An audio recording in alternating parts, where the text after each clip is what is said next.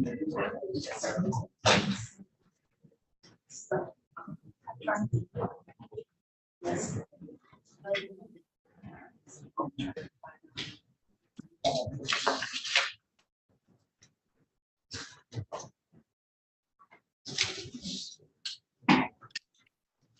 morning. Good question. Do you know what if this Marquez pool was connected to this red case? We can take the bill.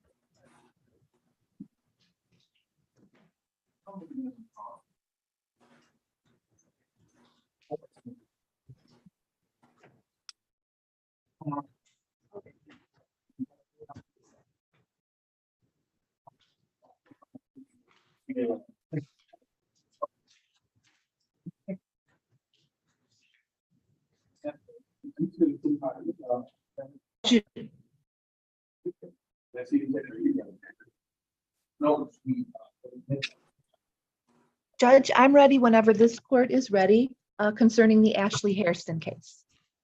Okay.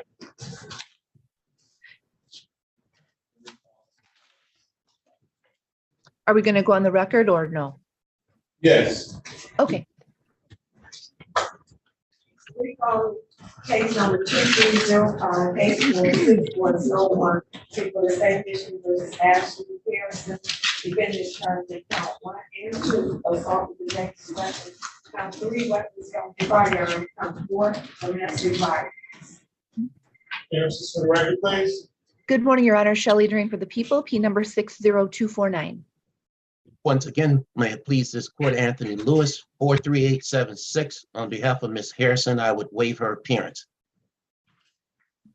All right. What's your pleasure, counsel? And Your Honor, I have had a chance to speak with the complainant who did appear on Zoom in a breakout room. He did indicate to me that, in fact, he has completely moved out of the home that belongs to Ms. Hairston, and he gave me a new address that he is located at. So I certainly have no objection to the bond being amended so that Ms. Hairston can return to her home. Is this gentleman still interested in going forth with the charges? Your Honor, I did ask him that, and he said no. Okay, so why are we going to waste time with these? Okay, so yes, Your Honor. So I will indicate that I did ask him that, and he indicated to me that he would not be appearing for the date and time that I mentioned to him. So I'm putting that on the record right now. So if there is a motion by Mr. Lewis at this time to dismiss the case because of that, I wouldn't object.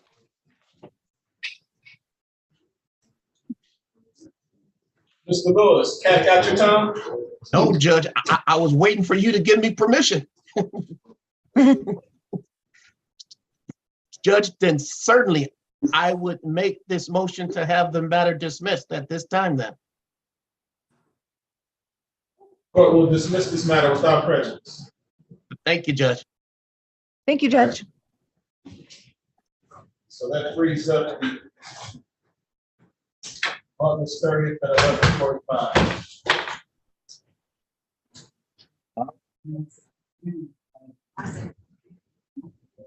No, they ain't calling you.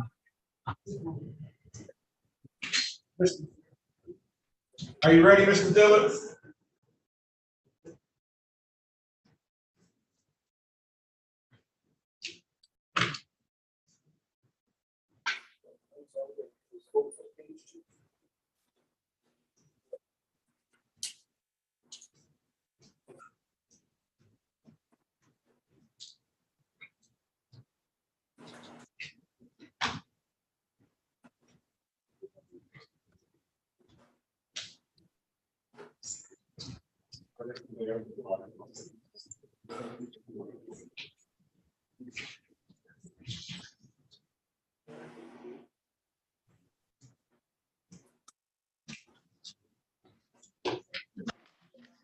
September.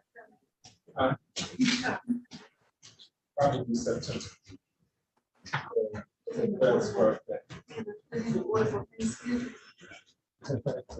Okay.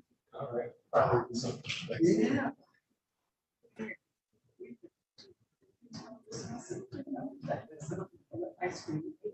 Tell mom she's probably watching. Please come, please, pretty please. Hold on. So she can see. Go ahead. Say it again. Hi, Peach Cobbler, please, pretty please. Lord have mercy. Okay. Hopefully she's sorry. Okay. See you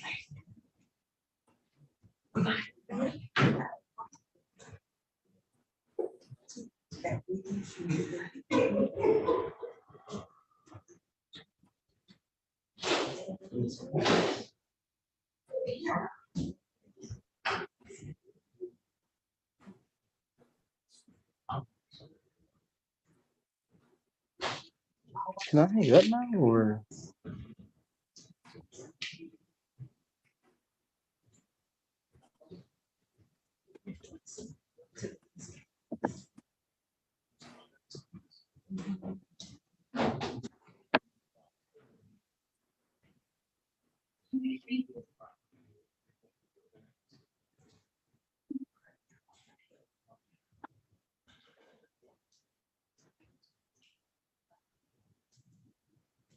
Mr. Pace, Yes. you're all set, sir. Thank you. Oh, okay. That's why I was making sure. I didn't know if I can hang up yet. Okay. Have a great Yeah, day. the case has been dismissed at your Okay. request. All right.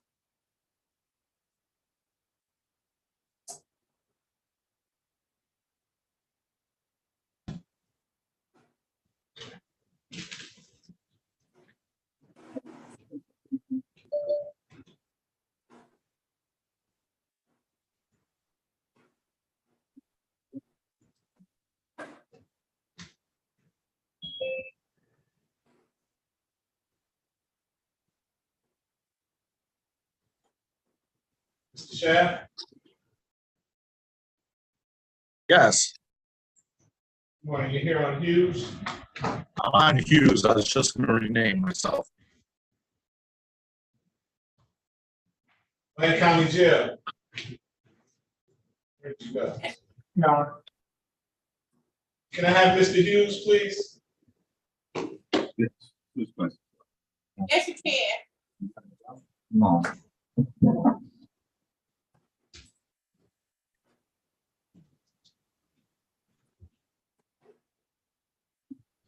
Okay, we're ready. Calling case number 2305-846301. People of the state of Michigan versus Courtroom. Defendant is charged in count 1, home invasion, first degree, 2, domestic violence. Appearances for the record, please. Good morning, Your Honor. Shelley Drain for the people, P number 60249. Good morning, Brian Schaff, on behalf of Mr. Hughes, B 68271. Mr. Hughes, tell us your name for the record. Corey Juwan Hughes. What's your pleasure, Mr. Shah? Your Honor, we're going to set up for exam, and if you want to do a Zoom exam, that's fine. We're more or less doing it to see if the victim in this case shows. The defendant will be brought over, sir. The victim. But yeah, if whatever the court wishes to do. We'll set the matter for preliminary examination on August 30th at 10:30. That'll be in person. Okay, and if I could address bond. Okay, Your Honor, the victim in this matter is the defendant's wife. They have 2 children together. My client is not currently living with her. He intends to go inpatient at Salvation Army to address a drinking problem he has. So if the court would consider maybe a personal bond. what's the Yeah, I know it's a current I believe it's currently 100,000, 10%. Ms. Gray? Your Honor, I wouldn't object to a reduction, but I would object to a personal bond. Mr. Hughes, Yes. how much can you post to get out? And now I can't post anything because I had to cancel a lot of my contracts because I'm a photographer. I do weddings, so I had to cancel and give it to somebody else because I was in here. So I had to cancel to get out. I was just trying to basically just get some help because I have a drinking problem. Now, that's the only reason why I'm in here right now, because of my drinking. I'm doing it on my own. I'm not doing it because the court asked me to do it. I was on my way to Salvation Army before the situation even happened. Okay, Mr. Hughes, in your honor, I don't think he's a flight risk. He's lived in Michigan his whole life. And I know it's a serious charge, but.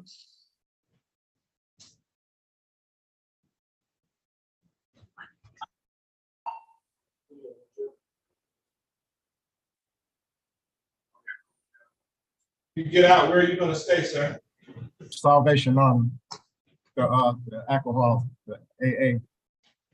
And he does have a residence with his brother in Detroit. Yes, yes, I have a residence with my brother also. They have inpatient at the Salvation Army, Yes, residential, excuse me. residential. Yes, You get to stay there? You can't go out unless you have. You can't leave there. It's just residential. You stay in there 24/7. Unless you have like a serious doctor's appointment or something like that, but nothing like you can't leave. You've been there before? A long time ago, but it's gotten worse. But so I decided to go, but I didn't stay long enough like I should have.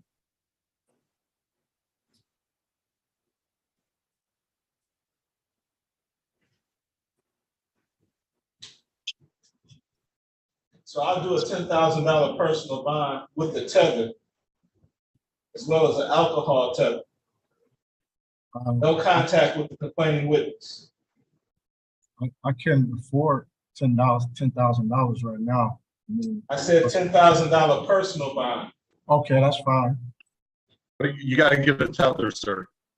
Yes, excuse me? You break it So up. we're a tether as well as an alcohol tether. Okay, I agree with that. If you can Thank do you, Your that. Honor. I appreciate it. Thank you. Have a good day.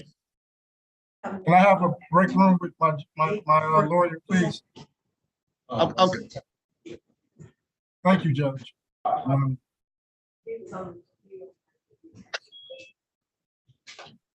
You're all set.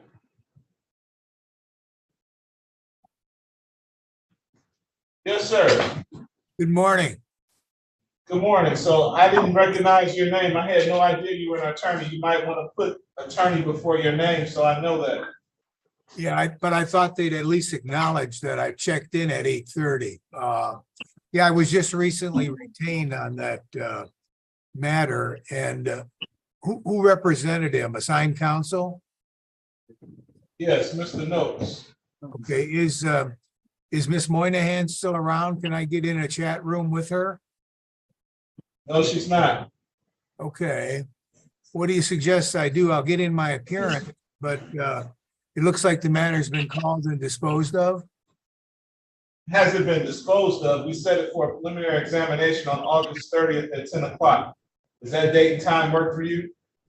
Well, I really would have requested probably some time to get discovery from Miss Moynihan and We adequately. can get discovery to you today. What? We can get discovery to you today. Okay, is there a number that I can reach her at so that I can provide her with my email address, et cetera?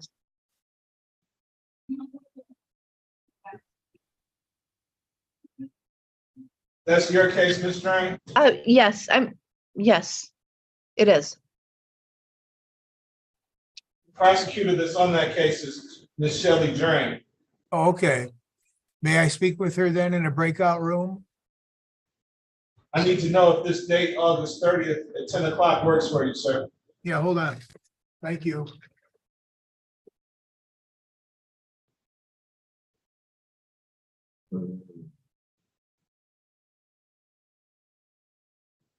Yeah, if I get discovery immediately, it works for me. Would it be 8:30, August 30th at 10 o'clock. 10 o'clock? Okay. What's your P number, sir? 13744. We're one of the first attorneys, huh? Yeah, it was in the late 1800s. All right. A pleasure to meet you, sir. I'm gonna put you in the breakout room with Ms. Drain real quick, okay? Don't take her all, don't keep her all day because we have work to do, okay? But thank you.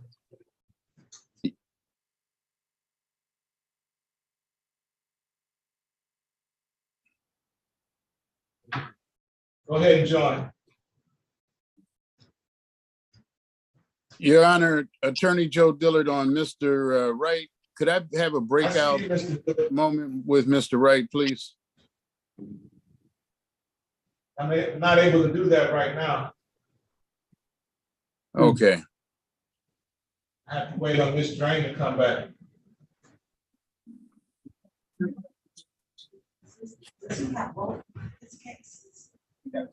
Are you on both cases, Mr. Dillard? Your Honor, I have an appointment on the on case that is the weapons and domestic violence. Both of them are weapons and domestic violence. Are you on both cases or just one, sir? I only, as far as I know, only have the one. I'll double check the records and see if I'm on the other one as well. I just got the assignment the 22nd, later on in the 22nd, so it's just been a couple of days.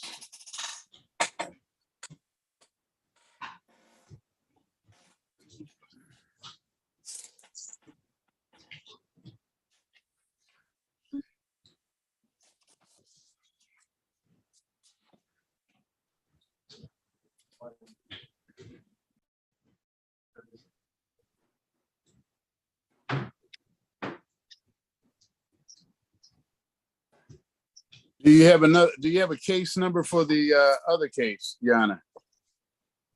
I don't know, which one are you on? You're on the one ending in 6320? 6320632? One moment, Your Honor. 6320.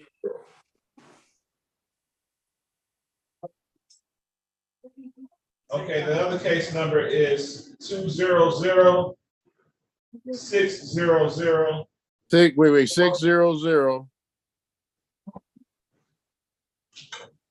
4401. 4401. 600 4401. Yeah, 200 600 4401. I'll find it. Give me a moment, John.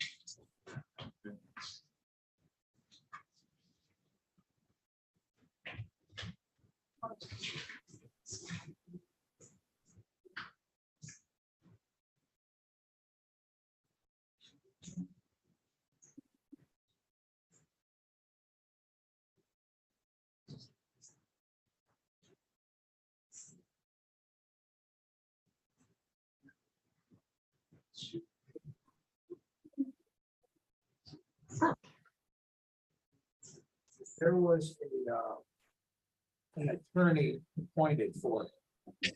All right, Mr. Fronsack. Yes, Your Honor. How would you wish to proceed, sir? Well, discovery is being forwarded to me, so I guess we'll proceed with the date that you've given me, Your Honor.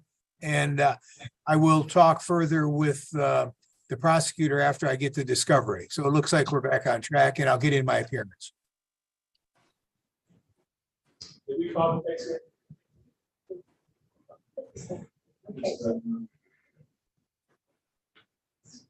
Oh, that was on.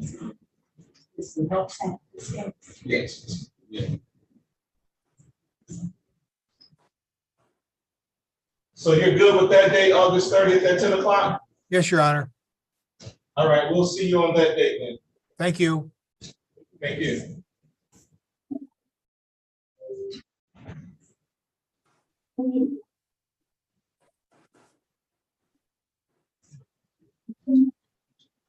Mr. Dillard, on right.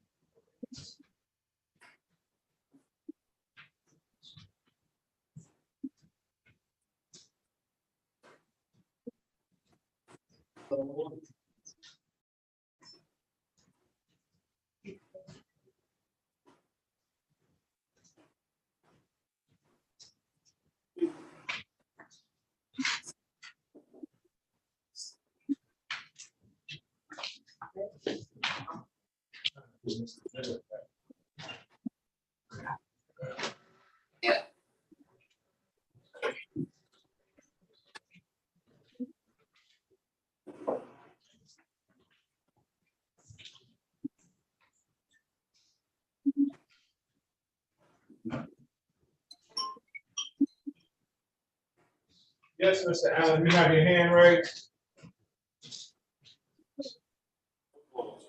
Yes, Your Honor. I'm outside the courtroom. I wasn't aware that I was supposed to be on Zoom, but I'm outside your courtroom. Okay, we're just waiting on your attorney, sir. Have you talked to him?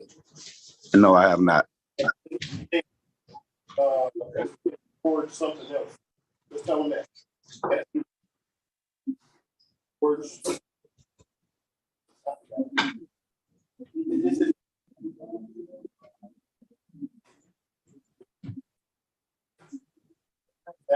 That's it right there first. Joseph Dillard.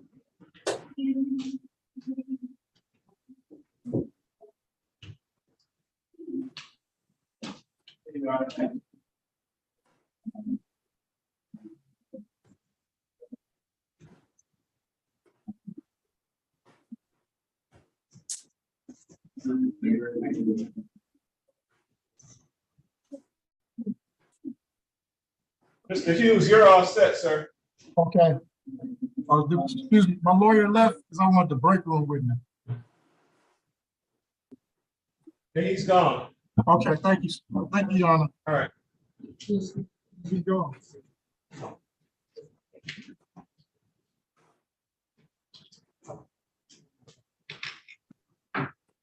Mr. Dillard, why do you keep playing peekaboo with me? You have to unmute yourself, sir.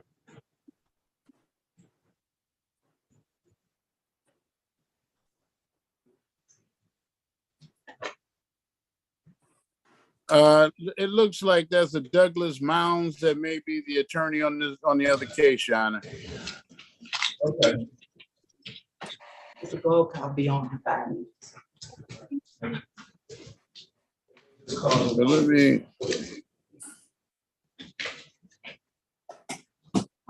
Case number 2006-063201.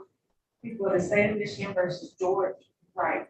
Defendants charged in count 1, weapons, firearm, possession by felon. Count 2, assault with advantage to weapon. Count 3 and 4, weapons, felony, firearm. Count 5, domestic violence. Defendant has a habitual offender service notice. Appearances for the record, please. Good morning, Your Honor. Shelley Drain for the people, P number 60249. Joseph Dillard, P37225, on behalf of Mr. Wright. Your Honor, I have not received any discovery as of yet. I just got appointed to this case on the 22nd in the late part of the day. I'm requesting an adjournment of the PCC. And Mr. Dillard, I just sent you an evidence.com link, which contains the paper and digital discovery. Thank you very much. Okay, so now that you have the discovery, Your Honor, I would still like to speak to my client. The last notice that I had, and when I was looking it up, was that he was on $5,000 personal bond. I see here he's in custody, and I would like to have an opportunity to speak with him in person. So I'm guessing he's requesting. probably waiting on the tether. Pardon? I'm guessing he's probably waiting on the tether.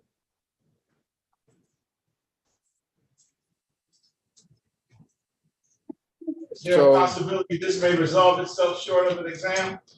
Your Honor, again, no communications with Mr. Wright. I'm in a position. I'm not in a position to comment. So again, I would like to be able to speak with him, and also if I can speak loud and give him my phone number as well, I'd appreciate that. In the county jail. Yeah, I understand that, but hopefully the discovery will have contact information. But if it doesn't, then I'm going to be in a blind zone, and I would like to avoid that. Again, he's in the county jail, sir. Yeah, I understand that, Your Honor. I don't know if he has access to a pencil or not. Pencil and paper. Yes, he does, Your Honor. Okay. My telephone number is 248. One moment, sir. Go ahead. 248-227-0177. My email is dillardjlaw@gmail.com. That's DILLARDJLAW@gmail.com. And that's for my name, Joseph Dillard. And and Mr. Wright, if you can give me a call as soon as you're released, I'd appreciate it. Can you hear me? Yes. Okay, so I'll be looking for a call from you. I'll adjourn the probable cause conference to August 29th at 8:30. One moment, John, and let me confirm that date. Your Honor, I'm scheduled for a jury trial that day. 8:30? I'm sorry? At 8:30? Well, this is a PCC, so that'll be okay, Your Honor. And I'm scheduled for the jury trial at 9. So I will get here early. Your Honor, could we do it for the 31st? No, sir, I'll keep it on the 29th. Okay, thank you, Your Honor.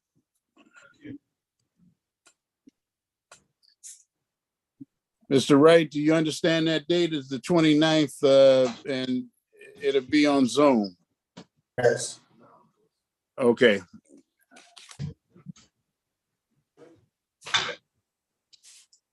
Thank you, Your Honor. Have a good day. You too.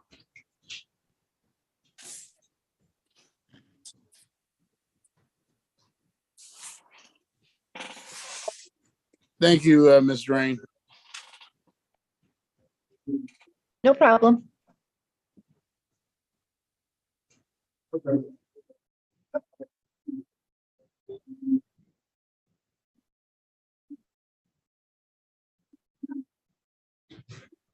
Mr. Drain, at about 9:40 or so, I'm gonna have to step away. All right, thank you. Until about 10:30. Okay.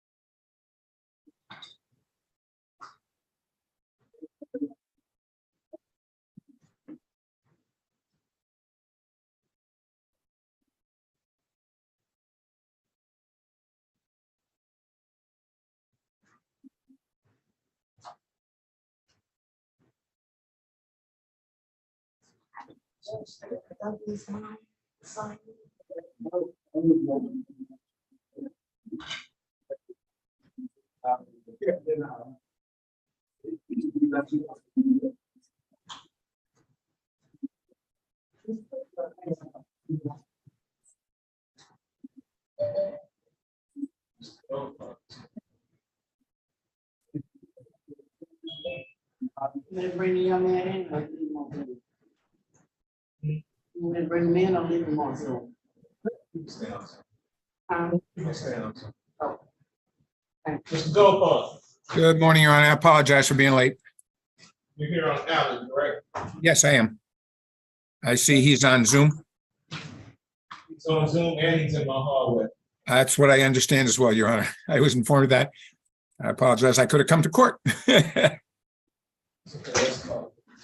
Calling case number 2305-846201, was Ignition versus Clint Allen. Charged in count one, weapons firearm, possession by felon. Count two, weapons felon firearm, second offense notice. Count three, domestic violence, second offense notice.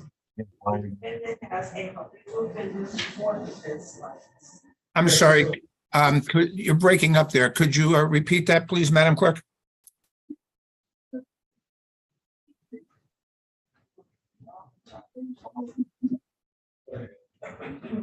Defendant is charged in count one, weapons, firearm, possession by felon.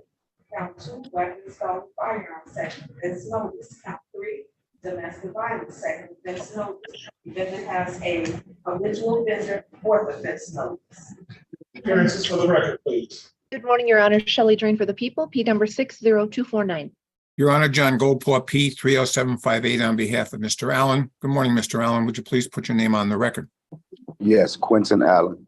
Thank you. Your Honor, I never received the petition in this particular matter. I did, however, it seems that Ms. Drain has tried to send me some of the discovery, but I still haven't been able to retrieve that. If you could resend that, Ms. Drain, I'd appreciate it. I will do that. Thank you. And I have not really had an opportunity to speak to Mr. Allen, so I would appreciate either if we could put it into a breakout room, or if he could give me a call, or I can get his phone number, since I got no contact information whatsoever.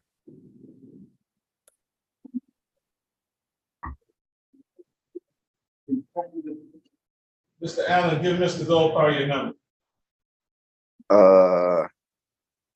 Give me 1 second. It is 313-348-3931. And your address, Mr. Allen, I don't have that. As I said, I got no. Okay, why don't you call him for that, Mr. Goldfarb? Okay, I'll get all that information.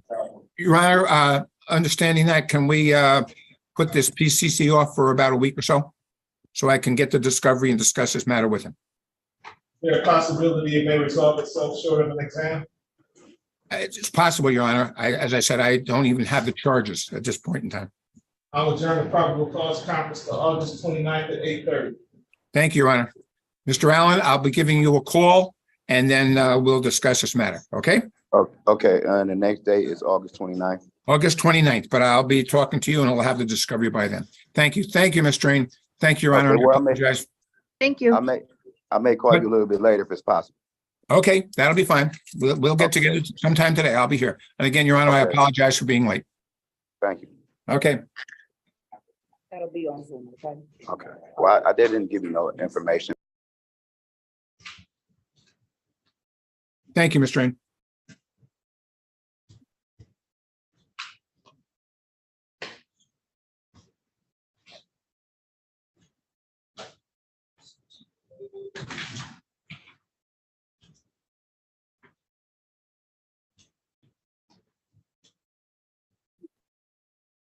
This is a stone that's on. Open.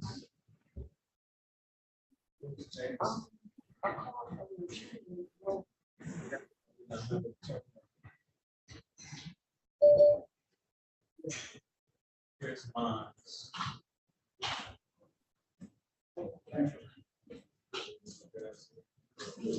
That August 29th, sir. Yes. And the phone is 360-234-0002. All right. Thank you. Mr. Mons.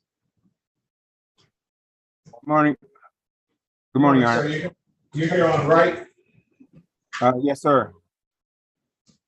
Yeah, apparently I just received this assignment across my desk this morning. I thought I had timed out on the previous one, but I did have a chance to talk with Mr. Wright. Let me call the case, sir. Yes, sir. Calling case number 2006 004401 for the same Michigan versus Board Right. Defendant is charged in count one, weapons, firearm possession, and felony. Count two, assault with a dangerous weapon. Counts 3 and 4, weapons, felony, firearm. The defendant has a habitual offender or. Appearances for the record, please. Good morning, Your Honor. Shelley Drain for the people, P number 60249. Good morning, Your Honor. May it please the court, Douglas Mons, P 40916 on behalf of Mr. Wright. Okay, so Mr. Mons, Mr. Wright has two cases. Mr. Dillard was assigned to the other case, and you're assigned to this one. Mr. Dillard asked that the case be adjourned to August 29th. The probable cause conference adjourned to August 29th at 8:30. That date and time work for you as well? 1 second, please.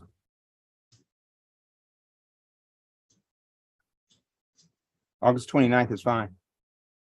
Okay, so August 29th at 8:30, please be timely because Mr. Dillard is in trial. So I'm gonna try to get to him first. 8:30? Yes, Your Honor. Okay, why don't Right. we continue? Thank you.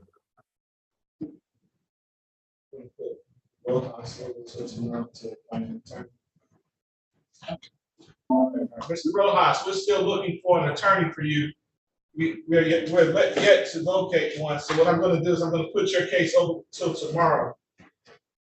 Give you an opportunity to speak to the attorney that will be assigned to you, okay? I didn't hear you. What you say?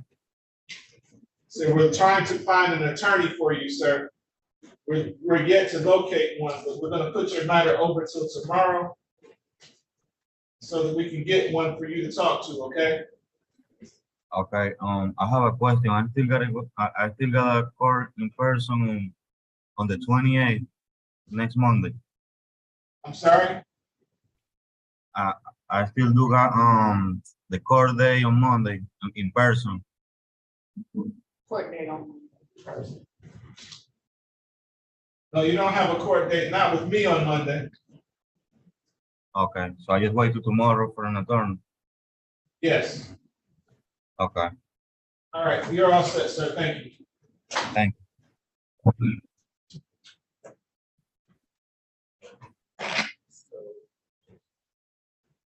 We're pushing our exam back to 10:30.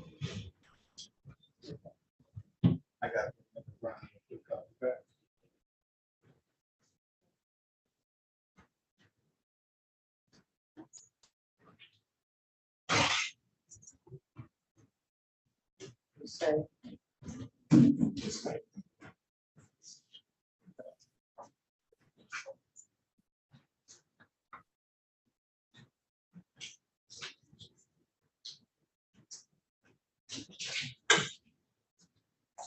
Excuse me, Your Honor.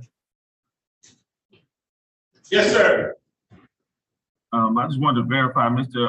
Rojas was adjourned to tomorrow. Yes, we have to find him an attorney. No problem, Your Honor. That's all we have for you today, sir. All right, thank you very much. Have a good day. You too, sir. And I think I'm all set now. You did what, Shelley? I think I'm all set with the PCCs now. Yes, Right. you are. See you tomorrow. Thank you. Okay. All right. Thank you. See you tomorrow.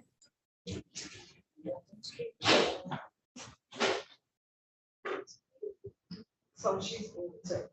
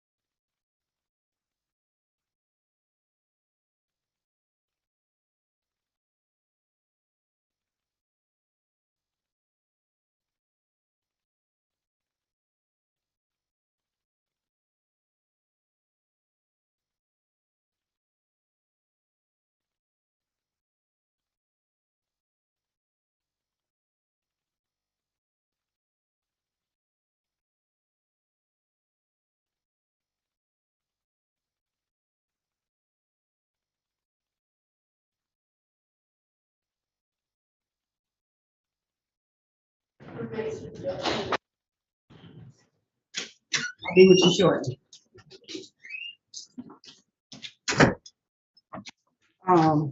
Anita, did you get that for me? For that Whitfield? You need a readout for the, you're supposed to give me a case number. Oh, for that, I called over there, they said they put it in the system, but I still need paperwork to make sure.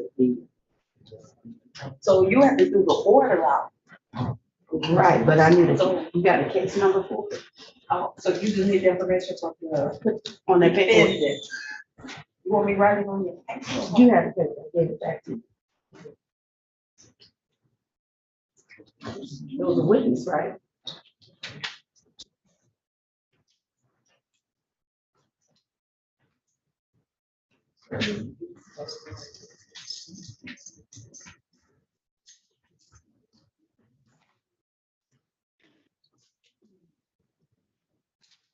Yeah, my good piece.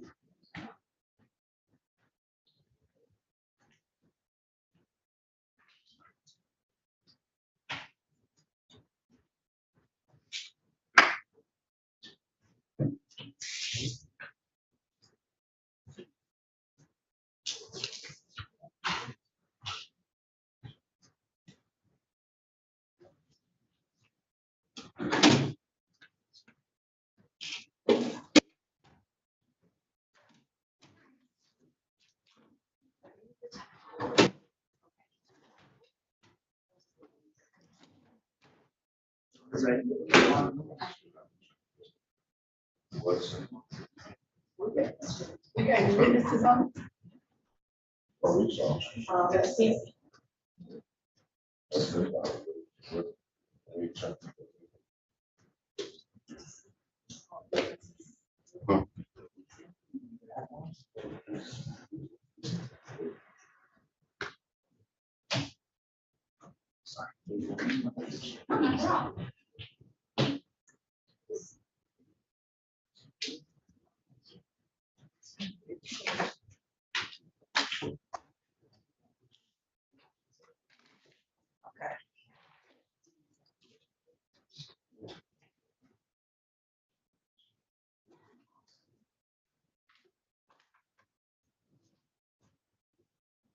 If you look in the attorneys. Oh, yeah.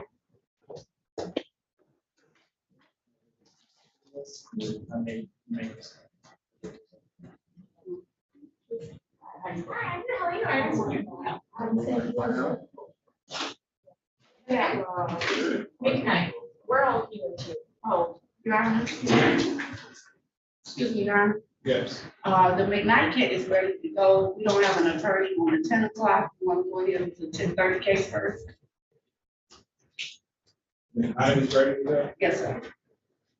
I'm not certain. I can try. Okay, yes, we can do it 10:30. Another date and that's the defense and private or defense attorney and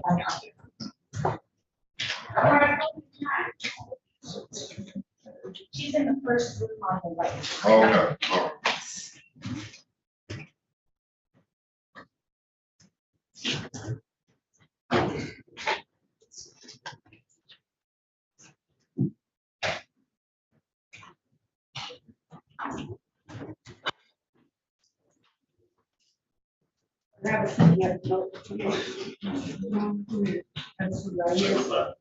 Second.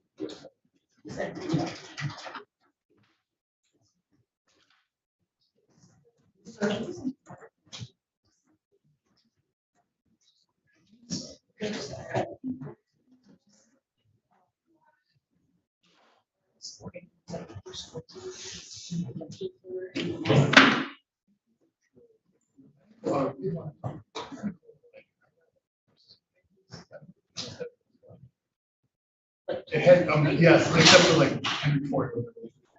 Okay, so what I will do is I'll have to put copy it into my system. Okay. Update it, and then resend it. No, that's fine, that's fine. But yeah, I was going through everything.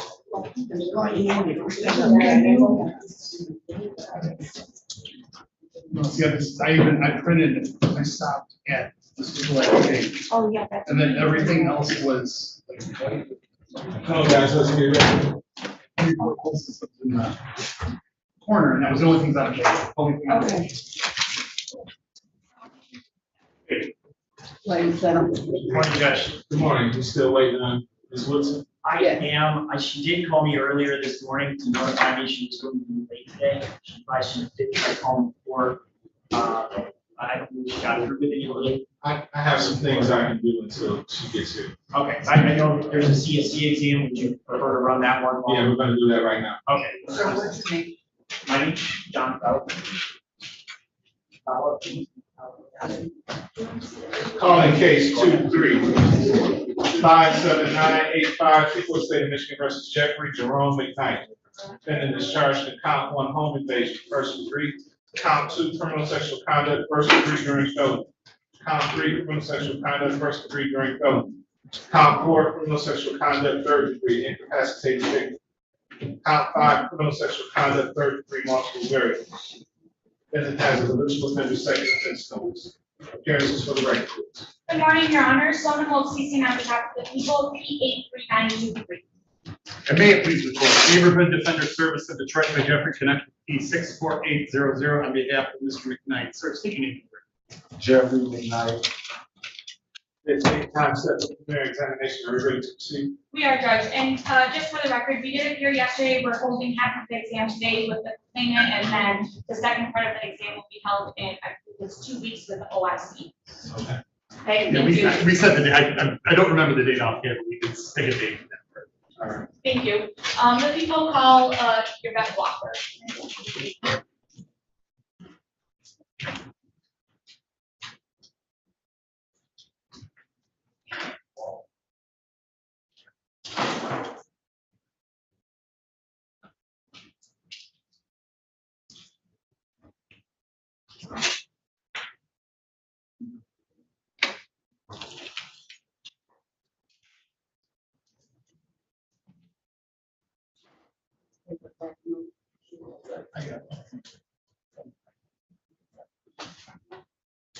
Ma'am, please step forward. Give your name and spelling to the young lady seated over here. Have it. Okay, please raise your right hand.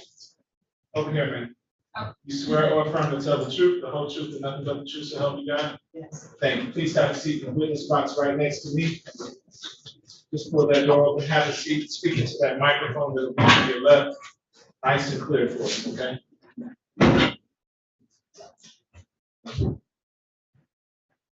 Maybe begin when you're ready. Thank you. Good morning. Can you please state and spell your name for the record?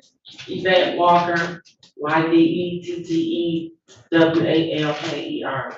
Okay, thank you, Ms. Walker. Do you know an individual named Jeffrey McKnight? Yes, And how do you know him? he's my second cousin, Okay, and how exactly, what side of the family is he related on? fathers. And can you describe that, I guess, familial connection? What, how is he your second cousin? He's my uncle's daughter, son. Okay.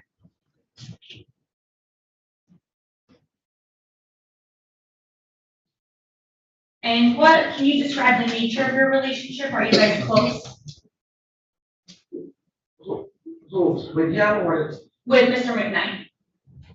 No, Roughly how many times would you say you've interacted with him? 4, 5.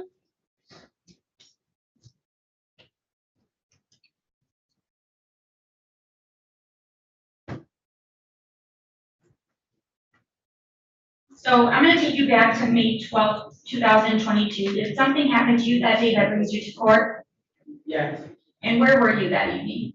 at home, And what is that address? 15360 Winter Street, Detroit, Michigan, 48227. Okay, and is that in Wayne County? Yes, And what was going on that day at your home? I was celebrating my 3rd birthday. Okay. And what do you mean by celebrating? What did that entail? Just having drinks at the house. Okay, did you have people over the house? Yes, Can you describe what kind of gathering it was? just social. Was there a lot of people or a couple? Maybe 5, 6. And who were those individuals that were at your residence? My daughter, her boyfriend, my baby, my daughter's father, Mr. McKnight.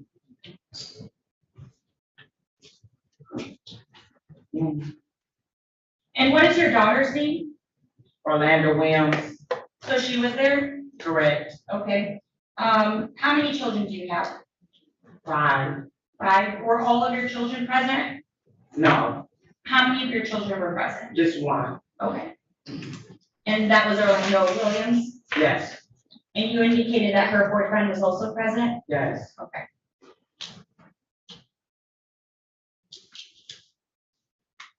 Did you invite Mr. McKnight yourself to your celebration? No, Do you know who did? my daughter. Okay, and that's Orlando? Sorry, Orlando, Orlando. yeah. My apologies, Orlando.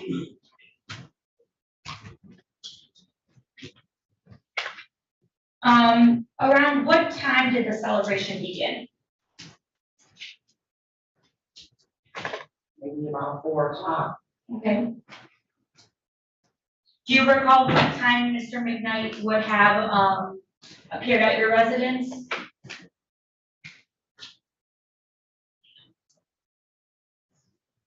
7, 8, I really don't know. Okay. And that's okay if you don't know.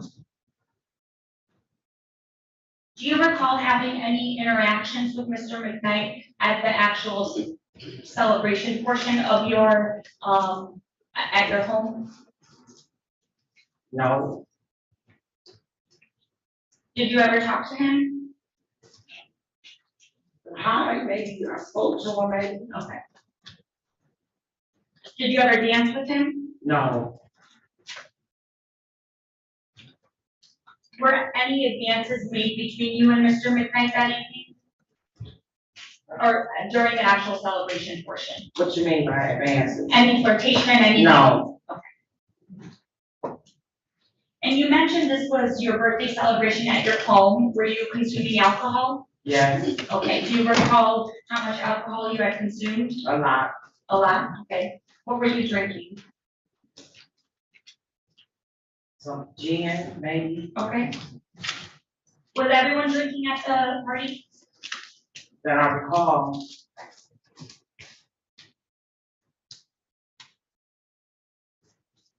Do you recall at what point the celebration ends or is winding down? No, I mean, because I usually go to bed early. Okay. I'll be the first one to, leave. Okay, had people left by the time, you were going to bed? My daughter's father, he had that. Okay, do you recall who was at your home when you were going to bed? My daughter and her boyfriend. Okay. Do you recall seeing Mr. McKnight at that point when you were going up to bed? No, Okay, are you aware of whether or not he had left at that point? no, Okay.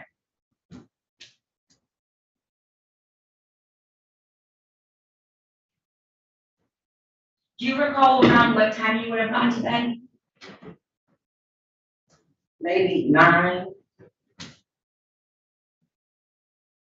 And can you describe what your home layout looks like? Where would your bedroom be in comparison to the rest of the home? Where we were in the basement, and then it's the first floor, and then it's my bedroom, a bungalow, in the bungalow part. Okay, does anyone live with you in your home? My daughter, Okay, Ian, yeah, during that time, which daughter was that? Janisha Okay, Lewis.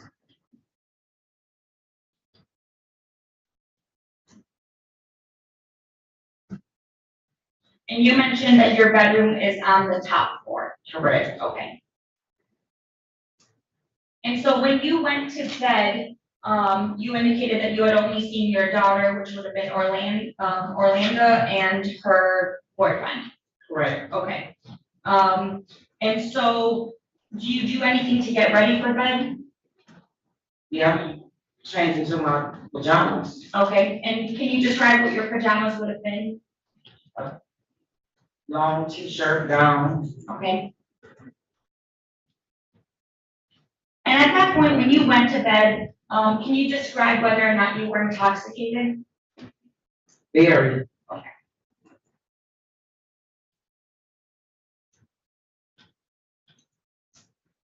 So once you're in your bed, what is the next thing that you remember? Being woke up. Okay, and how exactly are you woken up? By, Mr. McKnight giving me oral sex.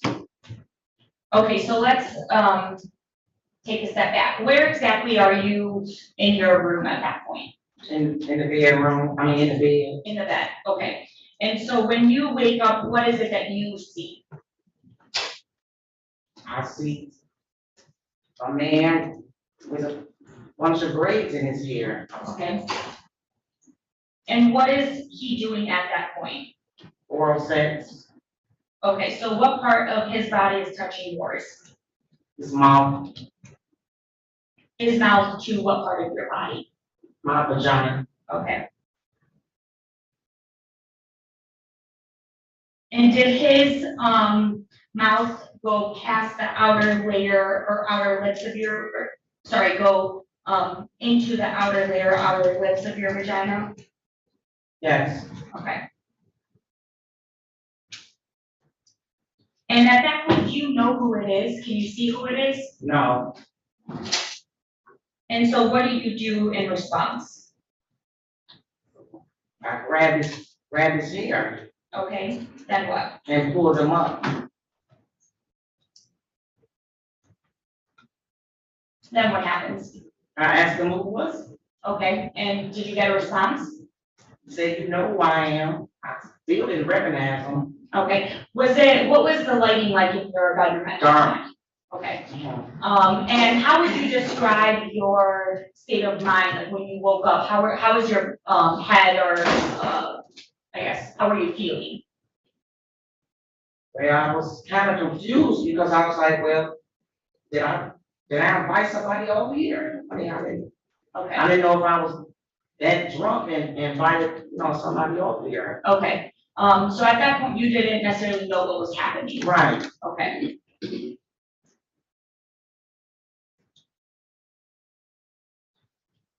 And then at some point, do you kind of, do you piece together what's going on? Yes. And who is it that you see in your bedroom?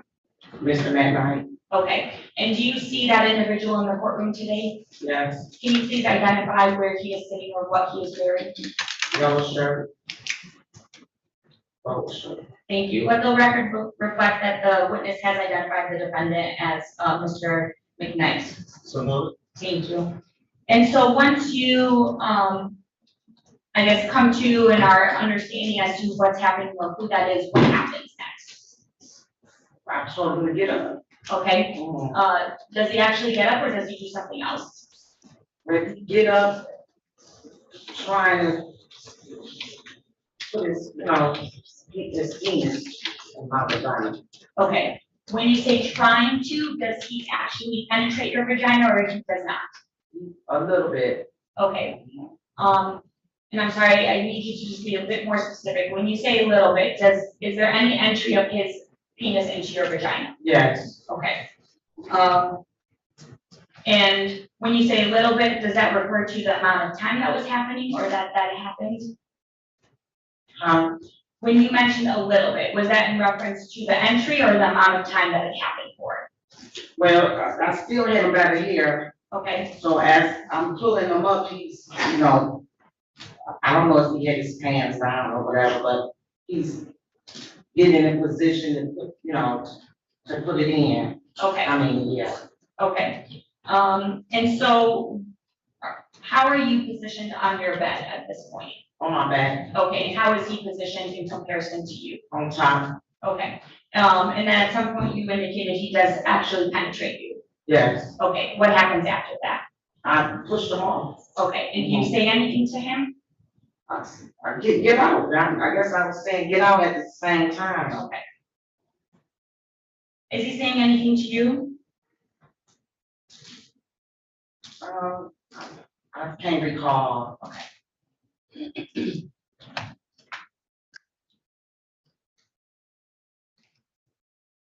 Does he actually get out? Yes, And do you say anything to him before he gets out?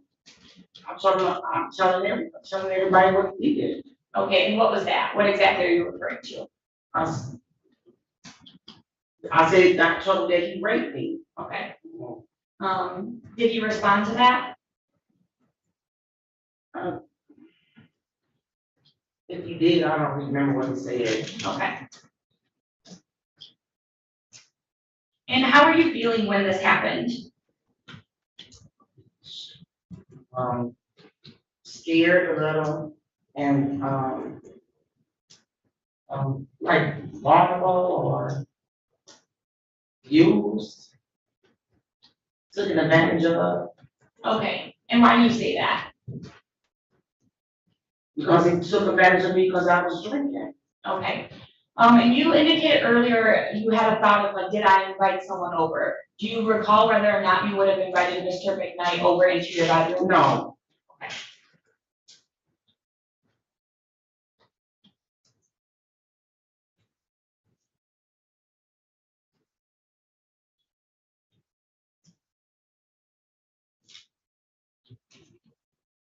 Do you remember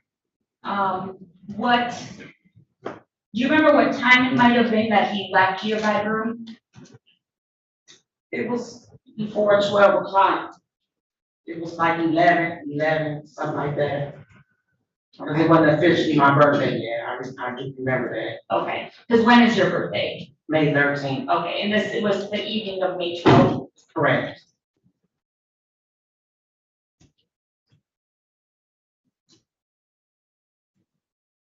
And after this happened, did you disclose to, or let me take a step back, I'm sorry. Did you see Mr. McKnight again at all that evening? Yes. And what did that look like? He left his phone. And how did you know he left his phone? He called it. Okay, did you answer that phone? Mm-hmm. And who? No, he called my phone. Okay, Mm-hmm. did you answer your phone? Yes. And who was it? It was him. And what was he wanting? His phone. Okay, did he come back for his phone? Yes. And where was that phone? It was in the bed. Okay. Mm-hmm. And did you have any sort of interaction with him when he came back to get his phone? Yeah, I handed it to him. Okay. Did he say or do anything to you at that point? No. Okay. Did you say or do anything to him? No.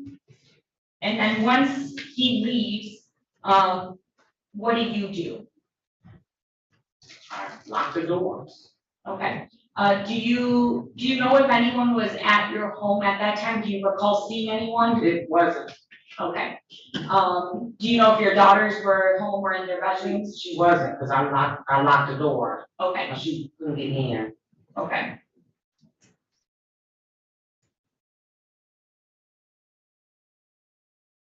And at any point, did you disclose to anyone what happened to you? Yeah. And who was that? Who did you tell? The first person I told was my daughter. Which daughter is that? Trevisa Walker. Do you mind spelling that for? Traeisa. And when did you tell Trevisa? That Friday.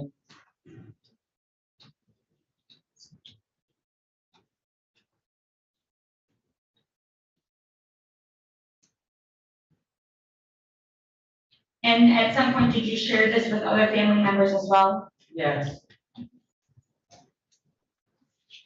After this incident, did you go to get a sexual assault examination conducted? Yes. So the sexual assault examination would have been a rape kit. Did you do a rape kit? I didn't do a rape kit. Okay. Did you go to the hospital immediately after the sexual assault? No, Okay, and why is that? because I went out of town on the 13th. Okay, the 13th would have been your birthday. Right. Okay, and who did you go out of town with? With Teresa. Okay, and is that the point in which you shared what happened to you? Yes. Okay. When you come back from out of town, do you go to see any medical professionals? Yes. And when do you go to see them? On 16th. Okay, so that would have been about 4 days afterwards? Yes, that Monday. Okay, and why is it that you go to see a medical professional? Do you have any concerns? Yes. And what were those concerns? Any sexual transmitted disease. Okay.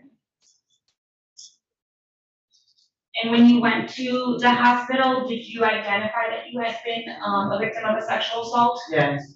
And what did you tell the doctors, if you recall? I told her that I wanted to get tested for venereal disease because I had unprotected sex. Okay.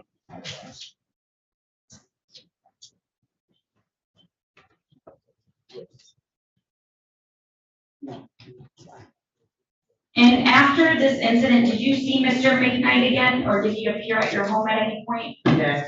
And when did he do that? I think it was that Friday, the 20th. Okay. Did you want to see him? No. Did you actually interact with him when he came over? No, I never saw him. Okay. So how do you know he was there? My daughter came to the door, and my daughter, Janisha, answered the door. Judge, I'm not asking anything of what anyone told her. I'm just asking how she would have known that he was there. By them telling her. Not often to the truth of the matter asserted, but as to why she believed he was there, I'll take it for that purpose. Thank you. Sorry, answer, you may answer. My daughter answered the door. Okay.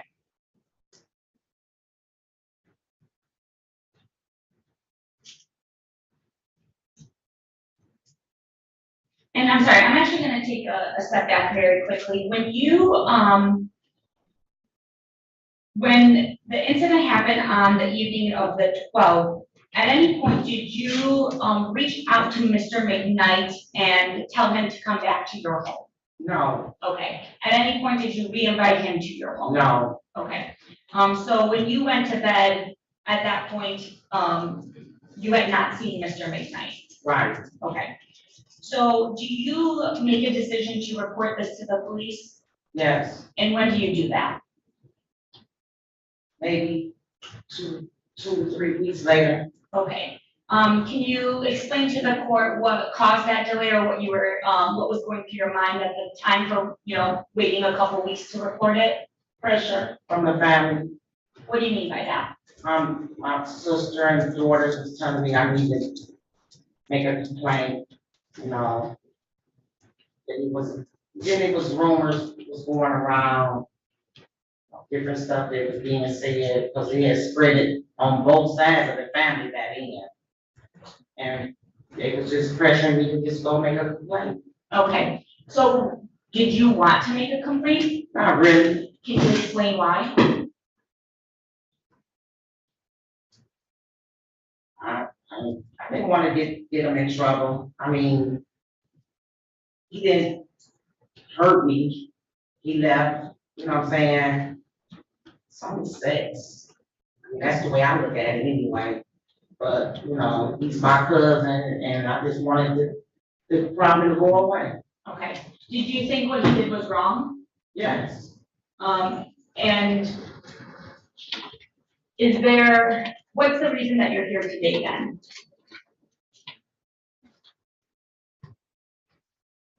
Because he was wrong. Okay. And did you want to engage in any sort of sexual contact with him? No. Okay. Did you ever consent to having sex with him? No. Even after you were woken up, did you engage in any willing sexual act with him? No. Okay.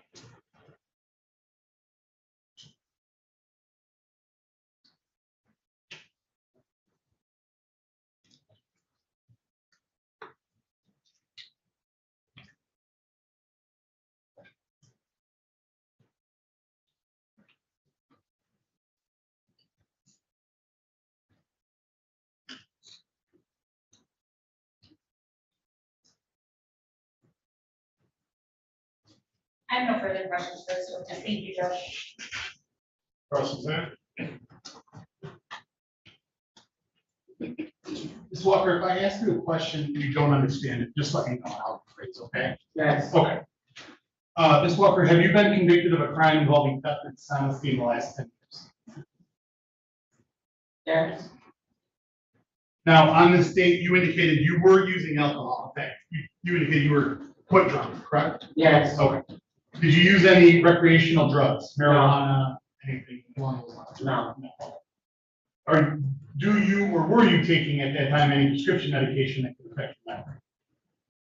No. Now, you said everybody kind of came over to your house about what time? I would say about 4. Okay. And then what time did Mr. McKnight show up? 8, maybe. Okay. So he came later in the party, correct? Correct. You had already had a substantial amount to drink at that point? Yes. Okay. I mean, you were intoxicated to the point where when you woke up in bed, you couldn't remember if you'd invited somebody over or not, correct? Correct.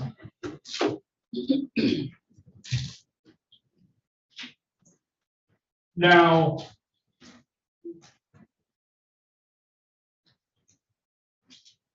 you indicated that my client came back, or you believe my client came back on May 19th to your house, correct?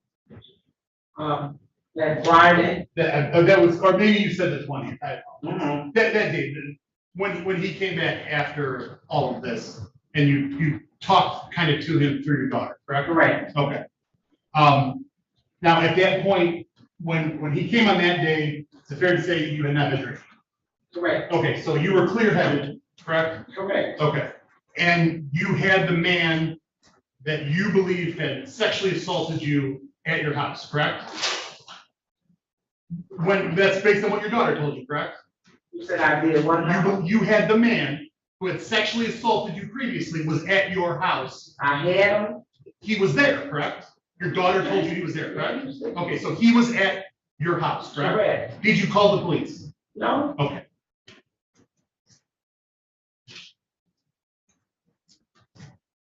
So after the party, was that the night before then you left for when you went out of town? Yes. Okay. And what day of the week was the party? Thursday. Thursday. So then that Friday, that next Friday, the 13th, you left for out of town, correct? The next day. The next day, okay, with your daughter, correct? Correct. Okay. How long were you gone? To this Sunday. Okay.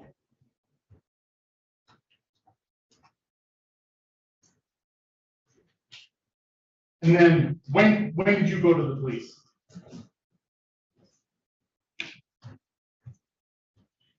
June 20th, somewhere around here. I don't, it was the end of June.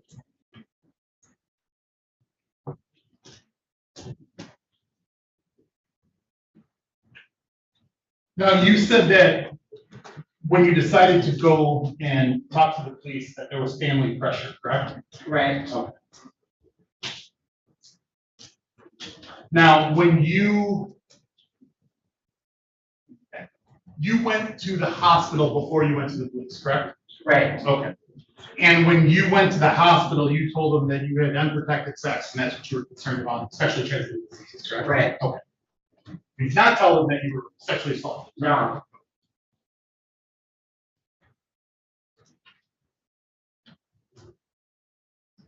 Now, do you recall giving a statement to the police, a written statement? You Yes. Sat down with the detective. Do you recall being asked the question, did anything else ever happen? And giving the answer, no, the rumors started to pop up. Did I tell the police that? Yes, sure. Let me approach her, okay? Take it down to this. Let's see the side page. The first page, can you just review, does that have your name? Yes. Okay, does this refresh your memory as to giving a written statement? Yes. Okay. direct your attention.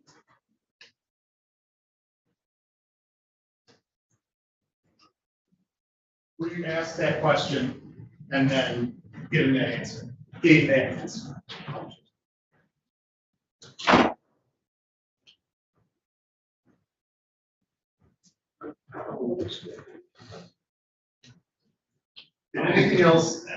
Did anything else ever happen? No, the rumor started. Yeah. Okay, thank you. So where were the rumors popping up? Within the family. Okay. And those rumors, were they rumors about you having sex with your cousin? Correct. Okay. So those rumors started, and then you also got pressure from your family to report this, correct? Correct. Okay. You even indicated when the prosecutor asked you about why you came forward, you said you wanted the problem to go away, correct? Why I came forward? You answered you wanted the problem to go away. Is that correct? You just told us that. No, I don't think I said that.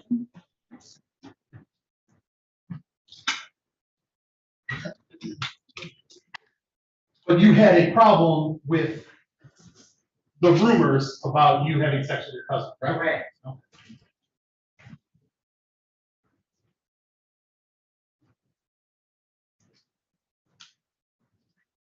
Now, when Mr. McKnight arrived, again, you had already consumed a significant amount of alcohol, correct? Correct. Okay. So much so that at some point around about 9, you indicated that you went to bed, correct? Correct. Okay. Do you recall what time you woke up? 10. Okay.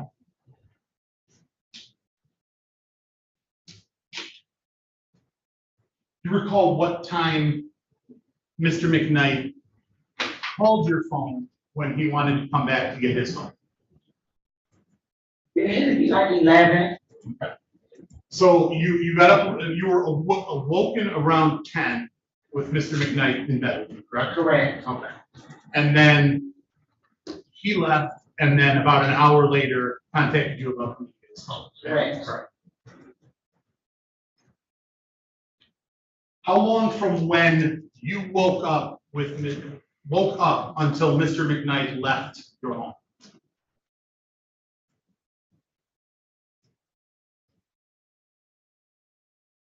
I guess we left before 11. So the interaction you had with Mr. McKnight lasted for about an hour? No.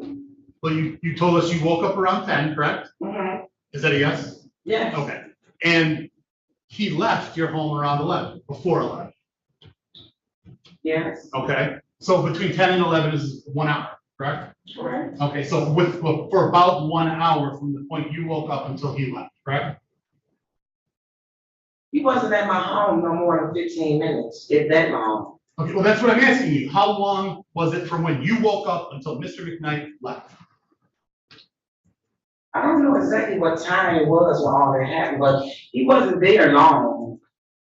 Not even 15 minutes, if that. And who else was at home when Mr. McKnight was leaving your house? What time? When he left at before 11? No one. Just you and then he were in the house. No one else was home? No one else was home. Okay. And when he left, did you call 911? No. When he called you about his phone, was anybody else in the home? No. And then he contacted you and wanted to come pick up his phone, correct? Correct. And you told him to come by and get his phone, said it was okay? Yeah. Okay. And so then the individual that you had just told to get off of you because they were sexually assaulting you was returning to your home, correct? Correct. Did you call the police? No. I wasn't afraid of them. I didn't ask you any I'm questions. just saying. No, ma'am, and there's no question.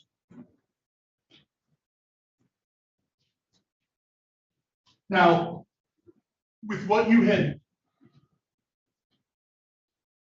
you said that you didn't have any sort of flirtatious interaction with Mr. McKnight, correct? Correct. During that night, correct? Ever. Ever, okay. But you also told us that you were so intoxicated, you couldn't even remember if maybe you invited someone over, correct? Correct. So it is possible that you don't recall, based on your intoxication, interactions you may have had with Mr. Never. I never even. I barely even said 10 words to him since I knew him. That's not what I asked you, though. I asked No, you. I know I didn't. Okay, so you're confident you didn't have any flirtatious interaction with them despite your amount of alcohol? Very. Okay. Wait 1 second.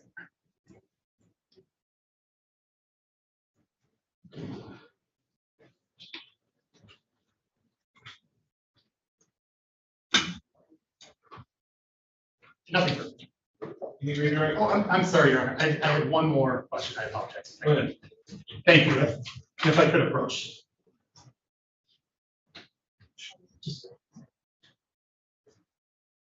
Let me have you take a look at this document. Let me know when you've had a chance to review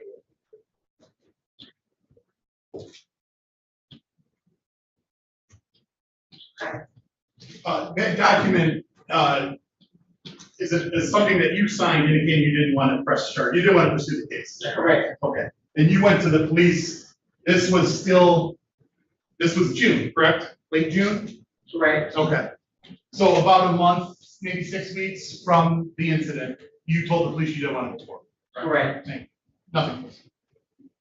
You regret? Just a couple questions, Judge. Thank you. The second time Mr. McKnight came over that you were aware of, did you actually allow him into your home? No. Okay.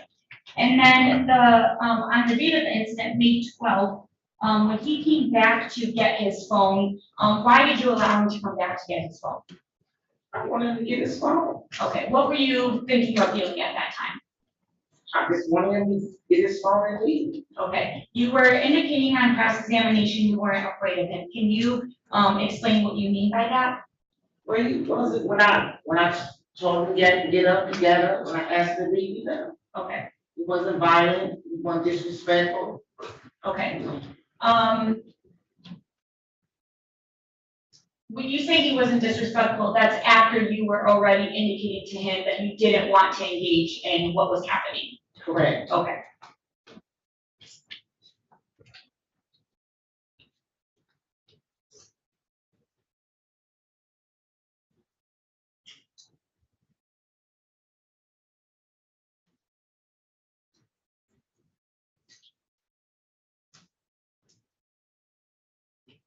I have no further questions. I have one based on your questions. Ms. Walker, when you told Mr. McKnight to stop, he stopped, correct? Correct. When you told him to leave, he left. Correct. Thank you. Okay, ma'am, set the stage for me. You are at your home drinking. It's your birthday weekend, is that right? Correct. Okay, and you had a number of people over and you guys were drinking. Correct. You had maybe a little bit too much to drink. Correct. Now, did you go to bed before people leave your house, or do people leave your house and leave? I usually go to bed before people leave my home. Okay, so is that what happened this time? Yes. To bed before people left your home? So how do you know who left your home? Because my daughter was there.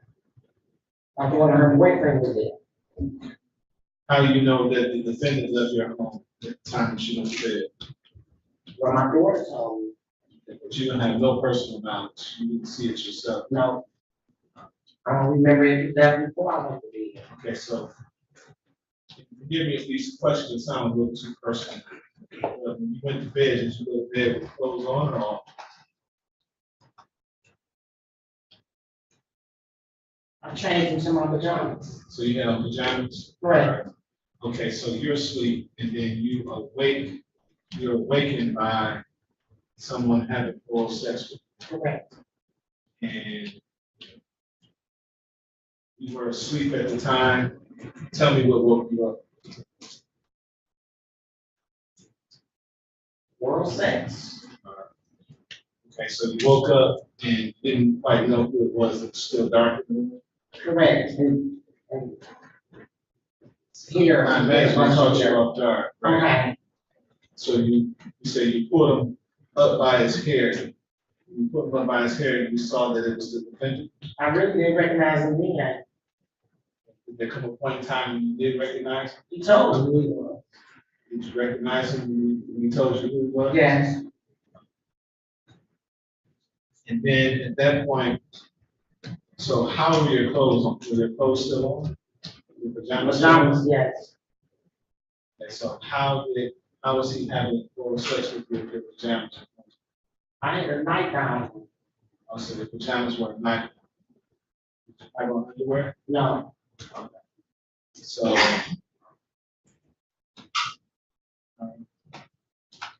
And then you said he tried to stick his penis in, is that right? Correct. He was able to get some portion of the penis. Correct. And at that point in time, what did you do? I pushed him off. Told him to get off of you as well? Yes. What did he say, if anything? Get him? Did he say anything? I don't recall him saying anything. I don't recall us really saying anything. All right, so you said that initially you did not want to press charges because this was your cousin. Correct. And it was just sex. Correct. And you weren't hurt. Wasn't mean or disrespectful to you other than the act itself, is that right? Correct. So you were gonna let it go. Correct. And other things, but you're about to go out of town. I mean, Have a good time, right? yes, I mean, It's your birthday. it's correct. Okay, so you go out of town and you tell, what's the name of the young lady you told? Trevisa. Can you spell that for me? Traveisa. Price. Her dad name must be Travis, right? Yes. So Trevisa, you tell what happened, and then rumors start to circulate about you having sex with your cousin. The rumors they start to act, I reported it. Oh, they started after you? Right. Okay, so you told Trevisa, what about your family? They're trying to convince you to make a report. You said what now? You said, and I thought that you told us that some family members had convinced you to make a report. Correct. Did you tell them about it? About what happened? Yes. Yeah. Okay. So I'm trying to figure out how did they know to even tell you the report? So you told them. I told them So you told before them, I made the report. and who are them that we're talking about? Told my sister, the rest of the children, my sister, my daughter's father, my cousin. They was affiliated with him. They was hanging with him. So I told them and my aunt. You told all these people, then people started to talk. Right. About what had happened. Right. That was after they had convinced you to go report. Is that right? That was before I So made the the rumors, report. the rumors were going around before you. Before I made the report.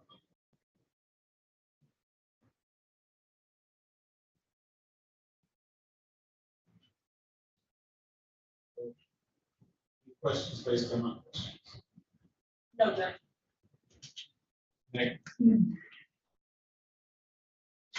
Yeah, just briefly, Your Honor. Ms. Walker, you indicated that, and I'm trying to confirm, I believe I asked you if anyone was home at the time when you woke up in bed with Mr. McKnight, and you told us no. No. Judge, I'm gonna object because I don't think this is related to your questions, like, this is just going back to questions. No. Initial class. My issue is that when you asked her a question, she indicated that her daughter and her boyfriend were there. My notes reflect that when I asked her about it. I didn't hear her say that. She said her daughter and boyfriend were home when she went to bed. That was the testimony. You asked when she went to bed, who else was there? She said her daughter and boyfriend were at her home when she went to sleep. That's not what I heard, Joe, but that's fine. It's not an issue. Thank you, man. You may step down.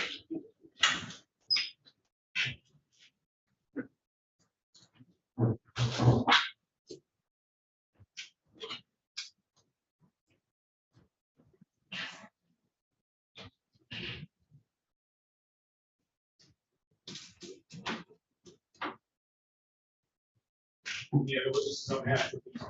Judge Max Day, we will be calling the OIC specifically because, the defendant just gave an interview, and that's what we're going to be using is, his admissions to many of these things. All right. The date that you had set to come back was. I believe it was September 14th. It's what I had at 10 a.m. That's what I. That's what I have to do, September 14th at 10 o'clock. Okay. Okay. Thank you, Judge. Thank you, Judge. Oh, Your Honor, Mr. McKnight is on a tether. He does have a job.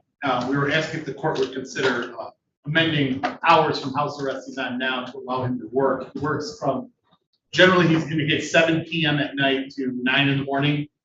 Give or take. Frankly, Mr. Connected, this defendant is very fortunate to be on the bond dog, to be in a house, and all as opposed to a cell. Thank you, Judge. Bond continue. Thank you.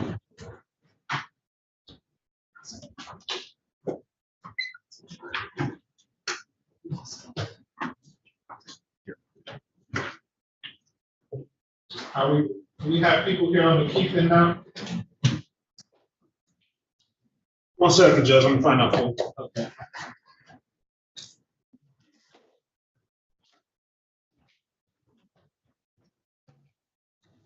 Thank you, Judge. Have a good one. Thank you as well.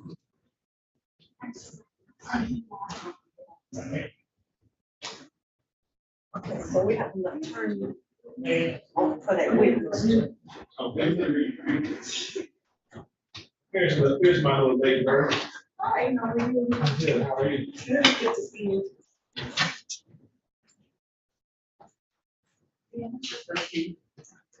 Okay. Yeah.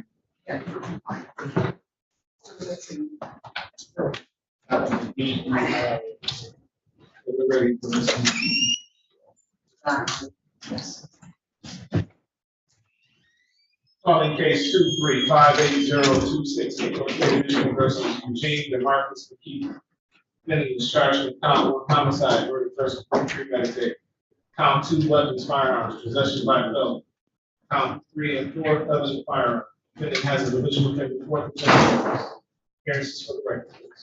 Good morning, Your Honor. John Bell on behalf of the people, P68673. Good morning, Your Honor. Meeting Woods on behalf of Mr. McKee, 26870. Tell me your name for the record, sir. There's date, time, set for preliminary examination. Are you ready to proceed? Yes, Your Honor. Yes, Your Honor. How many witnesses will it be? I believe it's only going to be 3. You have any preliminary matters like to for your witness? Yes, Your Honor. We have multiple stipulations I'd like to place on the record. First stipulation is to identity of the victim, Veronica Ann Smart. Second stipulation, then again, these are for preliminary exam purposes only. That the defendant was ineligible to possess a weapon convicted of promulgation to the second degree, which is a specified felony. So stipulated for exam purposes only. Yes, Your Honor. Thank you. Court received that stipulation. Your Honor, we have a stipulation to multiple exhibits. Exhibit 1 is going to be the medical examiner's report in this case regarding the death of Veronica Ann Smart. Exhibit 1A is the medical examiner's diagram. Exhibit 2 is a scene photograph of the location of the victim's body. Exhibit 3 is video and audio of the homicide taken from the home's ring camera video. Exhibit 4 is going to be phone location data showing the location of the coordinates of the defendant's phone, 12:58 a.m. on July 20th of this year. Exhibit 5, and it's cell phone mapping showing multiple locations on the time of 12:58 a.m. on July 20th. Exhibit 6 is going to be video and audio of the interrogation of the defendant, which will only play about 6 to 7 minutes. All of those items are stipulated. Yes. Code receives those stipulations. For example. For example, And supporting naming all those exhibits. yes. Thank you very much, Ron. That's all of our stipulations. Can I see Ms. Michon for a moment? Can you get Ms. Michon for me? Ms. Michon?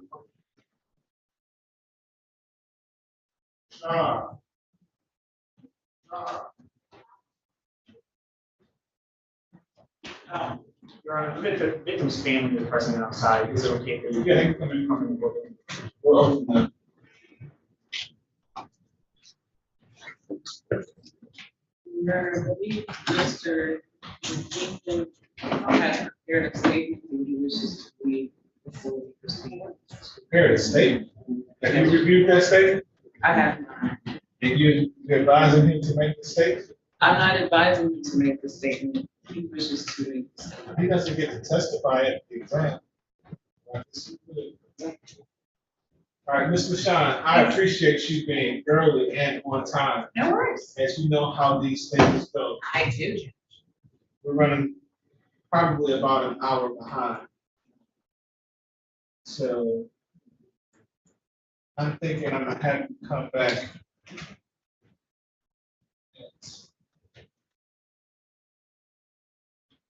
I'll have you come back at 1:30, okay? Okay, All right, I appreciate you. Thank you. no Sorry worries. about that. No worries, Judge. Do we have a prosecutor? I haven't seen Mr. Pitt, so I don't know if his witnesses are available. I'll let Mr. Pitts know. Because I would have no problem setting it over for another day if you'd rather, if you're really that backed up, sir. I'd I like to may get be in today if I can. All good. Okay. Sure. Judge, I'm not sure, I was called by MIDC to consult a potential witness in this court, and I just want to make sure this is Oh, part of the appreciate case it. or whatever you need. Thank you. I think you're on my 1:30. Oh, 1:30? Perfect. Yeah. I'll go grab some lunch. Okay. All right, thank you. All right. Back on the record on People versus McKeithen. Ready to call your first witness? Yes, Your Honor, I'm slightly out of order. I'm going to call Officer Emily James. Okay. Would you give your name to the code report? Please raise your right hand. You swear or affirm to tell the truth, the whole truth, and nothing but the truth, so help you God? Thank you. Please have a seat in the witness box.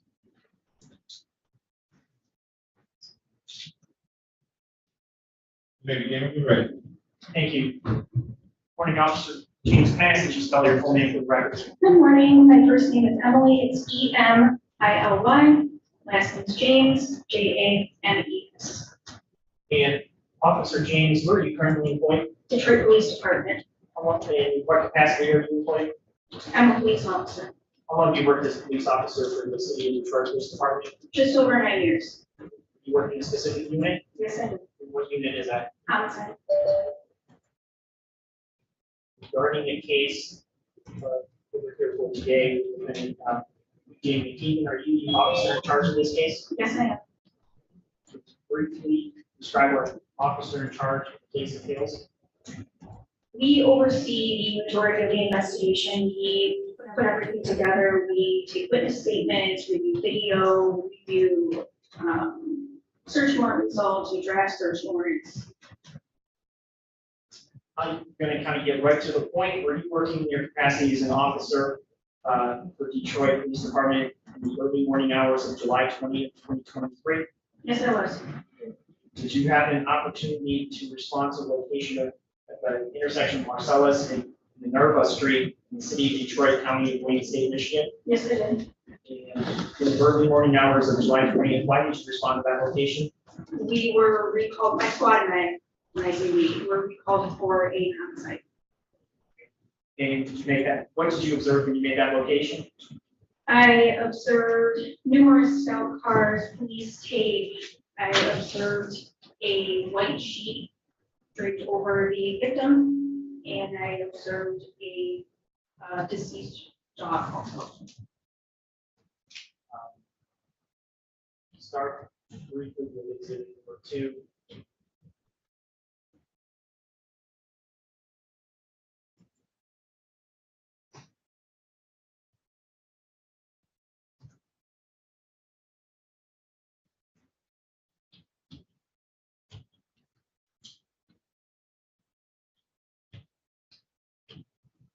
You briefly identify to the court what exhibit number 2 is. So that, And where is her body located? pretty much directly in the middle of the intersection of Marcellus and Marcellus.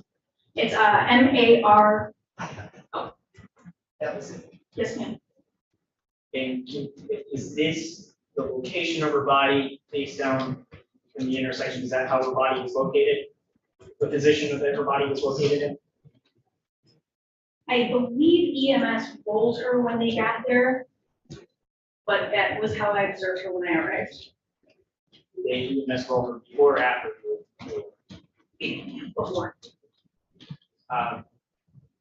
You identify which direction her feet are facing, the department direction. That would be southwest, I believe.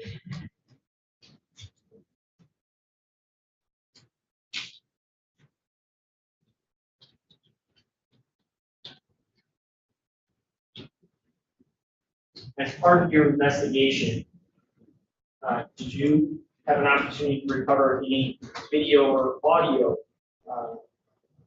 of the victim's body? Of the incident? Of the incident? Yes. Can you explain to the court how you recovered that video? I received it from the homeowner. I'm going to show you later the court.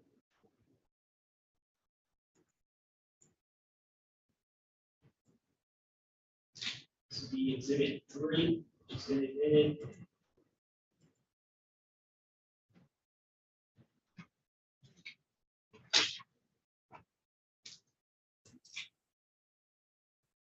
Just briefly, can you identify what exhibit 3 is?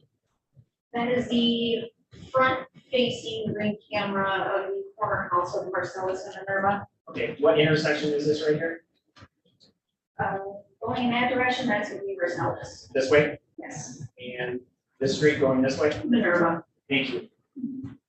May I play this for the court? You may.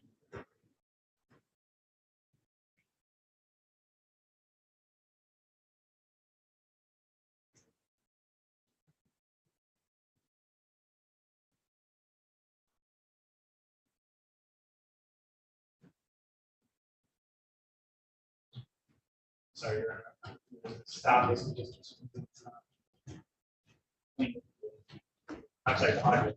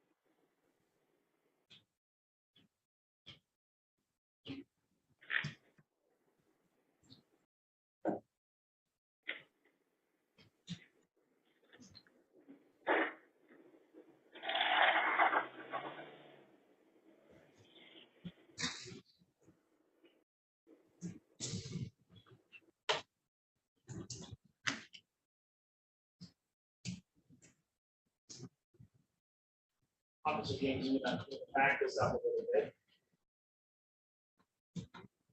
pause at 26 seconds into video exhibit number 3. Your investigation, were you able to determine the make and model of this vehicle? Throughout the investigation, yes. What is the make and model of that vehicle? It is a Dodge Magnum, Do you know the year? 2005. You know the owner of that vehicle? The victim, The victim in this case being Veronica Ann Smart. yes. Can you describe to the court how you know that it's a 2005 Dodge Magnum? I ran the license, well, first I ran any vehicles associated to her name. And that is one of the vehicles that came in through me. And then what did you do? I placed the license plate into our license plate meters and into the flock camera system. And briefly, what's the flock camera system? It's a license plate reader system. And were you able to track that vehicle throughout the city of Detroit? Yes, it was. Is that how you were able to determine from tracking the license plate readers that was the victim's Dodge Magnum? Yes. Throughout your tracking that vehicle, aside from the victim, were you able to determine how many occupants were in the vehicle? It's believed to be 2. Is that counting the victim? Yes. And how were you able to determine that? Based off of statements from the interrogation. You say interrogation of the defendant? Yes. Were you able to follow that vehicle after this? Well, let me ask you this: what time and date was this video taken? That was from July 20th of this year at 12:58 a.m. And after 12:58 a.m., were you able to still follow that vehicle? Yes. And that vehicle made any other stops? Yes, it did. How many, was it multiple stops? Yes. And did you see anybody other than, after this incident, the driver of the vehicle No. located in the car? No.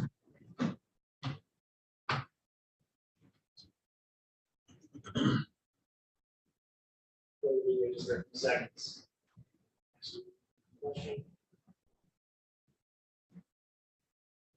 Stop at 34 seconds in the video of exhibit 3. You identify the quote where this is right here. Can you see my? Sorry, can you see the screen? Somewhat. Can you stand up? Would that help?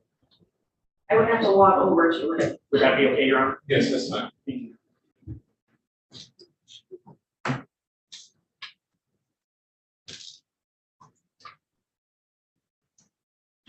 You see where my cursor is? Yes. And what is right above my cursor? That is the victim. Thank you. Return to your seat.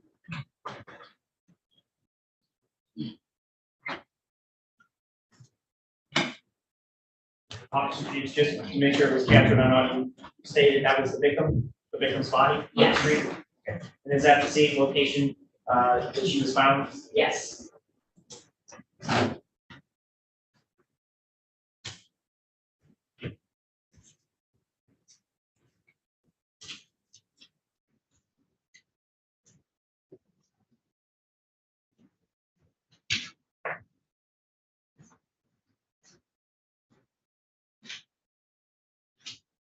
Now, throughout the investigation, were you able to locate the defendant, Mr. Eugene Keaton's phone?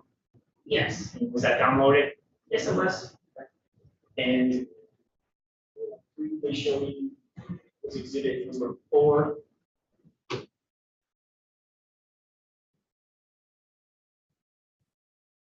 you describe to the court what this exhibit number 4 is? That is a location taken from his forensic phone extraction. Okay. And what was the timestamp of this location?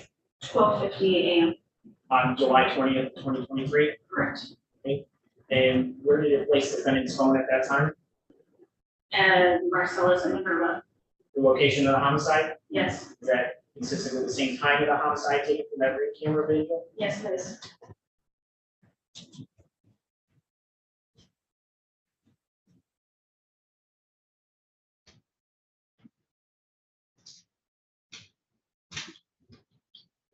Show you keep this exhibit for 5.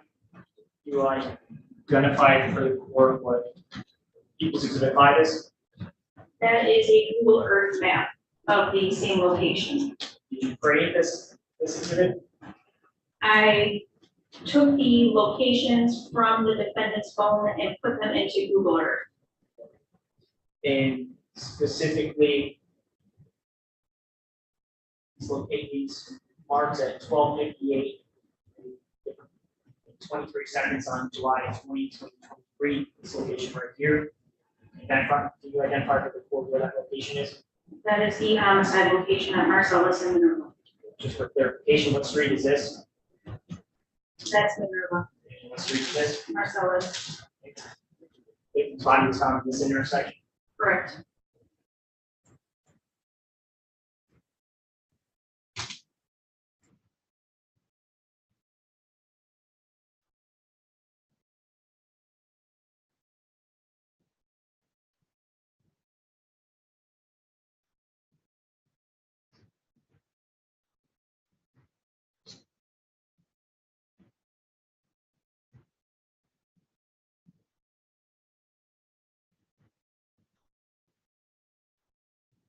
Just so the court is aware, I am going to be seeking to add a count 5 of felony murder based on larceny of motor vehicle.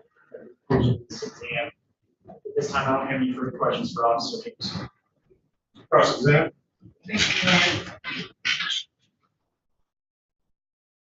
Morning. Good morning. So on the video, you couldn't identify the person who got out of the passenger car, correct? Correct. And the shooting was heard before the person got out of the passenger side of the car, correct? I'm sorry? The gunshots happened before the car rolled and the person got out of the passenger side of the car, correct? Correct.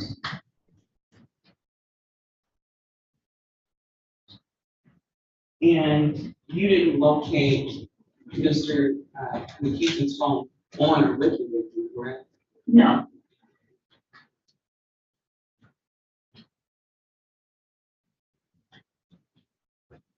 And you didn't have anyone identify him as being at the scene of the shooting, correct? Correct. Or identify that voice that was heard as being his. Correct. No further. Mr. Hicks, I have you coming back at 1:30. Did you hear? I did, Judge. I'm going to talk with the officer in charge of this case. Okay. She's also the officer in charge. Just making sure you. Any redirect? No, Mr. Hicks, she's all yours. Okay, thank you. You may step down. Go green, go white. Your Honor, I would call to the stand Officer Dylan Kenny.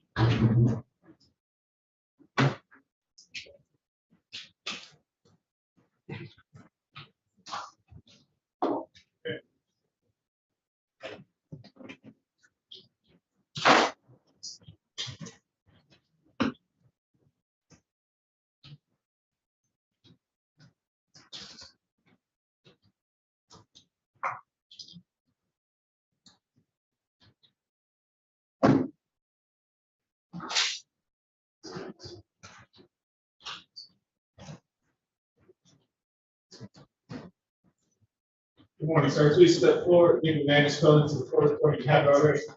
Okay, she has it already. Please raise your right hand. You swear or affirm to tell the truth, the whole truth, and nothing but the truth, so help you God? Yes. Thank you, sir. Please have a seat with the sponsor.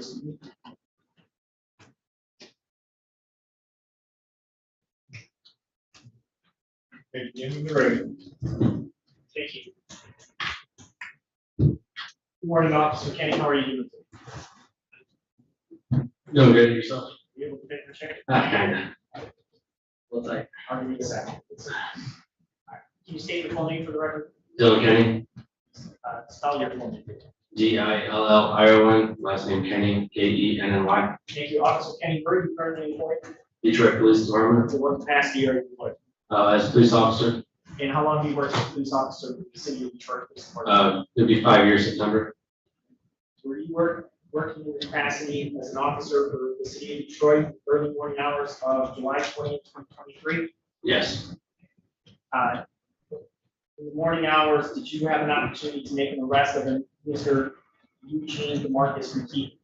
yes, Just for clarification's sake, the person that you know is Eugene DeMarcus McKee, and you see him in the courtroom today? yes. Can you point to him, identify what he's wearing? To your left, wearing green. Your Honor, may the record reflect the witnesses identifying the defendant, Eugene Marcus and people. So noted. Thank you. Officer, where did you first make contact with the defendant? In Warren. At what location? It was a gas station. Do you recall what gas station? I don't recall the name of it, no. Okay. Why were you at that gas station on the morning of July 20th this year? Our headquarters surveillance team notified us, that Mr. Eugene was inside of the vehicle, that what they want to stop. Okay. And what vehicle was that? It was a black Dodge Magnum. Probably year? I believe it was 2005. Was that the same Dodge Magnum that belonged to Veronica Ann Spark? Yes. And were you advised that the vehicle made that location at the gas station? Yes. And what did you do at that gas station? Once we arrived at the gas station, I positioned my scout car behind the Dodge Magnum and then went inside the location. Okay. Besides the defendant, was anybody else in the gas station? I believe it was just the worker that was behind the counter. And what did you do and or say to the defendant inside the gas station? Once we made it inside the location, we had the defendant get onto the ground. Okay. Where was he specifically? Where was he at in the gas station? At the like the refrigerators, so between the refrigerator and the chip rack. Okay. And did he comply with your commands? Yes. And did you arrest him in that location? Yes. After you arrested him, did you go back and search that location? Yes. And what did you find? In the chip rack where he was originally standing, I recovered a cell phone and car keys. And do you know what vehicle did the key belong to? To the Dodge Magnum outside? Were they that cell phone and those car keys located together? Yes. You described specifically where on the chip rack were they found? Sitting on top of some chips in the rack. Was that in the same location where you arrested the defendant? Yes. Did you have an opportunity, when you picked up the phone, did you secure it as evidence? Yes. Did you have an opportunity to, after you arrested the defendant, to look at the 2005 black Dodge Magnum? Yes. And what, if anything, did you observe in the vehicle? On the driver's side, on the inside and outside, I observed blood. Where was it located? You said driver's side, but on what parts of the interior? On like the floorboard, the door jamb, the window seal on the door, on the outside inside. After you observed that blood, did you do any further search of the vehicle? No. Was the vehicle retained as evidence? Yes. And towed? Yes. Thank you, officer. I don't have any further questions at this time. Cross-examine.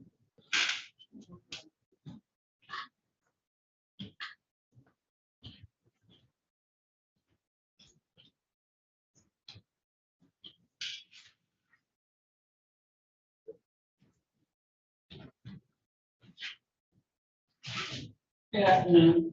Good afternoon. Other than receiving information to follow the car and to secure the driver of the vehicle, did you notice anything that would have otherwise directed you to Mr. McKeith's attention? What do you mean by that?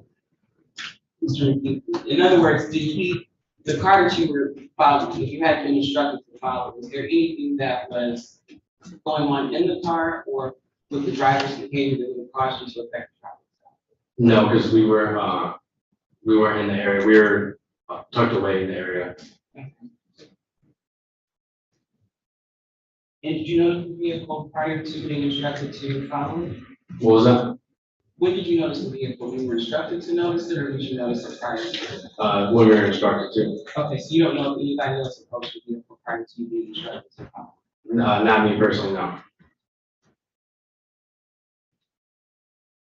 And how close were you to the vehicle when you first noticed the blood? In other words, did you notice those things were up on the vehicle, or did you notice that you were walking towards the vehicle? Did you say notice the blood? When I guess when I approached it, like when I was standing there. Approached it as in stand here, like you open the door, you're about to open the door, or you're about 2 feet away? Standing right at it. Okay. And this is the morning time when you see this, correct? Yes.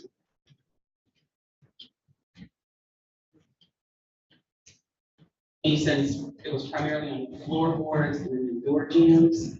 There was, yeah, floorboard, door jam, like the window seal area. It wasn't like all over the seats or the dashboard or the windows? I couldn't tell. Oh, thank you. The redirect, Chair. Sir, you said it was daytime, was it daylight, or what was, explain the lighting conditions? It was daylight. It was daylight, okay. And when you observed the vehicle, did you search the vehicle at all? I looked inside of it, but I didn't physically search it. Oh. Due to the Any questions based on my question? No, thank you, Your Honor. No, you're. Thank you, sir, you may step. Thank you.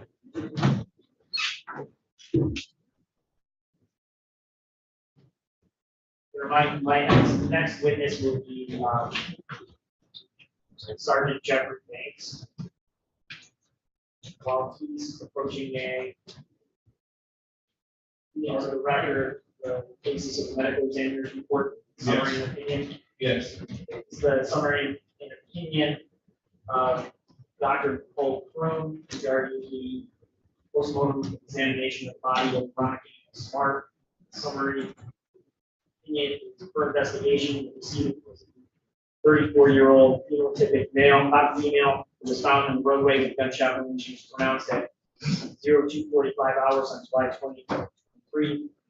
Postmortem external examination revealed a perforated gunshot wound to the head, with entrance gunshot wound on the superior anti-lace of the right ear. There was gunpowder stippling on the skin surrounding this wound. The wound track proceeded from this injury to the right temporal skull, right temporal occipital lobe, superior cerebellum, midbrain.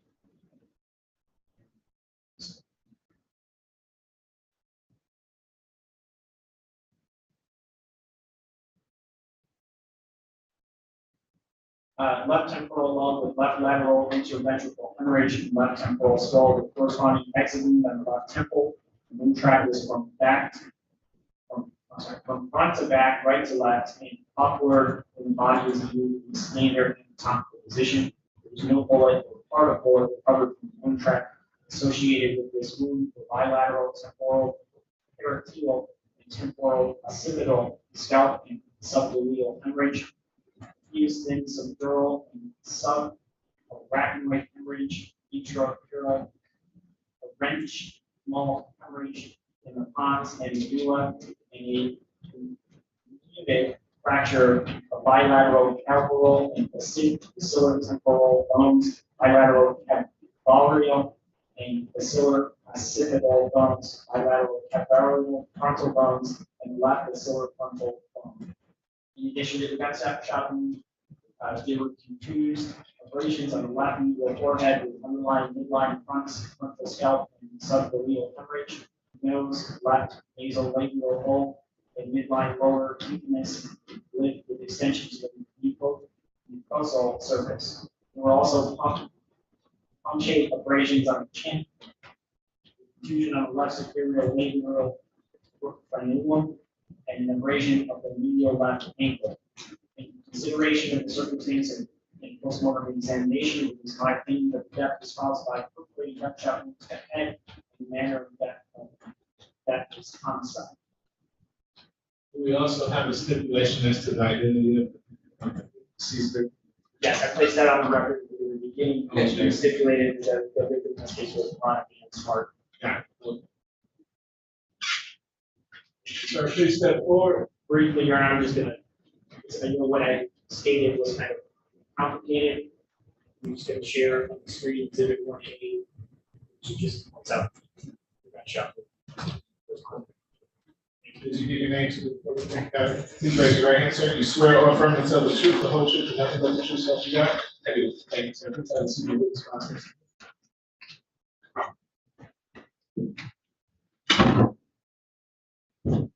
Okay, begin when you're ready. Thank you. Good morning, Sergeant Banks. Good morning. Can I ask that you spell your full name for the record? Jeffrey Banks, Jeffrey, B as in boy, ANKS. Thank you. And Sergeant Banks, where are you currently employed? City of Detroit homicide. What capacity are you employed? I'm a sergeant and the homicide engineer. How long have you worked for the City of Detroit Police Department? 19 years. 19 years. Thank you, Sergeant Banks. So were you employed in your capacity as a sergeant for the Detroit Police Department on July 21st of this year, 2023? Yes, I was. Did you have an opportunity to interview a Mr. Eugene Marcus McKeegan? Yes, I did. The person that you know as Eugene Marcus McKeegan, you seen present in the court today? Yes, I do. You want to identify who he's wearing? He's the gentleman in the green jumpsuit sitting at the defense table. Thank you. Your Honor, may the record reflect the witnesses identifying the defendant Eugene Marcus McKeegan. So noted. Thank you. Sergeant Baines, prior to your interview, beginning your interview on July 21st of this year, 2023, did you advise the defendant of his Miranda rights? Yes, I did. Let me back this up. Where did you interview him at? Detroit Detention Center. And you explained to the court the process of how you advised the defendant of his Miranda rights. I showed him the sheet that had listed all the Miranda rights out. I asked him if he could read and write, asked him his highest level of education. He stated he received his GED and that he was currently enrolled in college. I asked him that if he could read and write English. He said yes. I asked him to read out loud the Miranda rights that were on the sheet. Mr. McKeegan refused to read it out loud, but he responded to me that he read it and equally understood it. So at the bottom of the sheet, I wrote out that Mr. McKeegan read to himself all the Miranda rights, stated to me that he understood his Miranda rights, but refused to sign the sheet. I asked him to read it. He stated he read it, that he understood it, and he agreed before I wrote it at the bottom of the page. Did you also advise him to read his rights to him? I don't believe I read his rights to him, no. Did you gave him the sheet and did everything that you explained? Yes. Did the defendant advise whether he understood his rights? He said he did. And then did he proceed with an interview with you? Yes, he did. And did he proceed to speak to you voluntarily after he read his rights? Yes, he did. His rights? Yes.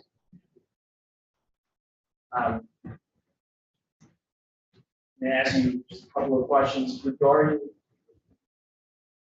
let me ask you this, regarding the vehicle in this case, issue of 2005 Dodge, black Dodge Magnum. Did he ever admit to you that he was in the vehicle that morning on July 20th, 2023? Before we get there, let me report the rest of the volunteer. Yes.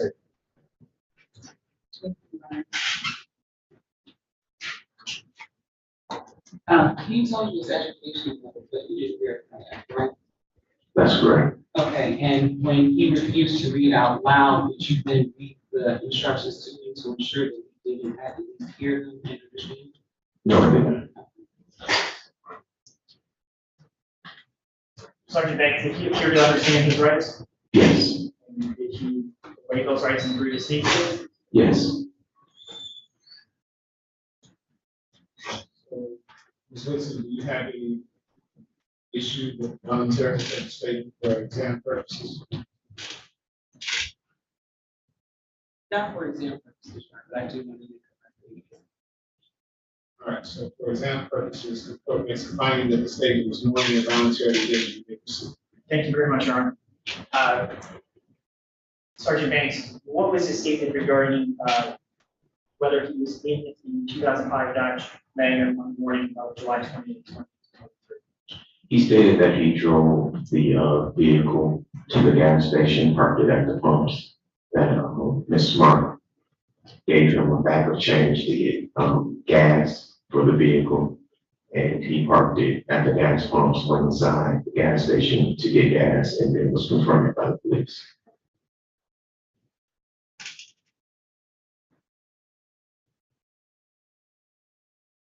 Sergeant Banks, was that interview video and audio recorded?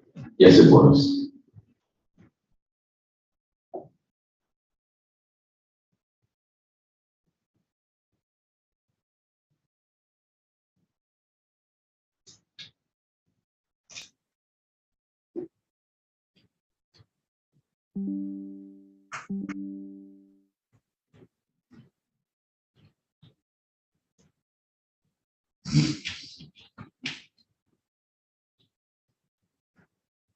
Sergeant Banks, can you see people's exhibit number 6 on the screen? Yes, I can. Is that video and audio recording of the interview with the defendant Yes, it is. Your Honor, I'm not gonna play the whole video, start at. This is-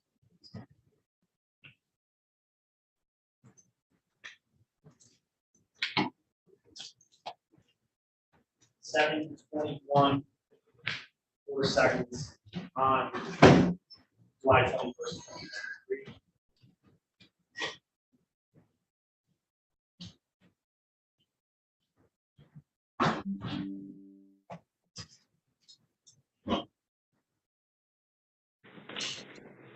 Okay. I'm gonna show you some pictures.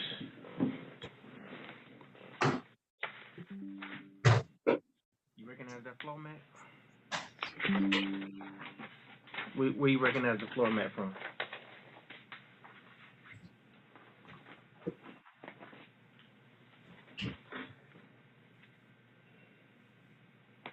Does that seat and that floor mat look familiar to you?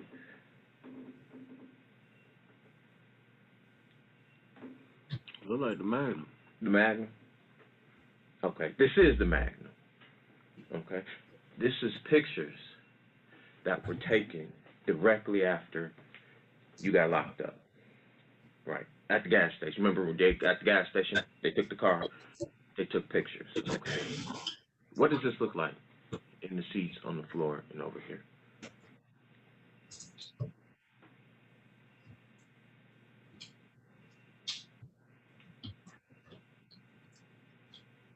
What does it look like to you?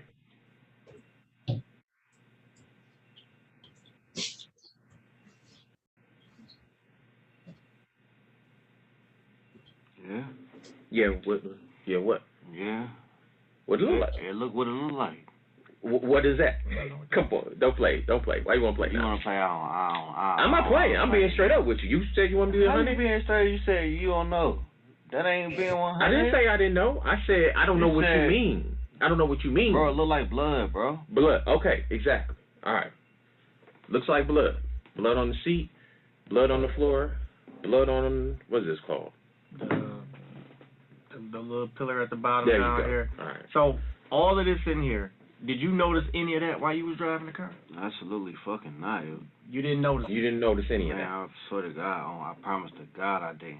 And if I did, like I said, what I was going to say, it looked like some Kool-Aid, some wine or some shit. It looked like somebody dripped wine. People spill shit in the car all the time. All the time. All the time. It's You're Kool-Aid. absolutely right. It's Kool-Aid all in my backseat. Come I on, got bro. kids. She got But I'm kids. just asking you. Before you said it looked like blood, now you saying it looked like wine. So I'm not saying. I'm like, that's why I said stop playing. Clearly it looked like blood. You just told me she's homicide. Okay. Like, I'm not stupid. No, you're not. We're not. It seems like y'all want me to say very specific ass shit, so I can put myself on this shit, bro. And I'm not going to. Can I go back to my room, bro? Can I go? Because, bro, you kind of play me like I'm stupid, and I'm trying to keep it as real as I can with y'all. You wanted me to keep it real with you. I'm keeping it real with you. Why? You know what I'm saying? Why you getting upset? Because I'm keeping it real with you. Because this is my life on the line, and I don't play with my life. I'm sorry. Ain't nobody I don't play with my life. Listen, one thing we are not into Y'all is the saying I'm the business of playing head. games. Y'all said I'm the head suspect in charge. Like, come on now, you like, hey, what you want me to do? So, like, hold on. cherry on, like, have a nice day with never see you again, bro. Do you want me to keep it real with you or not? I've been asking you to keep it real with me the But every whole time I keep it bro. real with you, you get upset. So do you want me to keep it real with you or not? Can you just do it like all at once so I can get the hell on, bro? Figure out, like, get my head. Okay, together. all right. This is what we do. This is what we're gonna do. You want me to keep it real with you? I'm gonna keep it real with you. But I need you to calm the fuck down, okay? I'm calm. I need you to stay calm. I'm calm. All right. We here? We good? Okay. Listen, brother. This the Magnum. I don't understand. I get angry, bro. Okay. Well, you're gonna have to taper that shit. All right. This is the Magnum. This is directly after you got locked up. This is directly after seeing you in the car. Okay. This is her blood in the car. All right. This is her blood that's in the car. Okay. Let me tell you something else too. Since you want me to keep it 100 with you, it ain't shit you can do out in this motherfucker nowadays without a camera catching you. Them motherfuckers is everywhere. everywhere. Okay? I can break it down to you. I can tell you exactly what you said right after. Right after what? Right after she was killed. Remember when I told you it's about numbers or letters? It's about numbers or letters. I'm here today, right now, I'm trying to figure out why. What did I say right after? I don't remember. Refresh my memory, sir. I don't. We've been talking for a minute, and we've been going kind of around in some circles, and you want me to keep it real with you? I'm keeping it 100. This is as crystal clear as it can be. You just said that you can tell what I said right after, and I'm asking you, what did I say right after? Bang. Bang. Bang? Mm-hmm.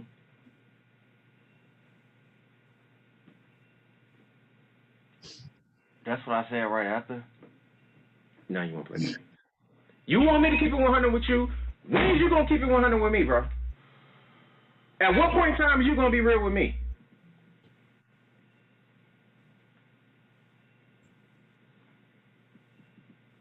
Come on now. I mean, it's just something, bro. I want to go back to my room. I just want to know why. If I could give you a reason, like, I'm not that person, bro. Like, I don't know what you think happened, but just tell me what happened. I could tell you like this, and if I gotta pay for it, it's cool. Just tell me what happened then. Like, tell me what happened.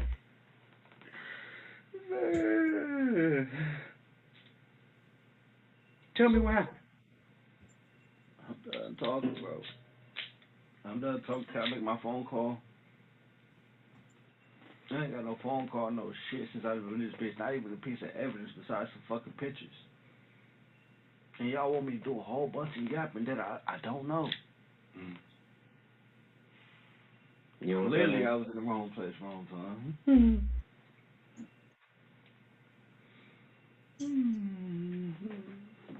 Trying to ask somebody else.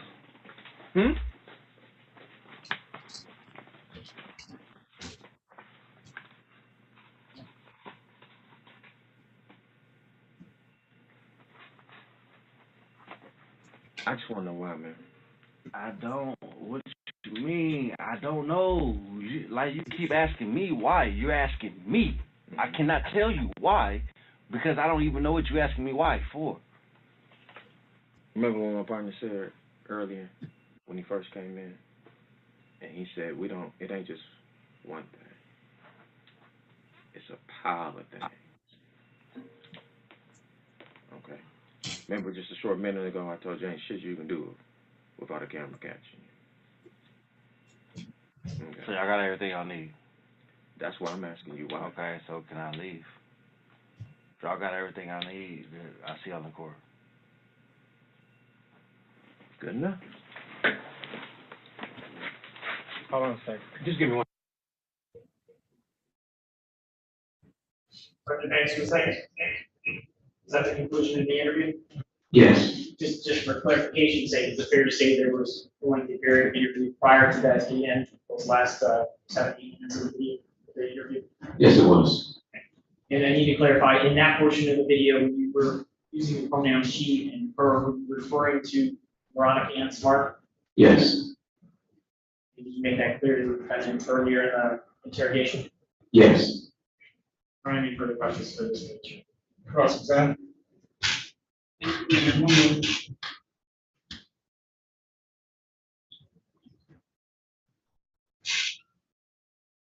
This was the second statement you took from Mr. McKeithen? No. This was the first one? Yes. You talked to him two times, correct? That's the only day that I talked to him, that I personally talked to him. Okay, so the other day, were you present for the other interview? No. Okay. And this is the interview that you said you reviewed this Miranda rights with him? Repeat. I'm sorry, I couldn't hear you. This is the interview where you said you went over the Miranda with him? Yes. Okay, and you didn't confirm his education or reading background, correct? I did not confirm his education, no. Okay, or his ability to read, correct? In other words, you just went by what he said, yes? I went over the fact that he said that he read it and he actually That's not what I understood asked it. you. When he said that he read it, you didn't do anything to confirm that he could in fact read, correct? In other words, the only reason why you assume he could read is because he told you, yes? And he responded to certain things that were on the sheet he made reference to, which taught me that he read the lines on there. During the interview, he made reference to things on the Miranda sheet. What specifically did he make reference to that made you feel like he could read? He referred to number one. He said, I read number one, I understand number one. I know, he kept saying, I'm not an idiot, I'm not stupid, I've been in college. Okay, so when he said, I read number one and I understand number one, did he explain what number one was, or did he just go on to say, I'm not stupid? He went on to say, I'm not stupid. Okay, thank you. Can you redirect? No, thank you, Your Honor. Thank you, sir. You missed that. Your Honor, I don't have any further witnesses. Any witnesses for the defendant? No, Your Honor. People? Your Honor, we will find over all 4 counts as listed in the complaint with the addition of count 5, felony murder under Pact Code 750.316-E, larceny of a motor vehicle. I think there's certainly sufficient evidence beyond our probable cause standards submitted today. The court saw the video of the actual homicide. Here we see the car, the victim's car, driving down the street with a gunshot. One individual gets out from the front passenger side, removes the victim from the driver's side, leaves her on the street, and drives off in her vehicle. The same vehicle this defendant was found to be in and arrested on that very later that same morning with blood on the driver's side of the car. His phone and keys were located within that gas station. His phone was downloaded. The exhibits 4 and 5 show the location of that phone at the precise time. It corresponds with the video of the homicide in this case. We're asking to find over on all of I would object to bind over, as relates to count 1. First, the people have not shown any evidence or elements of premeditation. In addition to that, the video did not identify the defendant as being the person in the car at the time. The only time the defendant was seen with the car was after the incident had occurred. There's no evidence to show that he was the same person who was seen in the video. So at most, they have established successful after the fact. They certainly have established premeditation. So I would The argument as to the added charge of felony murder? Your Honor, they can't establish, since they haven't really established that he is the person that was in the car or took the car. I mean, granted, he was in possession of the car afterwards, but they haven't established whether or not he was given permission or if he was instructed to pick up the car or anything. So I would object to that. All right, as we all know that evidence can be direct evidence or it can be circumstantial evidence. This is one of those instances where we have strong circumstantial evidence that the defendant is the perpetrator of this crime. Not only do we have the defendant's phone at the location at the precise moment when this horrible act was done to Ms. Smart, but then we have the defendant in the vehicle. This apparently has blood in the vehicle. And when confronted at, I think it was a gas station or store, whichever it was, the defendant, it suggests to the court, try to hide the phone as well as the keys to the vehicle. We have strong circumstantial evidence. Circumstantial evidence doesn't mean that it's bad evidence. It's just evidence to lead to other facts that would suggest that he is the perpetrator of this crime. Court is satisfied that people have met their burden of probable cause as it relates to the charges contained in the complaint 1, as well as the added charge of felony murder. Court finding those charges were committed in the city of Detroit. Court finding probable cause to believe this has been committed will bind the defendant over to Wayne County 3rd Circuit Court Criminal Division for proceedings. His arraignment on the information date and time will be September 21st, 2023 at 9:00 a.m. Defendant will be remanded to the custody of the Wayne County Sheriff. Thank you. I'm sorry. I'm sorry. But they won't be there. Okay. Oh, never mind. You said something. Wednesday is-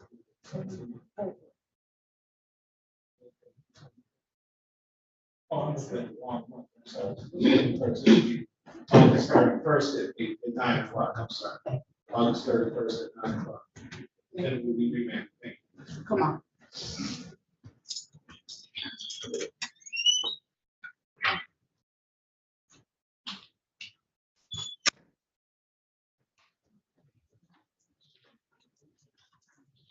Oh, I'm sorry. I wasn't even thinking. Yeah, it's okay.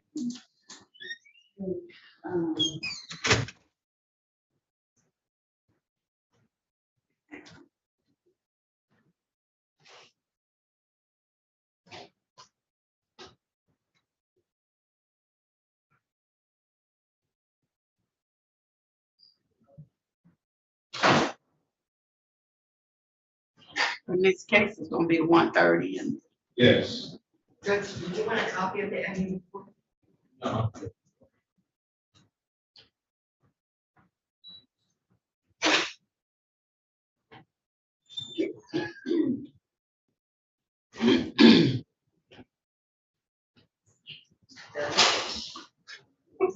Don't be cursing at me. I still have contempt powers, you know? Go green, go white, you said, Your Honor? That's right, all day, all night. All the way over in the corner, Madam Prosecutor. You know you love the Spartans. You just fake. Yes, you are. Spartans. See? Not as good as you can. As long as you don't like Ohio State, that's where I draw the absolute line. Look at the Buccaneers, Buckeye. Buckeyes.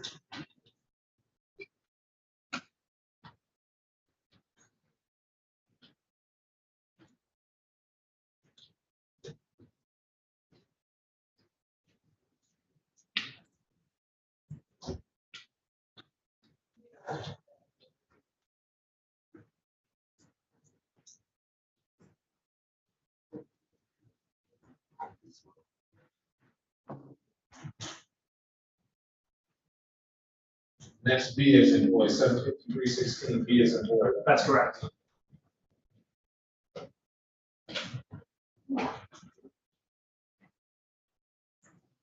Thank you very much, Your Honor. Have a great day. Thank you as well. Thanks, John. Thank you. Bye. Okay, we'll take lunch until 1:30, guys. Okay.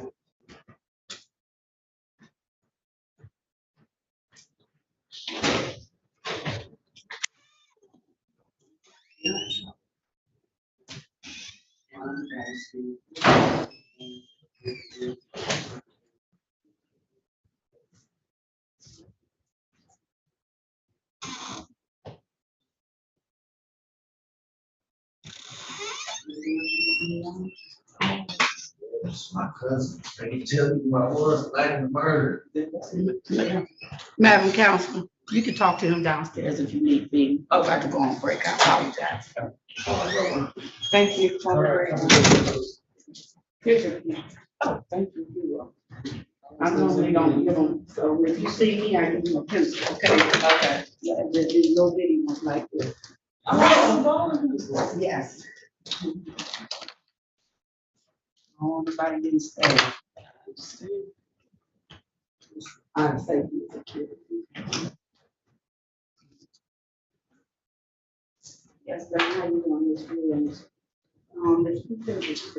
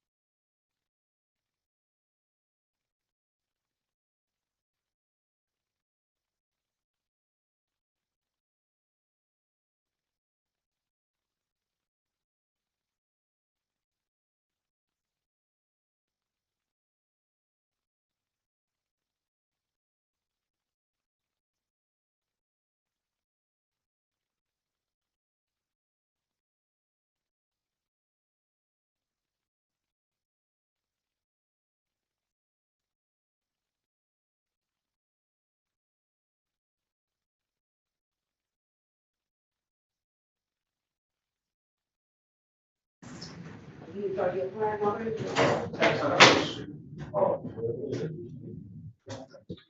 Dance for the people, because they watching you.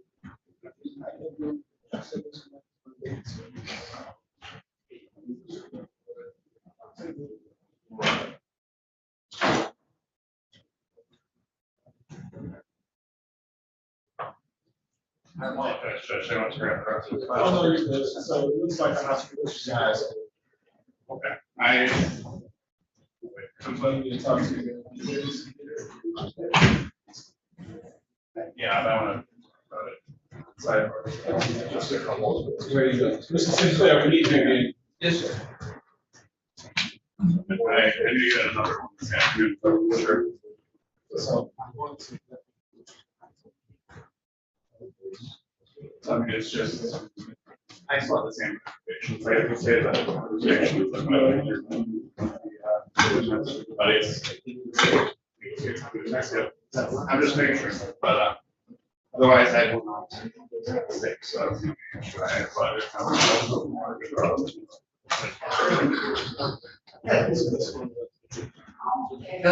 Yes. The mics have been.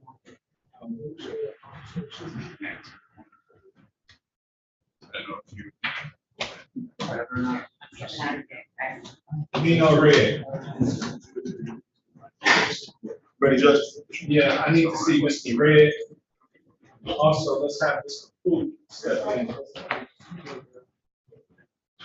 I have Mr. Poole, Judge. Okay.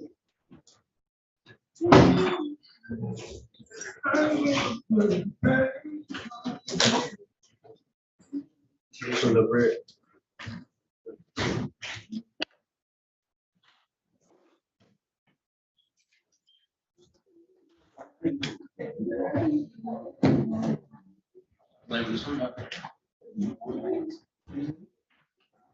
Judge, where do you want Mr. Poole at? How you doing, Mr. Poole? I'm doing great, sir. What about you, Your Honor? Good. Thank you so much for being time. Appreciate that. No. So I don't know if you've heard the grapevine or not, but I'm happy to adjourn this matter because I have some other stuff going on. Okay. Sorry to inconvenience you and wasting your time coming down here. I just want to make sure that we're still on the same page. We're going to show up on this. Yes, sir. Yes, sir. Sir, no doubt.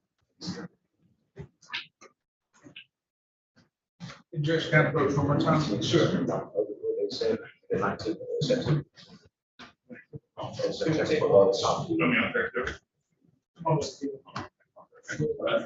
Yeah, that's it.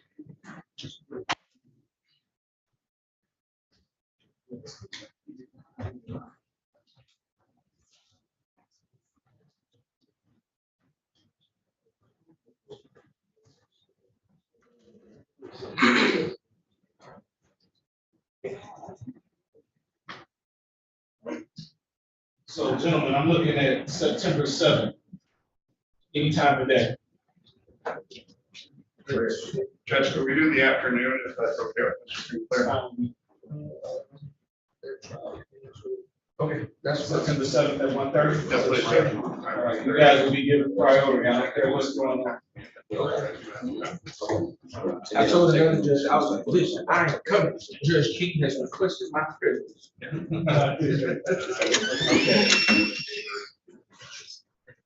Okay, so, Mr. Poole. Yes, sir. September 7th at 1:30.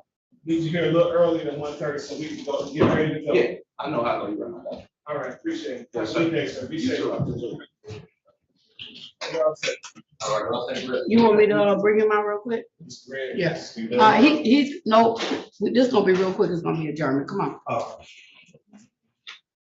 Let's stand next to your turn. Calling case 3-58002. People of the state of Michigan versus Nino Denzel Wesley Red. Defendant is charged in count 1 homicide, murder, first degree premeditated. Count 2 weapons, firearms, possession by felon.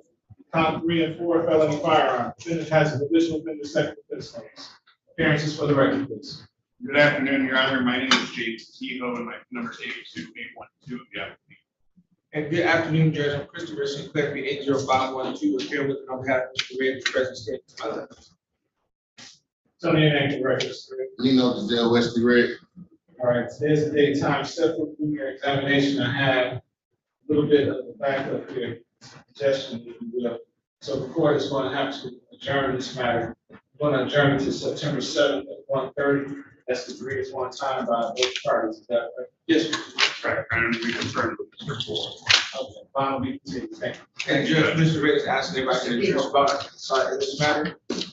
It's that we man right now, but I guess I'll review my argument that I made in probably cause conference. And so we'll report those now.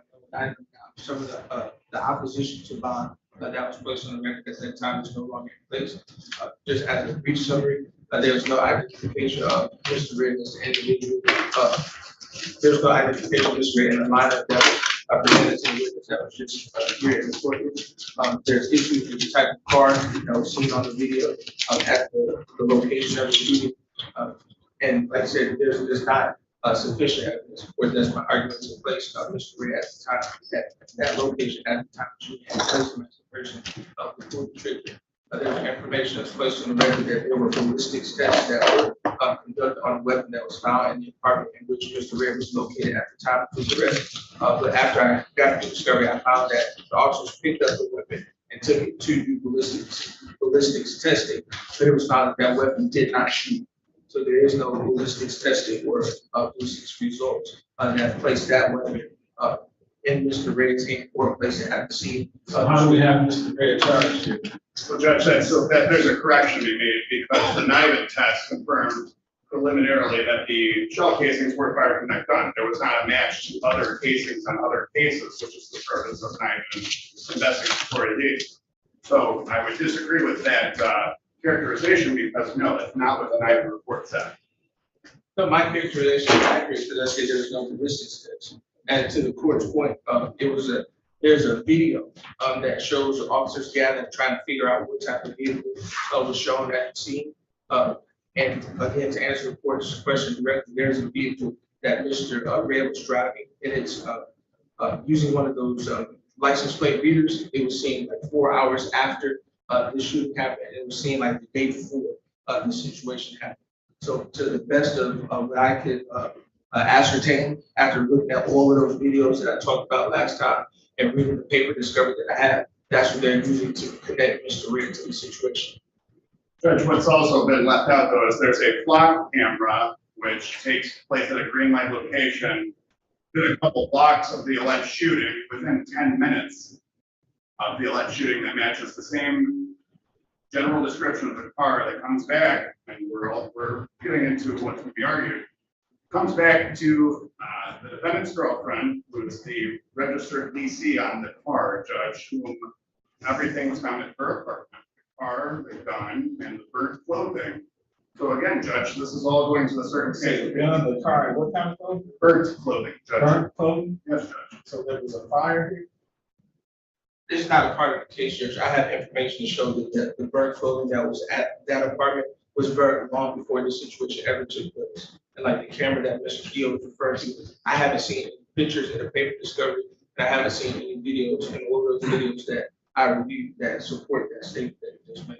So, Mr. Keel, you're saying the car that's associated with somehow at the location of the alleged murder around 10 minutes? 10 minutes is a long time. At the green light, but it's, well, Judge, but it's a car consistent with a car that's been leased by the defendant's girlfriend, who we have the lease paperwork that has her name on it. He admits, again, this is all for purposes of bond only, that he was the sole person driving that car, and that he was in the area, although naturally he declines to say that he was the shooter in this case, but he was in the area during relevant time periods. The gun matches on NIVID preliminarily. So it's a circumstantial case, Judge. But there's also a statement by Mr. Poole where he talks about certain tattoos that were consistent with those that are on Mr. Nino Red. So again, Judge. The green light video showed like this situation happened at the nighttime. The video that I've seen, it shows green light video in the daytime at a gas station, and it shows Mr. Red in that vehicle, and it does show that it was leased to Mr. Red's girlfriend. My issue is there's a lack of a nexus between that video and the actual shooting scene situation. They could see and hear the officers on their body cameras. They're like, well, I think it's a minivan. I think it's a assumed minivan. No, that's a BMW. No, it's a Tesla. No, it's a Mustang. So there's some serious issues in this case that would have to be overcome if Mr. Ray would be convicted on the situation. I think both of you have known me long enough to know that if it's there, it's there. If it's not, I have no issue doing what I have to do. Absolutely. I'm gonna have to sue. And with that being the case, I'm going to err on the side of caution. Revisit the issue again at preliminary examination. Yes, okay. So I'll continue for right now. Thank you, Judge. So, what about it? Come on. Okay, let's have I appreciate Mr. it. Martin. Yeah. Come on. Yes, sir. You will sit to the left of your friend. Stand up first. Next door. Calling case 2356117, people of the state of Michigan versus defendant number 2, Charlie LaVille Martin. Defendant is charged. This is the Marion Hargrove. Well, this is Mr. Hargrove, I'm sorry. Defendant number 1, Marion Hargrove. Defendant is charged with count 1 homicide, murder, second degree. Count 2, felony firearm. Count 3, assault with dangerous weapon. Count 4, felony firearm. Appearances for the record.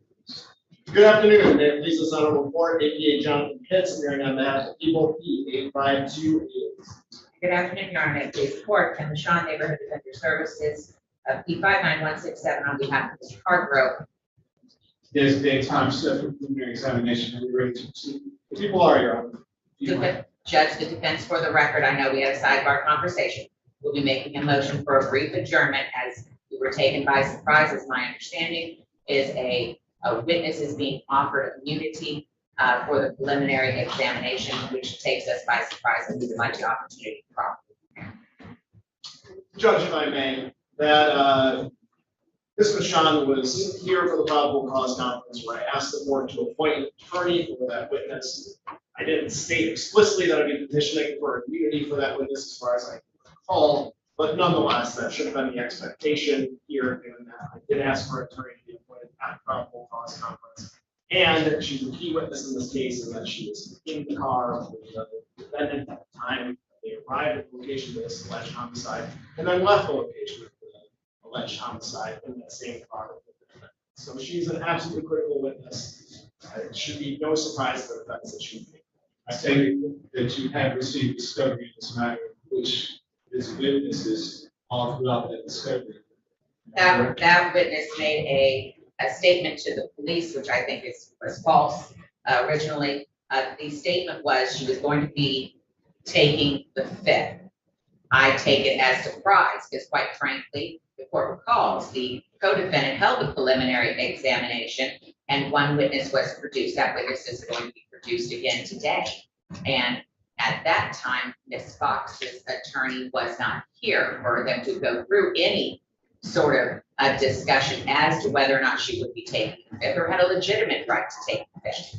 And I believe that was what was happening today. That she was going to be advised that the attorney was going to be properly informed as to what the issues were in the case. And that young attorney just met with that woman not 10 minutes ago today, Judge. And So that young attorney's role, as I understand it, the court appointed him to represent her as it relates to letting her know the consequences of testifying under oath falsely.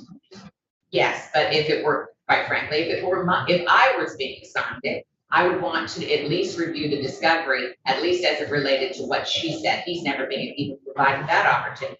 Though he can, that's his bar card.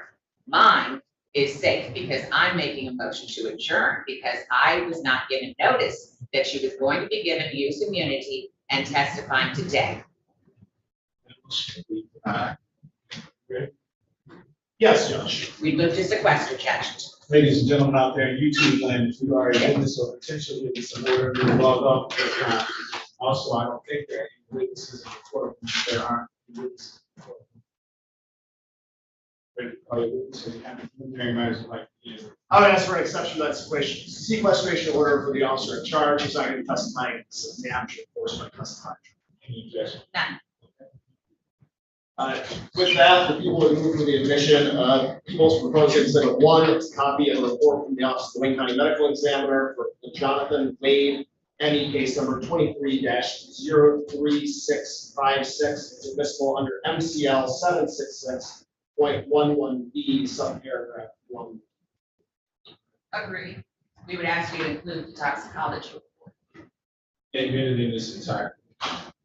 Separate report, I didn't bring the toxicology report, but I have no objection to this.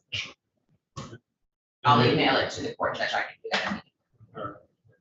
Call that defense exhibit A. That's just for fine. purposes of the record. Permission to approach and publish a portion. Sure.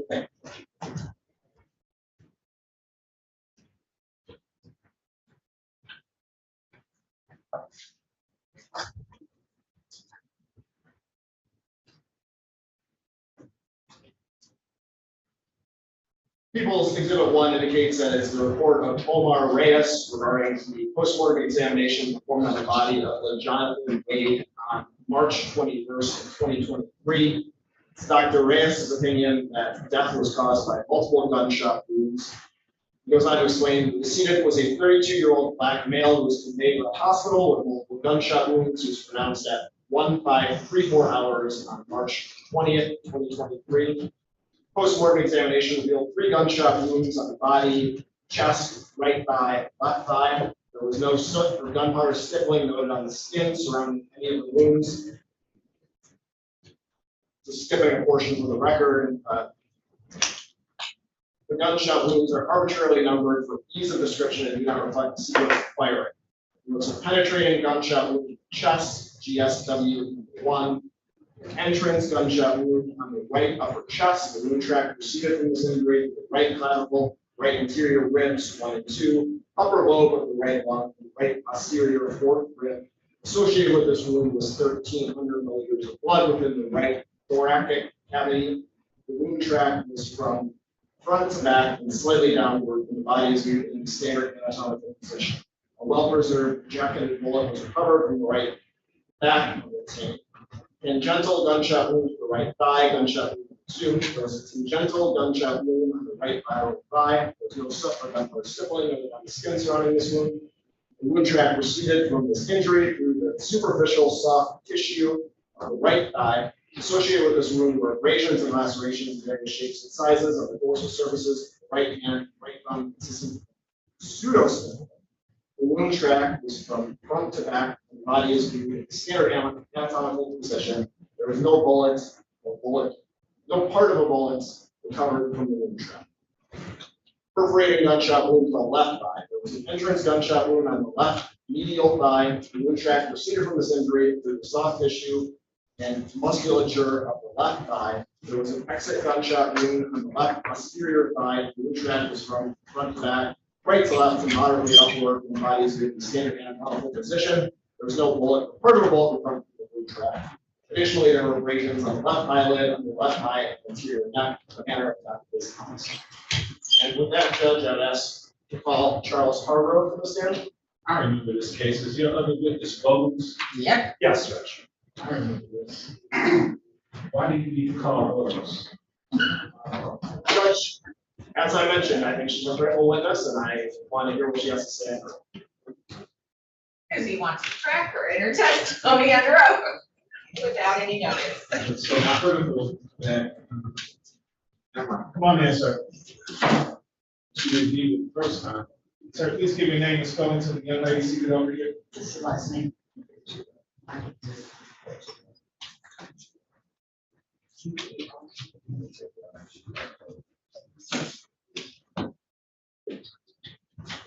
Please raise your right hand, sir. You swear or affirm to tell the truth, the whole truth, and nothing but the truth, so help you God?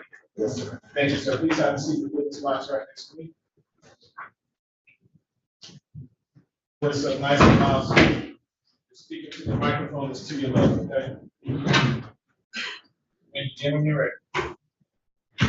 Thank you, Judge, and I apologize for that log in. There's a video here, but I will try to do that as I progress through.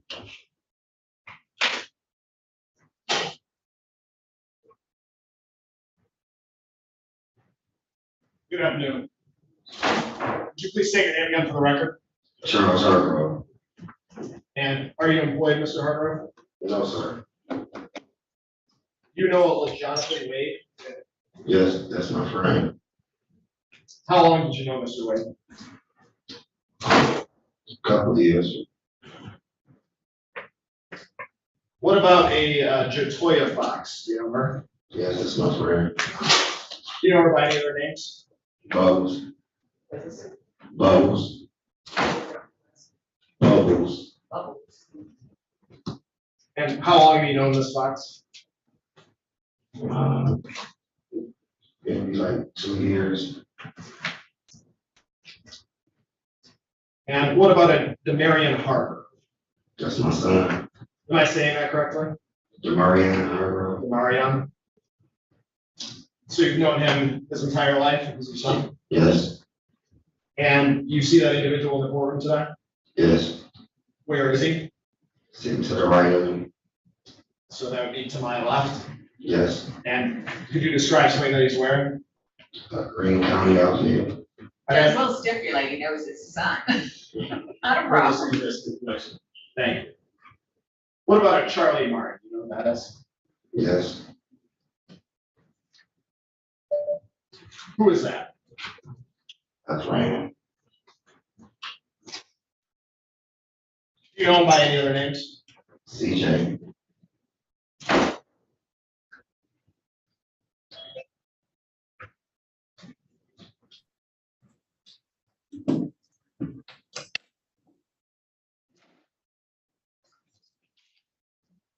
Did you see Mr. Wade on March 20th of 2023? Yes. Where? He was in my house. Is that in the city of Detroit? Yes. Is that in Wayne County? Yes. What are the approximate cross streets? Whittier.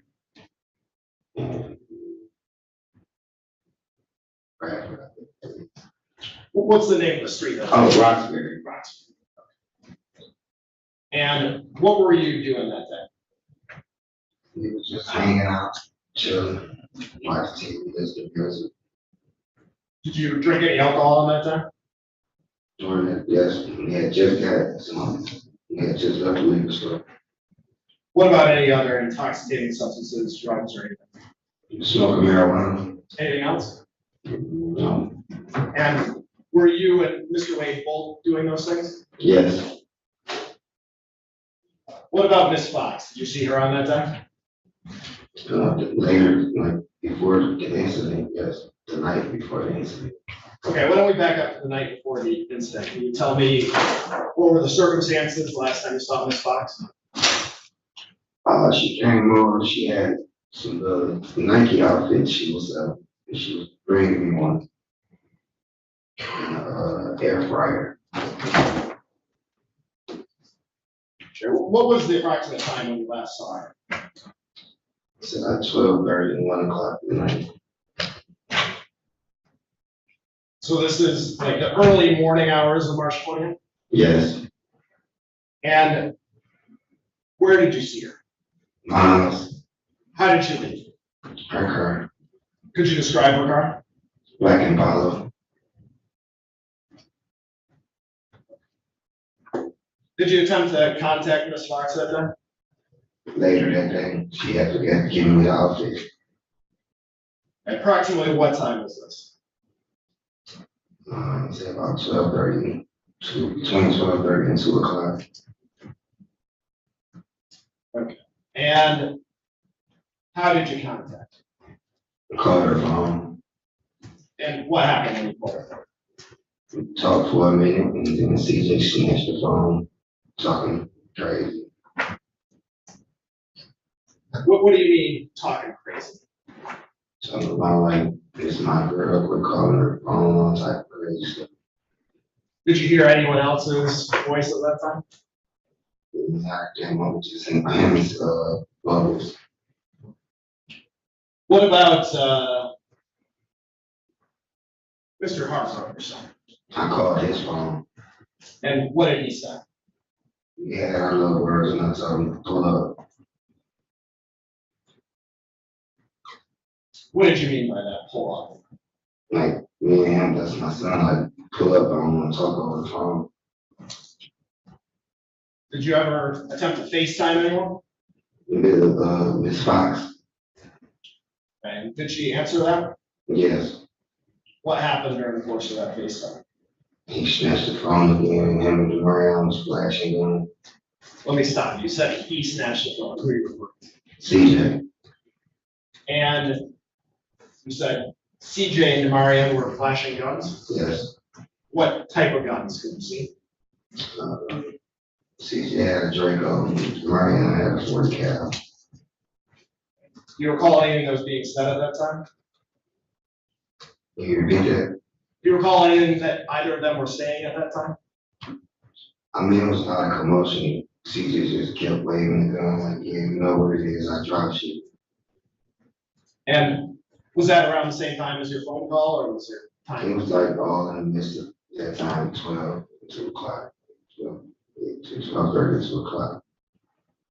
Okay, did you eventually see them in person later that time? Yeah, I say about 30 minutes to an hour later, they pulled up. When you say they pulled up, who's specific? Marianne, CJ, and Miss Fox. How did they pull up? And he kept black and white. Do you remember where everyone was seated in the vehicle? CJ was driving, Marianne was in the back passenger, Bogus was in the passenger. Okay, what happened when, I ran up to approach the car and asked her why she let them drive the car over here. And my son jumped out shooting. CJ jumped out with the gun. I'm like, wow, like, what y'all come over there on that one? okay, so you said Demarion and CJ both jumped out with guns? Yes, What type of guns? the 40 and the Draco. And who had which one? My son had the 40, and CJ had the Draco. And I think you just said something about shots being fired, or what did you mean? My son jumped out shooting Where was he shooting? in the air. Okay. What happened after they got out of the car? I was trying to approach Jatoya, and CJ put the gun on the car, like, don't touch it. I'm like, oh, you gonna shoot me for it? He was like, what, you wanna fight? I said, come on, he set the gun down and we fought. When you fought, how did that exactly work? Who threw the first punch? It was like a combined, like, both swung, but I landed first. And what happened next? He was fighting, he hit the ground. Can't remember much of what went on. My son kicked me. I got really mad, jumped up and swung on him. What else did your son do during that altercation? It was still a touchy shot again. He put the gun in my face. Did he say anything? Bitch, I should shoot you in your face. I smacked the gun down and put it back in my face. That's when Jatoya jumped up and grabbed his head. And what happened next? I just heard he got a pole and he got to shoot it. I looked over like, why is y'all shooting? You said, I heard he got pulled. Who said that? My son screamed out he got a pole. And I heard Jonathan saying, Demarion, chill out, that's your dick. And how fast between the chill out, that's your daddy comment, and the shots being fired? Like how much It time was like seconds apart, like 16 seconds to get a time. Did you see who was shooting? You know, I could tell who was shooting from the first shot. Demarion shot first and CJ ended the shoot. So they both were firing shots? Yes, Where were they shooting? Can you tell what direction? towards Jonathan.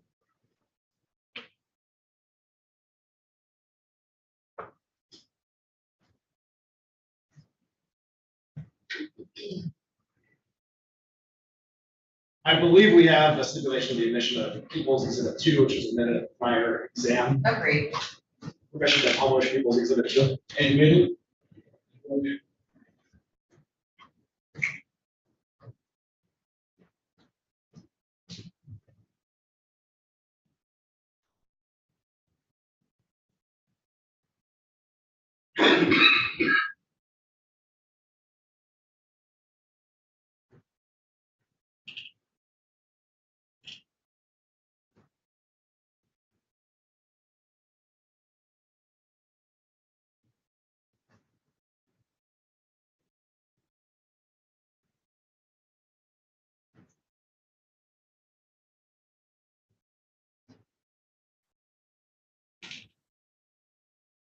Okay, I put People's Exhibit 2 up on the screen. It's at the 0-second mark. Mr. Hargrove, do you recognize this area? Yes, that's my house. What about that white vehicle? Do you recognize that vehicle? Yes, that's the car we sit in. When you say we, where are you referring to? Me and Jonathan. So, yeah, that's it. Is Joe Joseph Houston? Yes.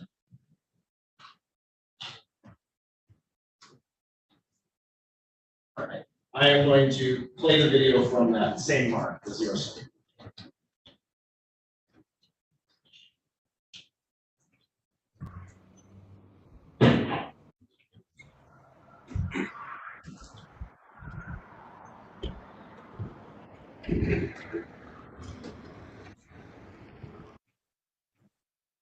Okay, I stopped the video at the 11-second mark. Somebody got out of that vehicle. Did you recognize who that was? Yes, that's me. Okay, I'm going to replay the video from the 11th. Actually, I'm going to leave it at that point. That vehicle that just passed by in the street, do you recognize that vehicle?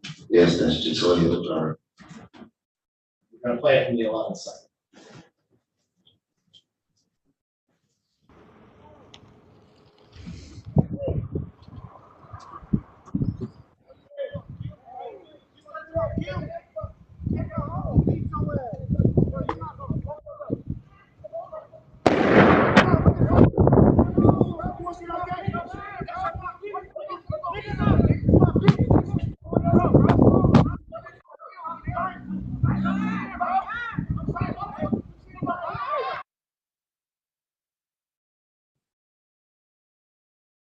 Can you just explain for the record who just got out of that black car that you identified? CJ DeMariana Detroit.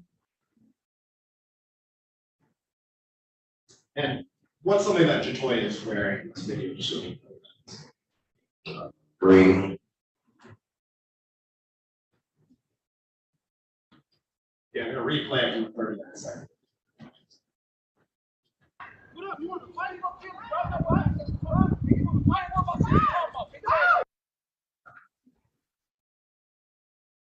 Yeah, I stopped it at the 45-second mark. The person that's furthest right on the shot. Do you know who that is? That's Jonathan approaching. That's the entirety of the video. I believe we also have a stipulation of the admission of People's Proposed Exhibit 3, which is admitted in the prior exam. Yes. Thank you. Move for its admission and.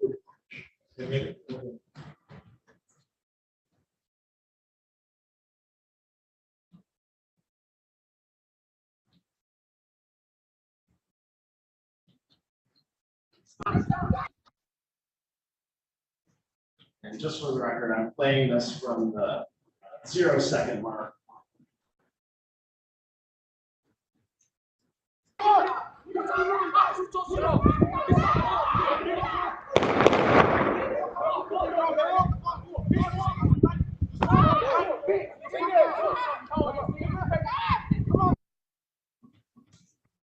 Okay, I've stopped at the 13-second mark. Could you see what your son was doing in that clip? Point the gun at me, saying I'll blow you. Yeah, I'm gonna replay it from the 13th second.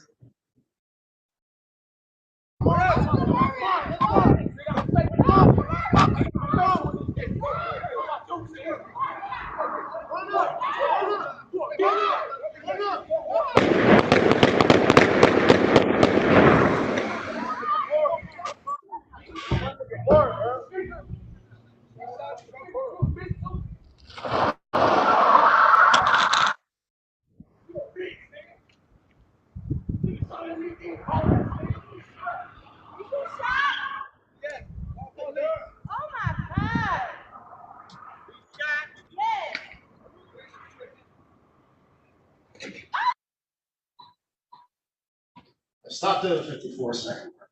Sorry, you had a question.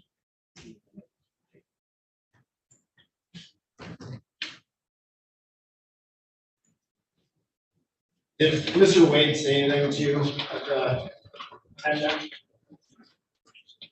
Say he shot.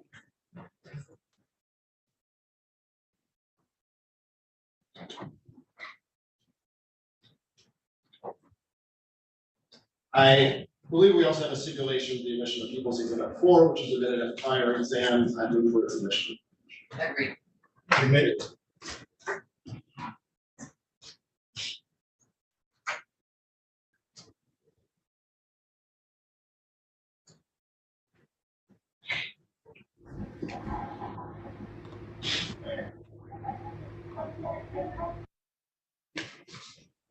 And I played People's Exhibit 4 from the 0-second mark, 5-second mark.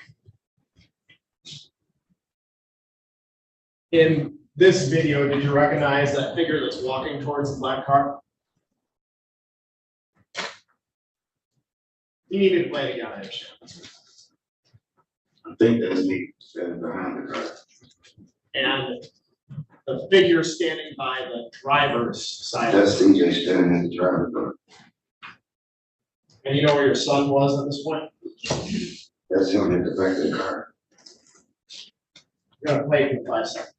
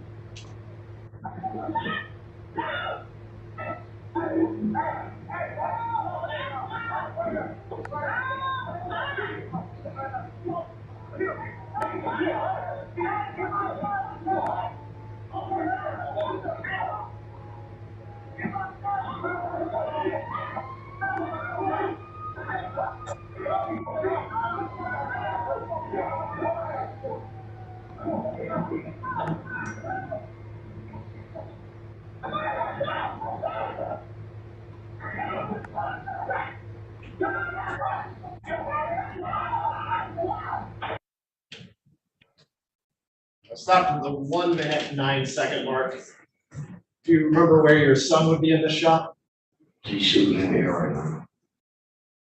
Gonna replay from that mark.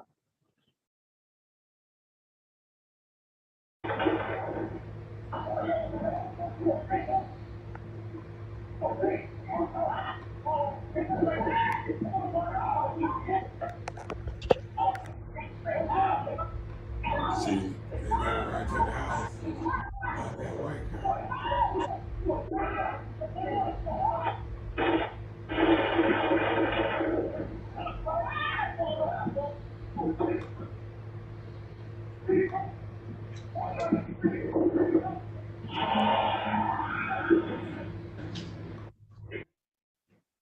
Yeah, stop at the 1-minute, 45-second mark.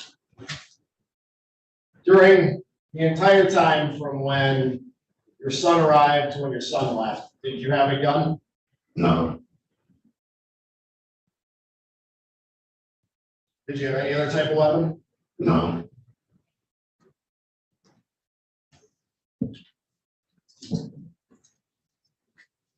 So you mentioned punches being thrown. Did you throw any kicks? No, the Marion kicked me. Did you ever directly strike your son? Yes. What type of a strike? After I got up the ground, I swung in, they fell against the gate, pulled the gun back out, and started shooting. So a punch? Yes. Did you ever see Mr. Wade with a weapon? No, I never knew what was going on at that time. I jumped up like, what y'all shooting for? I have no further questions. Prosecution. Judge, I was logging on to Zoom if you don't mind.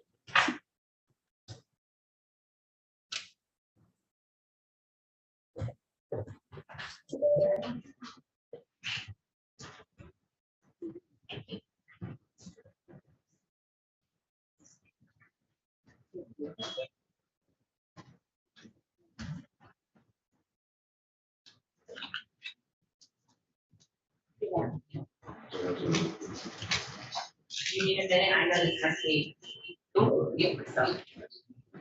incredibly difficult for you. You're testifying against your son, and I know John was, I think, your best friend, right? Are you okay? Yeah. Okay. Now, I need to understand, and forgive me, sometimes I get lost in the lingo. Did you say that at some point, Demarion says he got a pull?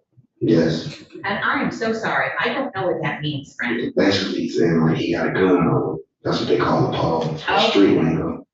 And that has nothing to do with you, right? No. And you don't know what he was referencing. No, I just heard him say he got a pole. And by a pole, he's saying at least somebody has a gun, right? Right. Okay, I just want to make sure I understood that. And he said that before, forgive me, sort of the barrage of bullets went towards John. Is that fair? Yes. Okay. Now, and I'm so sorry because this just seems also very silly to me. It is. CJ was in a relationship with Bubbles, correct? I guess they started one of them. So you were not aware? No, it was some sneaky behind the back stuff, I guess. Okay, well, that's interesting. And forgive me, are you interested in Bubbles? I'm still trying to figure stuff out. She was a friend at the time. She was somebody I was dealing with at the time. And when you say dealing with, did you want to have a dating relationship with Bubbles? No, we were just friends, just doing dating stuff. Okay, but you and your friends were friends with CJ, right? Yes. And when you say some behind the back stuff, I don't know what that means. Does that sneaking around. Okay, and by sneaking around, you mean they didn't tell you? Right, man. Like, why is they sneaking around and get mad and do all that outrageous stuff? It was like, for what? Okay, and so you said sometime between 12:30 and 2, a myriad of phone calls were made, right? Yes. And the first call you made was to Bubbles, yes? Yes. And that was to figure out about the tracksuit and air fryer? Yes. Okay. And CJ hopped on the line, right? Yes. And wasn't real happy with you, Paul. No. And made that known. Fair? That's what made me think about the other y'all sneaking around and a bunch of words were said. Now, how long have you known CJ? A few years. Would you say he was intoxicated at the time of that conversation? Yes, I can. It was probably out marijuana, but I don't know about drunk, intoxicated. But not acting in character, is that No, fair? it wasn't in character. It was shocking to me. Okay. And so obviously there was something going on with CJ that you were completely baffled by. Fair? Right. Okay. And then after that, do you call your son? Or is it the FaceTime that's next? Forgive me. It was a FaceTime. Okay. And I called my son after the FaceTime. Okay. Like, y'all all over there, like all y'all together. Like, yeah, wow, what up? And we gonna go from there. And yeah, I could call. That's when I called back. And me and CJ got the word. It was flashing guns. Okay, let me slow you. Gave us a lot there to unpack. Now, when you talked to your son, did you know he was over with CJ and Bubbles at the time? At the time, I didn't until I heard them in the background. And I'm like, oh, all y'all together. Okay, and when was the last time that you saw your son prior to that? Like 2 days before that. Okay, did he, and forgive me, I don't know, did he grow up with you or did he grow up with his mom? His mom, she was deceased. I'm so sorry, goodness. Well, tragic. Yeah. And so you said on direct that you and your son, let me just make sure I got it right, you had words. Yes. Were you not happy that he was hanging with CJ and Bubbles? I wasn't happy because we was already had a fallout. It ain't had nothing to do with Bubbles. It was just the fact that he knew something going on and we already had disagreements. So it was like, come holler at me, I want to talk to you. Okay. Just like we had news and fallouts.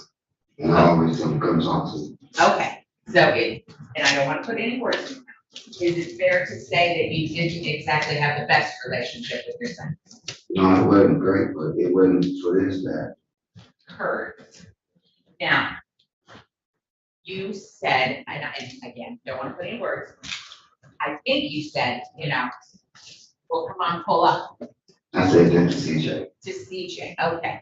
And when you said, and again, sorry. No, let me rephrase that. I told the Mariam pull up at the top. CJ, when he started passing the gun, I told him, pull up, you know where I'm at. Okay, now. I practically told both of them to pull up. Like, one time, the Mariam pull up, and CJ got the threat and talking about, I dropped shit. That's when I said, you know where I'm at, pull up. Okay, and so, and again, forgive me. Again, the lingo, I just want to make sure I'm understanding. When you say pull up, are you willing to, at that point, are you thinking a fist fight? Like, argument, I ain't think it was gonna go to no gunplay or nothing. Understood. That was the last thing on my mind. Okay, because what, when I'm looking at the video, you sort of took your jacket off and hustled on over there, so you were prepared at least for a fist fight or, I don't want to talk over you, but sort of you were willing to both throw a few, take a few. Okay. Like fighting out, like, yeah, you're right. I didn't get shocked when you see him with the gun. Understood. Now, you said that, and forget, do you know, are you familiar with guns? I mean, I'm familiar with, I don't know them like that. You're not a collector, Right. but you've seen a fair I know the share. kind of them. Okay. What kind is what? So you've seen a fair share, is that? Yes. Okay. And do you know what caliber a Draco is? You call it a 223, but an automatic rifle. Okay. And then the 40 cal is obviously. That's a handgun. Okay. Now.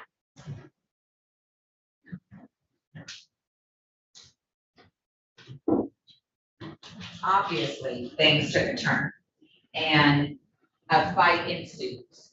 When you walk over, strike that, I'm so sorry, need to back up a bit. You and John and Joe are in the white car, right? Yes. Okay. And you're just hanging, right? We sitting there talking about what happened. I was on the phone with them and we was going to pull off and I seen them come. I said, wow, look, they're coming up the street.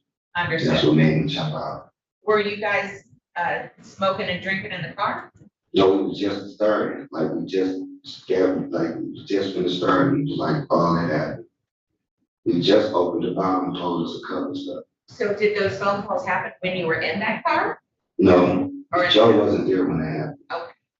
So you guys head out to the car, hang out in the car for a bit. Yes. And it just so happens that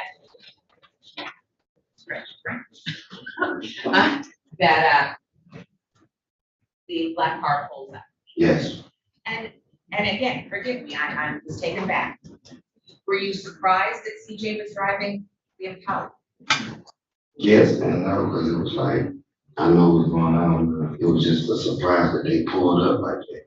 Okay, because I thought you told us that you were kind of upset, like, why on earth is he driving the car?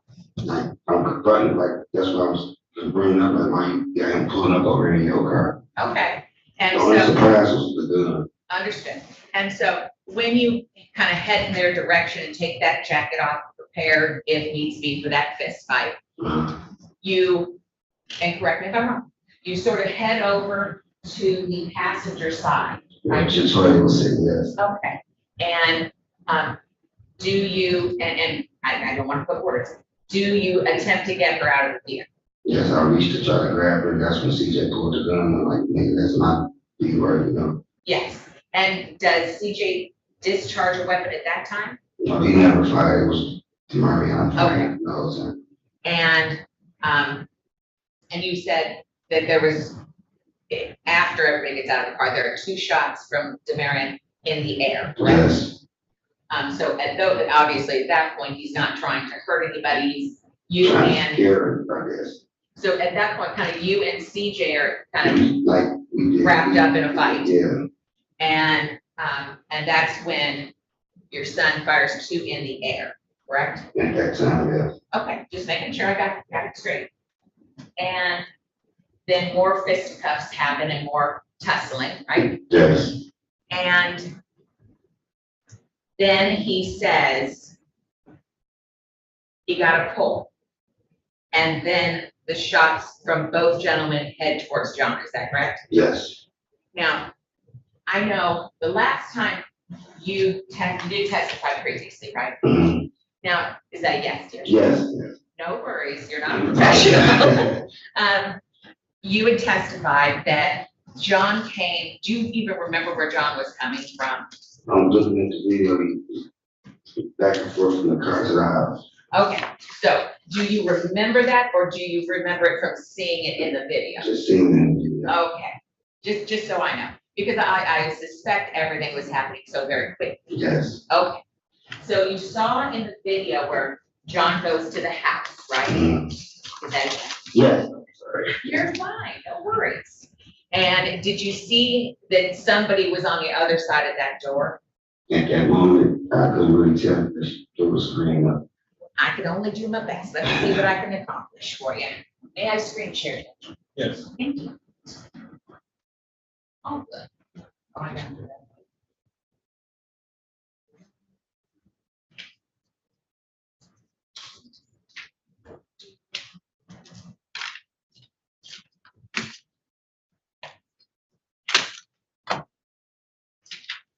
Happy.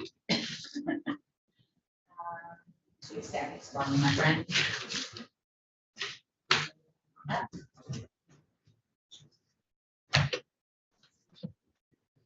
Okay, so this is the second video, so that would be.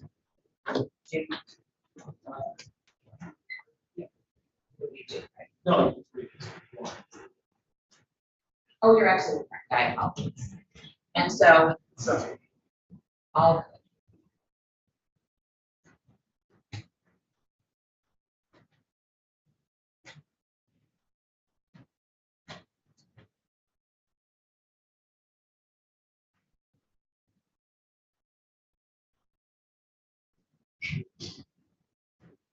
Now, I'm gonna stop the video here at 7:17. The gentleman crossing the road, that's gonna be John, right? Yes, Jonathan, yes. Okay. I'm so sorry, is it Jonathan or John? Jonathan, but we call him John. Okay, I just didn't want to. Okay. And starting again at 0:17. Am I correct in saying if you're looking up at the top by the door, did you see somebody sort of peek their little head out? Yeah, I can see that. Okay. Do you know who that might have been? It was quite a few people there. So I don't know who was that in the door. Understood. Judge, just for the record, I don't have a problem with her using this video. It looks like it's a very accurate copy of People's Exhibit 3, but I would just note that there's no sound playing. The sound doesn't share the sound in this video. It's just one. Cheers. I had it back out. Yeah, it's fine. Or if yours is still up, play yours. How's that? It's sweet.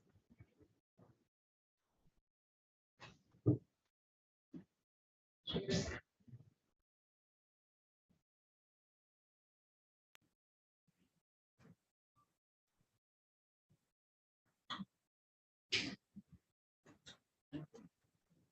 We'll start.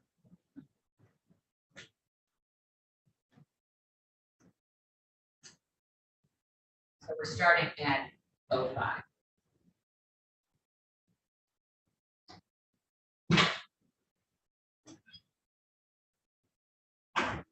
So Jonathan runs back over, somebody's on the porch. Now, stopping at 022. You don't, obviously, at the time, too many things are going on for you to know if anything was exchanged at the door, fair? Right. I didn't know what he was saying. I had to go. Understood. And so, because you're busy, you're not really paying attention, but you can see in the video, at least something is happening on the porch. Is that fair to say? Right, yes. And starting again. And stopping at 0.25. when Jonathan steps off the porch, he's kind of in a bit of a hustle, is that fair? Yes. And he's heading towards the fray. Okay. Now, I know the last time you testified, friend, you had indicated that you thought Jonathan was coming to break up the fight. Is that fair? Yes. Is it fair to say that you would agree with me that that is your point of view, fair? Yes. From others' point of view, you would agree with me, it could look like Jonathan's trying to join the fray. Objection, Judge. She's asking to testify what others' point of view might be. Sustain. Would you agree with me there is a possibility of a different point of view? Objection, Judge. Same objection. I get the point in this, Ms. Thank you. And so Jonathan's coming that way, Yes. correct? And that's when your son said he got a pull. Yes. And that's when the barrage of bullets go Jonathan's way. Is that fair? Yes. And starting the video. And I don't want to re-traumatize you, I really do.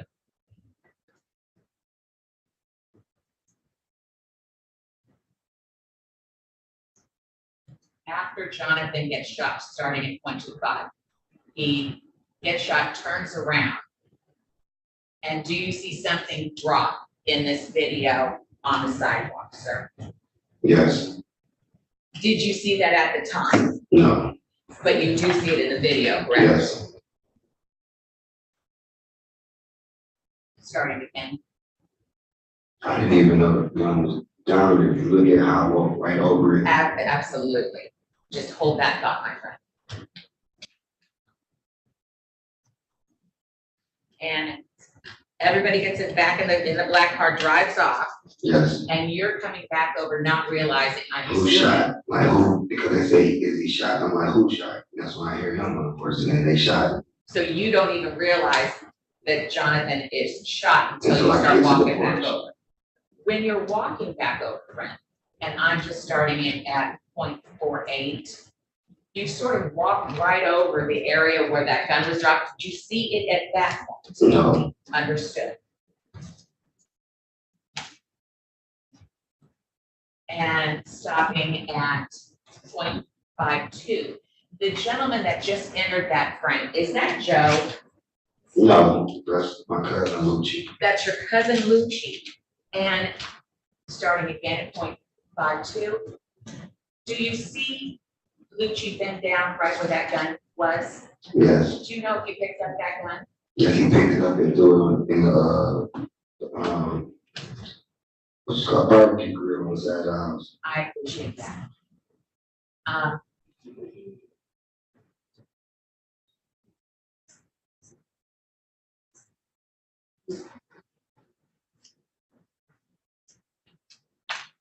I know prosecution asked you if you were carrying a gun that day, and you didn't take it down. No. Do you normally carry a weapon? No. Has your son ever seen you with a weapon? Yes. And is that weapon a gun? Yes. Has your son seen you discharge a weapon? No. Understood. And I know you were asked this previously, you have been convicted of crime of theft or dishonesty in the past 10 years, that being the Commercial theft. the chop shop and the receiving and concealing, is that right? Yes. I appreciate it. Thank you so much, sir. And I'm very, very sorry for the loss. Thank you. Go, Judge. Thank you, sir. You may step down.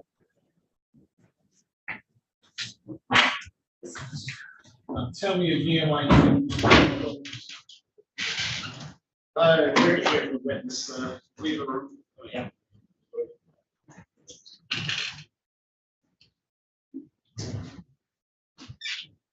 Well, Judge, I did want to call her last time that we were here. If you may recall, Jay Grantler was appointed to represent her at that proceeding. Unfortunately, not show up. Since a court date or something. I guess what I'm asking for is an offer of proof. My offer of proof is that you will hear from an individual that was in that vehicle that tell us what happened before and after the shooting. So what I have is I have a gentleman who was in the fray with the defendant as well as a co-defendant. I have a video. What more do you need? I believe it would be helpful to hear her story, but I understand the court's position. Helpful to what? Prosecution. I mean, in what way? We have defendant charged with second degree murder, felony firearm, right?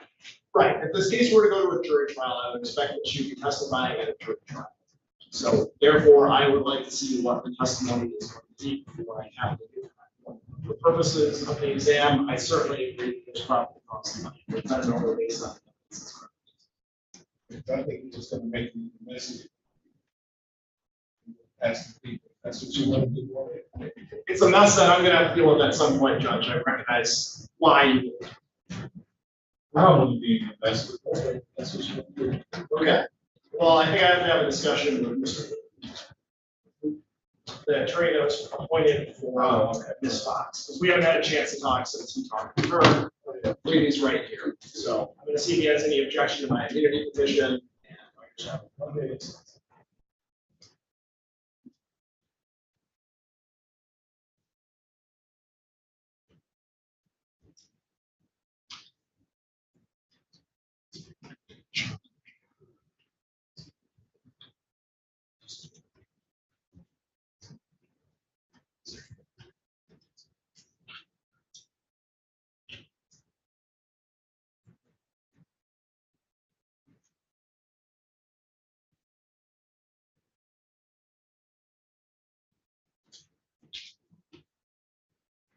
Okay, Judge, at this time, prior to Ms. Fox's testimony, people will be moving for use immunity for Ms. Fox for the limited purpose of whatever testimony she offers today, and that testimony may not be used in future proceedings against her.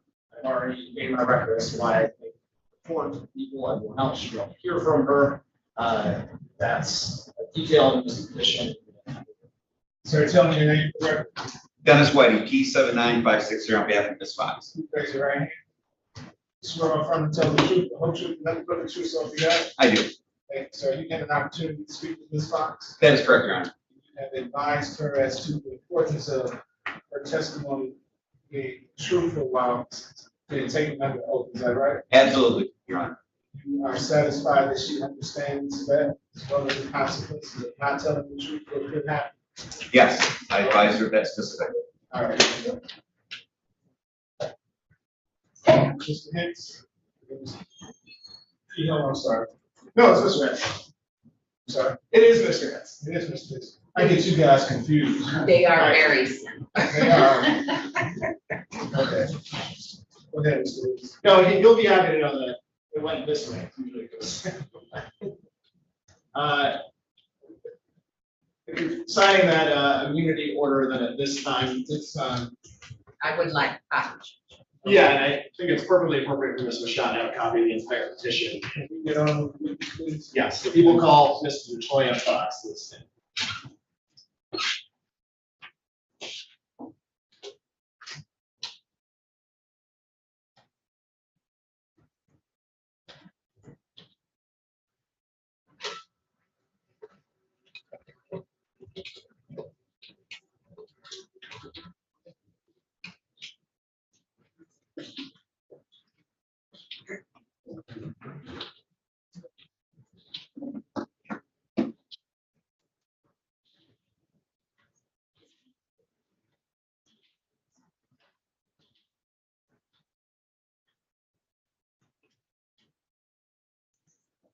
Please raise your right hand, ma'am.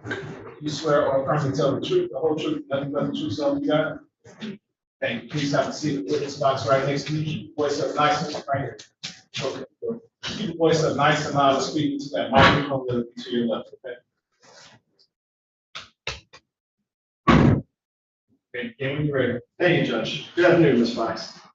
Good afternoon. Could you please state your name again for the record? Just for me, Fox. And are you employed? Yes, I am. How are you employed? Get the mic a little closer to your mouth. Please. Thank I work for Kids for Autism. And do you know a Charles Hargrove? Yes, I do. How do you know Mr. Hargrove? We have a relation, And how long have you known him for? 2 years. And I'm not trying to get into the details of your personal business, but just how would you describe your relationship with him? He's like we balance each other out. So a dating relationship? Yeah. And you know Damarian? Yes, I do. How do you know him? I call him my stepson. That's Charles' son. And how long have you known him? Same amount of time I've known Charles. Do you see him in courtroom today? Yes, I do. Where is he seated? Next to his attorney in the blue, green jumper. I would ask him to record reflect the identification. So what about a Charlie Mark? Yes, I do. How do you know Mr. Mark? My son's best friend. Does he go by any other names? DJ. And how long have you known Mr. Mark for? Since December of last year.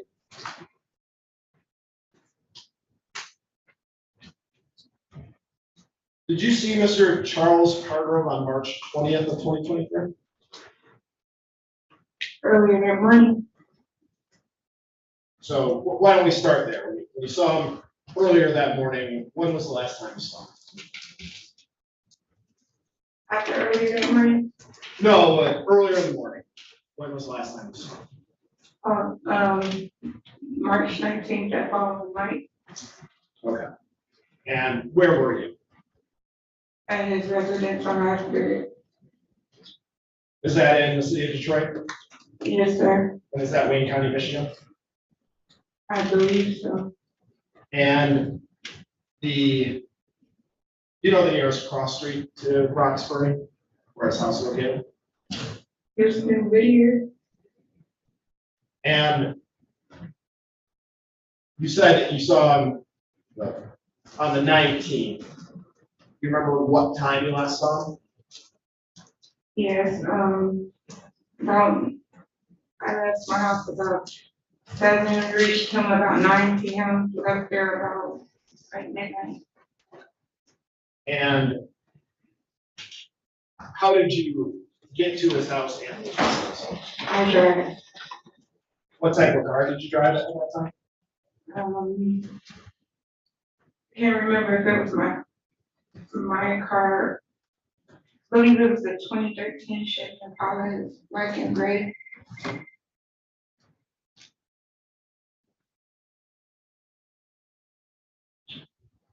What was going on between you and Mr. Hargrove at that time? That night? Yeah. I had came over with a bunch of Nike suits, I sell Nike suits. I sold some to his friend. We were upstairs talking together. I said about 12 midnight. And did you speak to him again on the 20th? Yes, I did. What happened? That after 12, I think I went back over there about 3, if I'm not mistaken. I was supposed to bring the Nike suit back, but I had bought the wrong size. You said you went over there about 12? If I'm not mistaken, I'm sorry. No, I said I left about like midnight, and I went back over there about 3 in the morning because I was supposed to bring back a Nike suit to sell, but I grabbed the wrong size. Okay. So did you leave again or what? Yes. When's the next time that you either spoke or saw Mr. Hargrove? He called me on March the 20th and asked me about the Nike suit. What happened during the course of that? Let's talk, since we have two Mr. Hargroves, let's specify which one we're talking about. Thank you, Jen. Well, I spoke with Charles, and he was asking me about the Nike suit that I was supposed to bring back. I had told him I didn't remember the size, and I had asked him the detail And then he heard his son, Demari, in the background, and it kind of escalated from there. What do you mean it escalated? Wow. He was like something about, that's Demari in the background or something. Demari, yeah, that's me. And then Charlie spoke, and that's when Charles was upset, because I guess he didn't know Charlie was there. That's Mr. Martin that you're referring to? Correct. Was there some point when Mr. Martin got on your phone? The phone was on speaker. And did you hear either Mr. Martin or Demarian Hargrove make any statements towards Charles Hargrove? My son was just like he was gonna beat his daddy BA, and Charlie was just like the background person. Okay, so what is Demarian saying? I didn't really understand what you said. I guess him and his dad had an altercation where something happened. He was telling his dad he was out, and he ain't got nothing to say to him. Then it went from he loved his pops, he went hurt his pops, but he ain't got nothing to say to him. And then, like I said, Charlie was just in the background talking. Was there ever a FaceTime between the four of you? Yes. What time did that happen? I don't recall, but I believe it was around this time. I mean, not this time, around the time where they were all on the phone. So, because it was on speaker, it was on FaceTime. So, kind of all together, kind of blends together, this conversation. Yes, sir. And do you recall anything about that FaceTime? Yes, they were getting into it. I kept telling my son, let's your daddy, I don't care about none of that.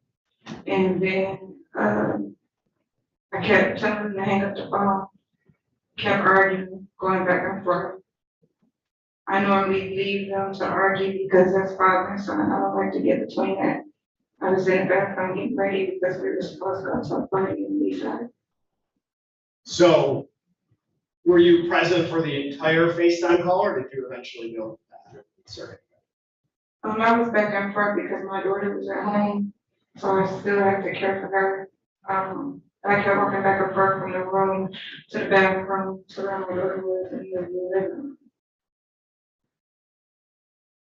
And at any point during the portions of that conversation that you overheard, did you hear anyone making threats against anyone else? They both were, Charles. Sorry, I always say that, they both, did you specify who they? Yes, Charles Hargrove and Charlie Martin. So they were making threats back and forth to one another? Yes, it was like a heated debate, argument. Did Charlie Martin have anything in his hands during this call?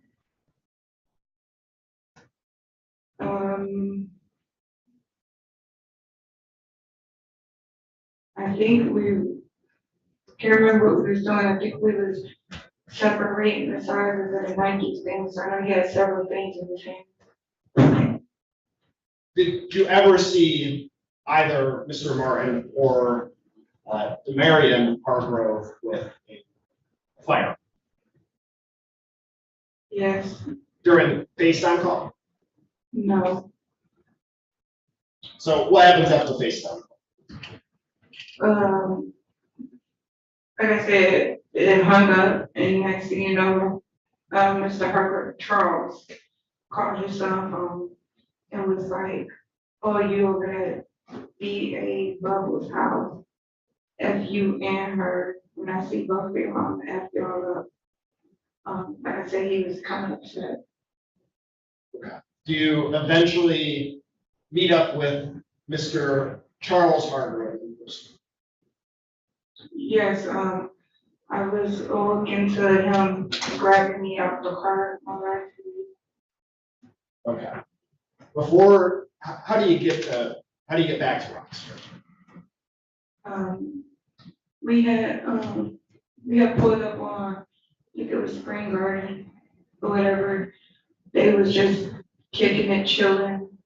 I don't know or remember if a phone call was made again, because I don't know how we ended back on Raspberry. I just thought I was waiting outside because there was a lot of men out there. And I was in the car. Next thing you know, I know we was pulling up on Raspberry because of speed bump. That's how I actually knew where we was at. I woke up to the new speed bump. And then Hold on one second. You used they and me a couple times. Who's in the car? it's me, my son, me, Demaria, and Charlie. Okay. And prior to arriving back at the Roxbury house, did you hear either Charlie Martin or Marion Hargrove talk about it?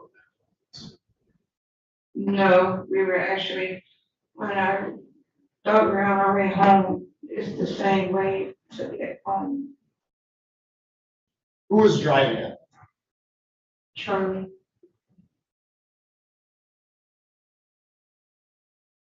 Okay. And when you get there, what happens? When we get there, I said, looking by Mr. Charles Hargrove, trying to choke me out and dragging me out the car. I remember him saying, you pulled up with them B-word, and Mr. Martin was like, don't touch her, don't touch her. And he was like, what you gonna do about it? Well, I'm sorry, Charles was like, what you gonna do about it? You wanna fight about it? And then Charlie and them got to fighting, and I guess it was agreement. I jumped in the middle of Charles' side because Charlie and Demario kind of, I felt like they were jacking him because Demario was kicking on the ground, so I jumped on top of Charlie. Okay. So if I could break that down a little bit. You said you felt like Charles Hargrove was choking you out. Can you specify what he was doing? He did. We pulled up. He was walking across the street. I believe he took off his coat or something. He opened the door, my door, which was the passenger door. And he put his hand around my neck and was choking me, taking me out the car. Okay, and eventually, what happens with respect? And then after that, the fight broke out. If you could just break it down for me to the best of your recollection. He's pulling you out of the car, choking you out. So like I said once before, after we put me on the car, Charlie was like, don't touch her, don't touch her. He was like, what you gonna do about it? Mr. Charles Hargrove did. And then he was like, you wanna fight about it? And I guess Charlie said yes, or Mr. Hargrove, or just Charles said yes, because on the, they broke out into a fight. And to you, it appeared like it was a mutual fight between the two of them? Yes. And then what did Demarian do when that fight broke out? Well, I believe Charles was on top of Charlie, which is Mr. Martin. And Demarian went over and kicked his daddy in the head. Or stomped him like that. And I was screaming, stop, stop. And I jumped on top of Charles, which we call Tank. I jumped on top of him. So they were kicking me and stuff. Okay.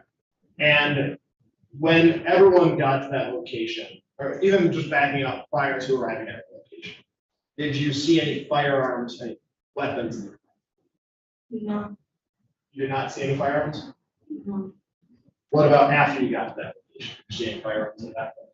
Yes, once they jumped out, it was a good bag getting passed or something. And then I guess my son took one in his private area.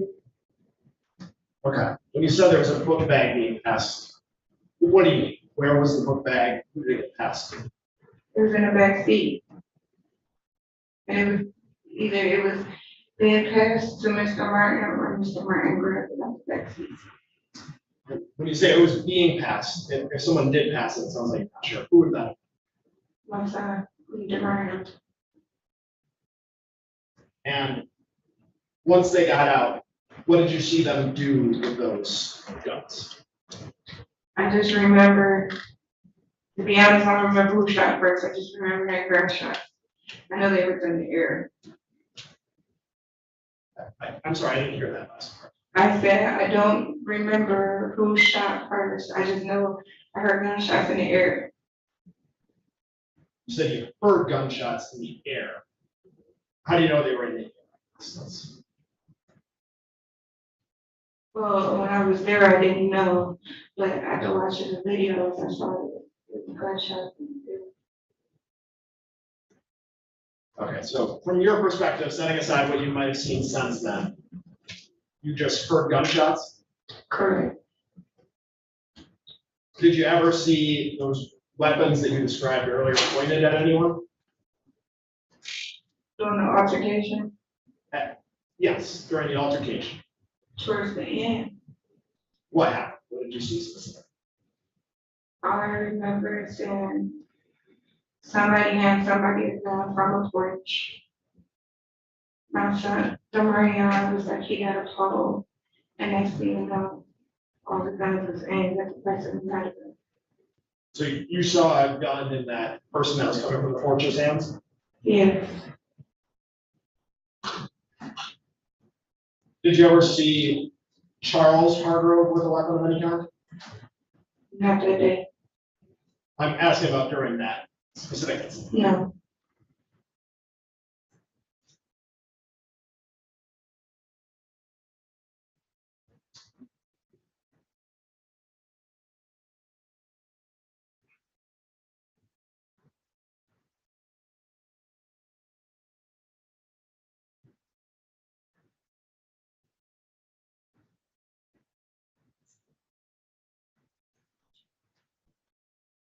Did you ever see either Mr. Martin or Demarion Hargrove point a weapon at Charles Hargrove?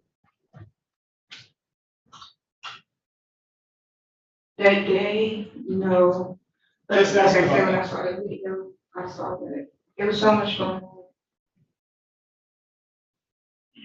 But you have no reason to dispute that happened? Objection, that calls for speculation. I'm asking.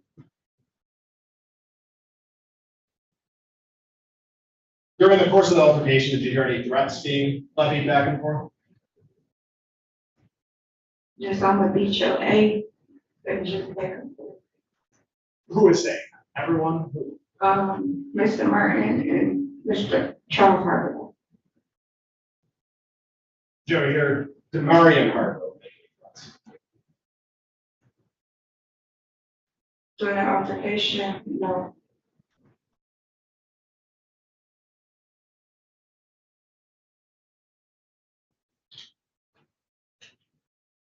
You previously gave a statement to the Detroit Police Department in this matter. I wouldn't say it was a statement, but, they asked me questions. Were you completely truthful during the course of that? No, I told them I didn't know nothing. And that obviously wasn't true. True. One.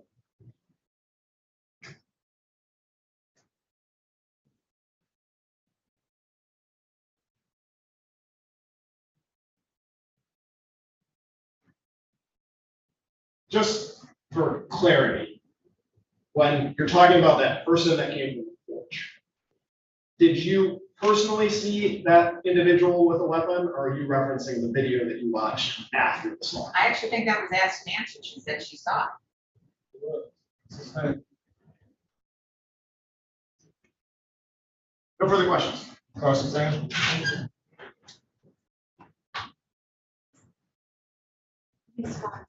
Hello, if I ask you a question that you don't understand, you just flag me down, I'll rephrase it, okay? Yes, ma'am, thank you.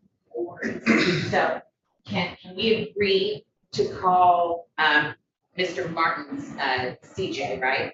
Just so we know we're talking about the same people? Yes. Okay, and then,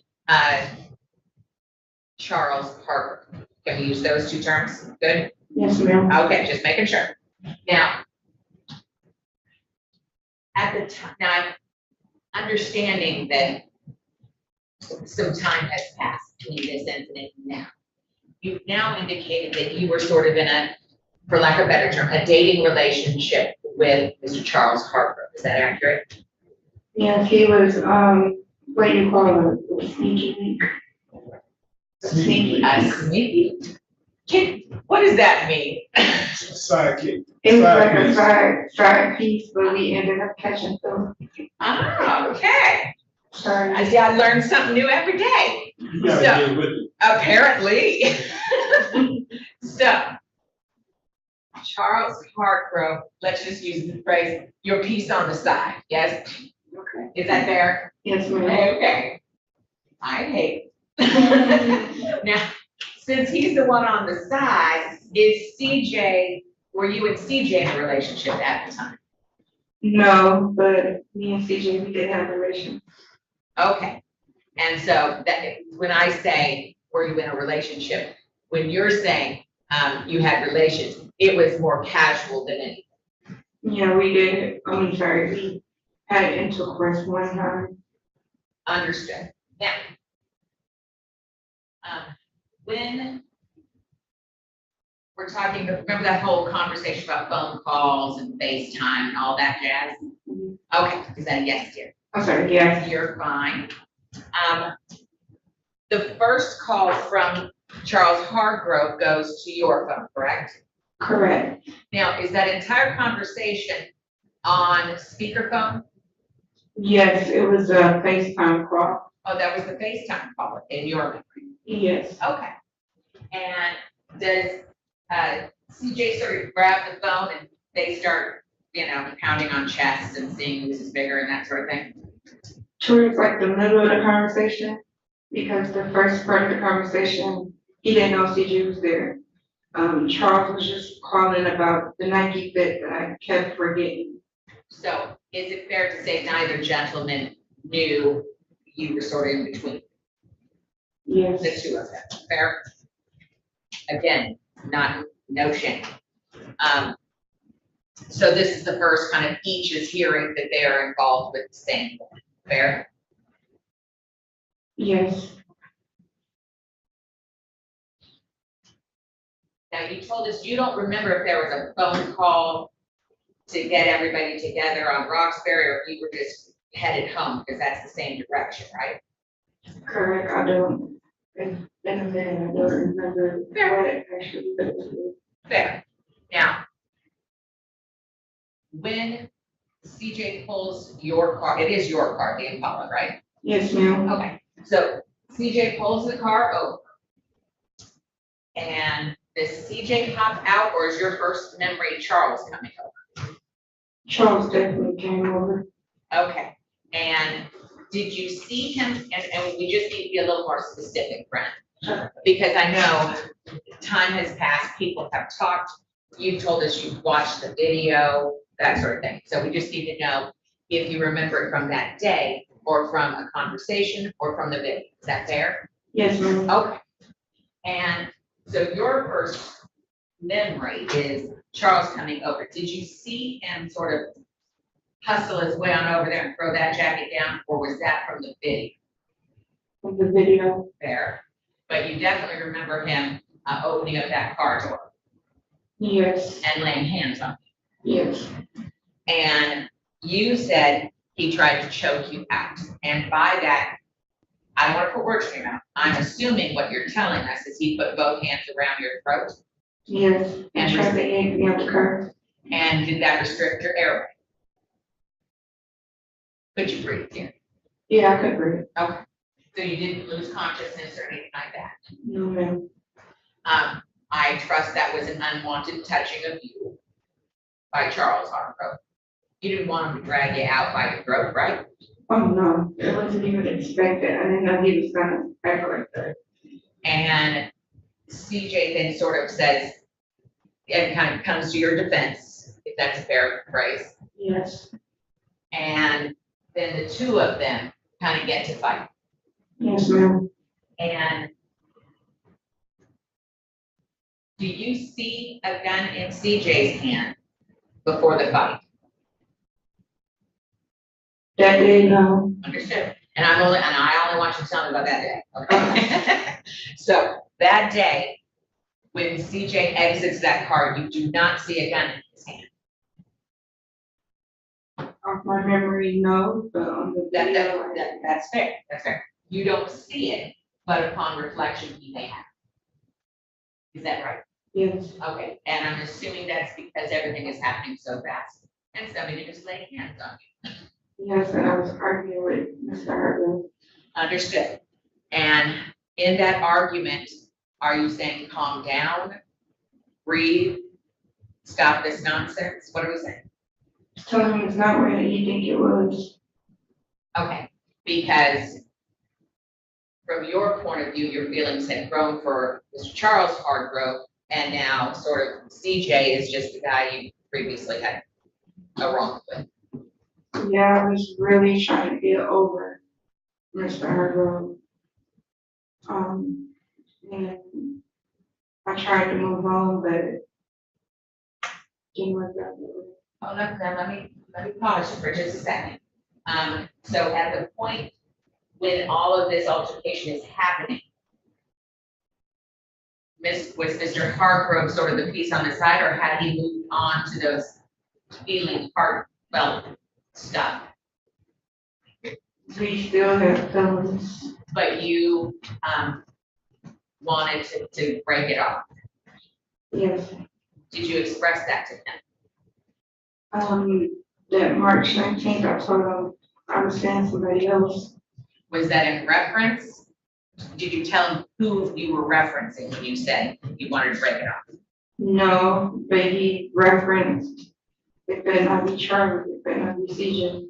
Okay. And I'm assuming you were hoping he would find out either. True. Because obviously things could jump off because they were friends at the time. Fair? Fair. Okay. Now, while the fisticuffs are going on, the fist fight between Charles Hargrove and CJ, that when, and I'm just going to refer to him as your son, okay? Because you obviously have feelings.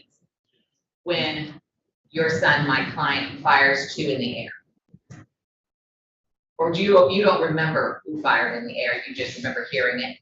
Yeah, and I saw the video. And then you saw the video confirming in your mind, based on your memory, that the person who fired in the air was your son. Yes. Okay.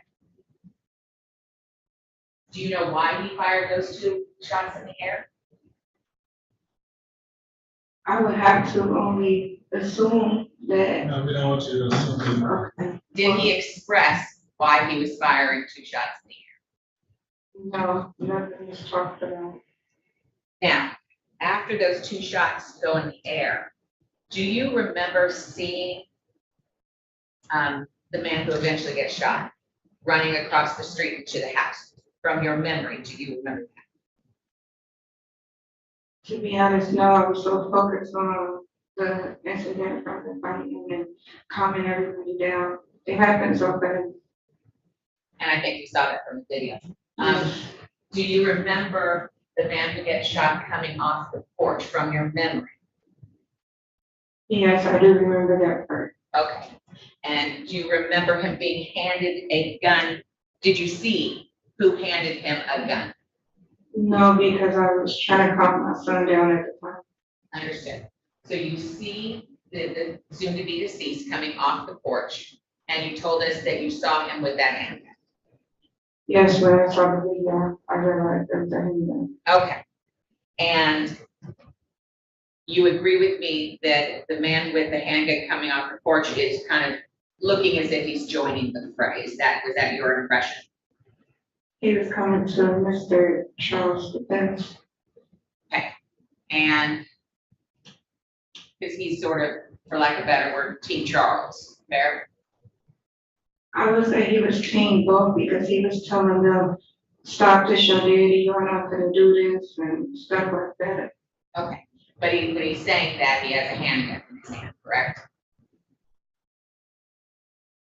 From my memory, no, from the video, yes. Okay, and when he's coming off that porch with that handgun, that is when Demarion says he got a pull. Yes, I remember them saying. And when we say he got a pull, that means somebody's got a gun, correct? Correct. And then all of the guns, well, the two guns, one Mr. Demarion Hargrove and the other CJ, turn in the direction of the man who has the gun and each fires at that man who's coming at them with the gun. Yes. Yes, it was aimed towards the heart. The people firing on him, on the deceased, correct? Correct. Thank you. I just don't know. When you talked to the police originally, why did you say you didn't know? To be honest, I never been in trouble before. I was scared, nervous, and then I'm not from Detroit, so I kind of know a little bit about the street code, knowledge the first 48. So I just kept saying I didn't know. And you're kind of between these two men, Yes, and your son is at that scene too. I'm for sure. I thank you, ma'am, for your. Can you read your right? Sure.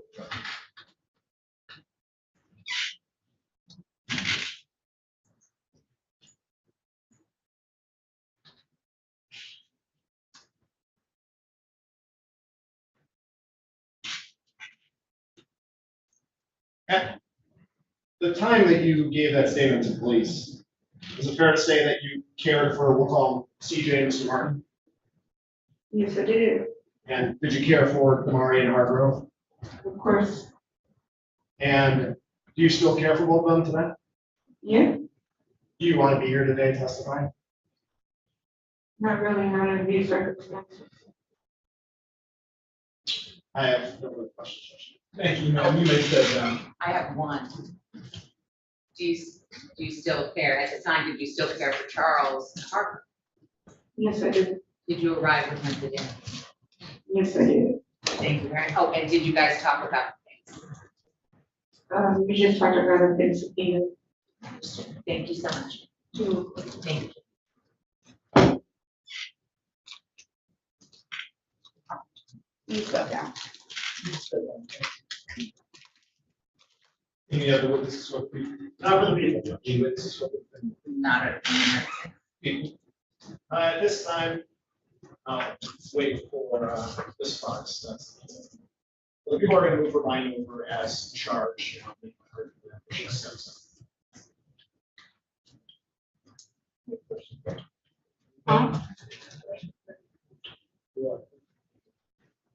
The immunity agreement, she has no copy.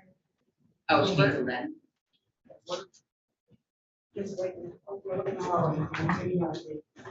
And let me give her attorney a copy of the community.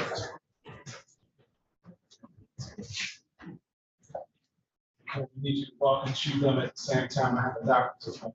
Okay. I'm sorry, Judge.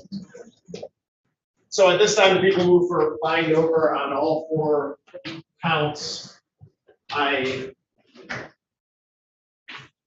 believe the only real argument that can be made here is one of self-defense or defense of others. And there's really claims of self-defense and defense of others that go back and forth on both sides of the equation here. It seems clear to me from the evidence that was presented, regardless of if you believe Ms. Fox's testimony or you take Mr. Charles Hargrove's testimony, that at every moment along the continuum that led to Mr. Wade losing his life, the defendant, I'll just focus on Damari and Hargrove, his friend CJ, escalated the situation. They brought guns to this location beyond dispute. They stuck guns in Mr. Charles Hargrove's face as he was engaged in some sort of mutual combat with Charlie Martin. They fired shots in the air at various times, as you can see on the videos that were presented here today. And Mr. Wade responds as, I don't think most of us would, but as any brave friend might, in seeing his friend getting jumped by his son and son's friend, he arms himself, he approaches them and says, hey, stop beating on your daddy, let's end this. Something that he absolutely has the right to do after Mr. Charles Hargrove has had 2 separate guns stuck in his face, shots have been fired in the air. At that point, both the defendant that's before you and Charlie Martin turned and fired multiple shots at the victim. That, of course, is sufficient for second-degree murder, because firing shots in their direction meets any of the 3 elements, any of the 3 problems that intent or second degree. So, based on that, I would ask for a money request. Very quickly, Judge, obviously, it's an issue of self-defense, which I appreciate you might not be able to go passing on. However, I do wish to point out to the court that had Mr. Hargrove intended to kill people over there, he certainly could have done so. In fact, he chose to preserve life by firing 2 shots in the air. I would submit, and I think it's clear, to separate both CJ and his father from the fisticuffs they were in. And so I don't like the idea that you're discharging a weapon to get their attention and break them up. However, his intent is not to murder somebody.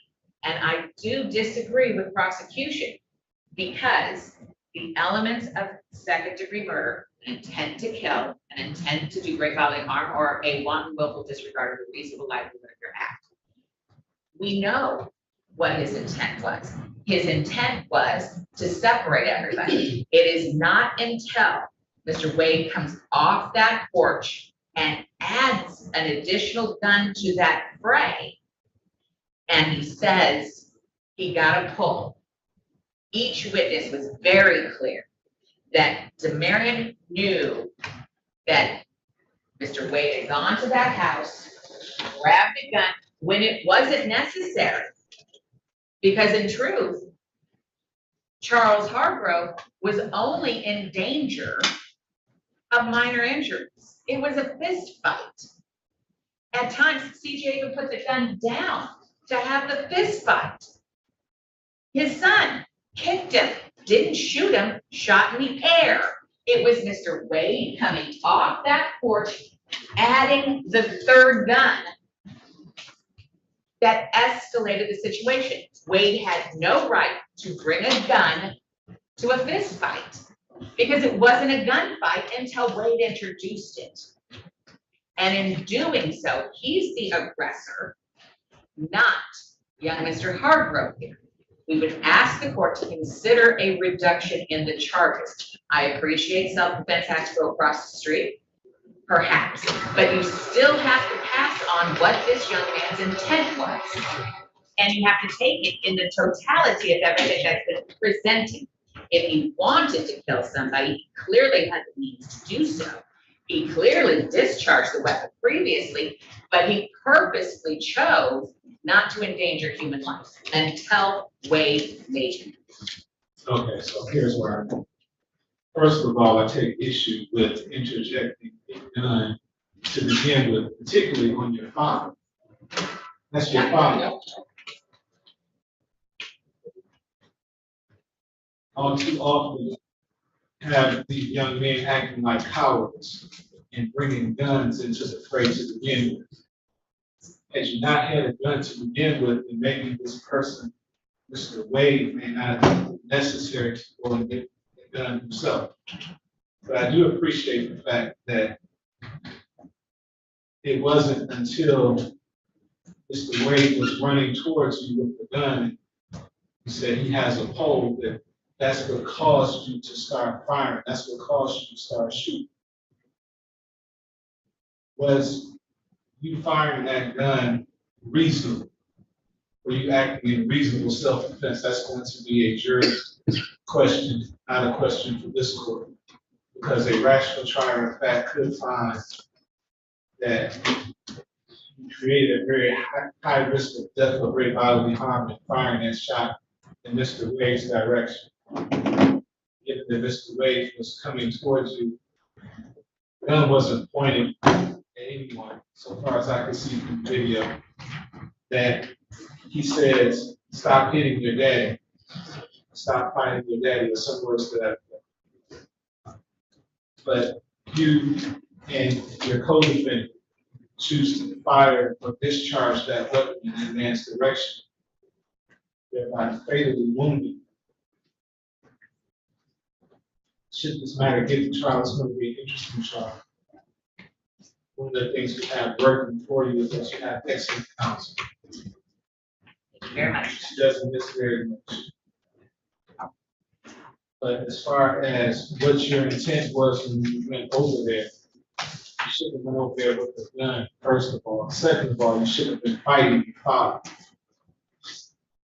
Tell me you went fighting your father. I saw it. I saw it with my own eyes. Who might have believed you or my lying eyes? I'm going to choose my lying eyes this time.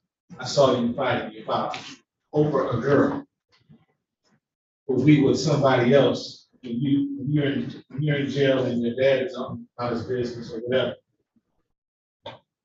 While you sit in jail and then another man lost his life. Unfortunately for him, or should I say fortunately for him, didn't have any dealings with this young lady. Now he's gone. You have to make some better choices around it sometime. Anyway, after all that, the court is satisfied that the very probable cause as it relates to the charges contained in the complaint one. The court finds those charges were committed in the city of Detroit. The court finds there is probable cause to believe that you committed. The court will therefore bind the defendant over to Wayne County Third Circuit Court Criminal Division for further proceedings. His arraignment on information date and time will be August 31st, 2023 at 9:00 a.m. Would the court be gracious enough to order pretrial services reviewed? I can do that. I will request pretrial services for final recommendation. Thank you so much, Judge. And a lovely day to you and your staff. I'll talk to you later. You're trying to see, right? Thank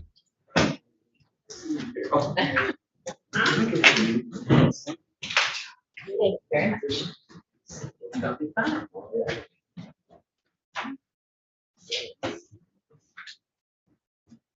Yeah, I want to get a meeting.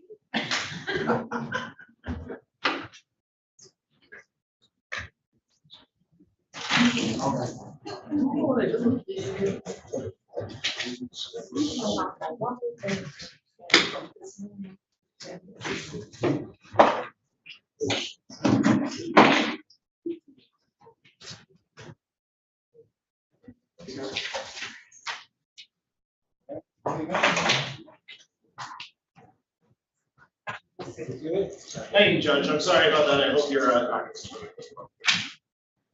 I should be there in plenty of time. I should be good. Yes, have a good day. Take care. See you, Judge. Use piece of paper. Yes. yeah, just give me 1 second. Thank you. No. Father and CJ and kid just happens to be. Yeah. Not biological. Because she and Charles Harper, first witness, were together for so long. Yeah. That's exactly. So he calls her mom and she calls her. All of that. Very She was messing around with his son's friend. Yeah. Wow. There you go. Sorry, I went to make it one more time. Here's a lot. Here, I got you. Give it. You give it here, I got you. Oh, What thank did you she so call much. it? She didn't say. Legally. That's what they call it. Sneaky link. Don't worry, she'll be I'm repeating that. surprised y'all know what ops is. It took me a long time to figure that out. What? Ops, What's opposite? like a candidate. Opposites. It's opposition. See, she don't even know. That's what they be bragging about that guy. Yeah, you is getting up. But I feel bad for her, because she's in a horrible position, but she sort of put herself there, like literally. And you might not agree with how I handle that. And If I I expected to go to church. No, he said. He said, pull up. He said he got a. He got a pole. Yeah. He got a pole. Oh, Yeah. A pole. Oh. P-O-L-E. P-U-L-L or what? P-O-L-E. Pole. Oh, pole. I thought you were saying. So there was discussion about pull up at one point, Yeah, but that was separate. But I always say, oh, no, that means he can't. Yes.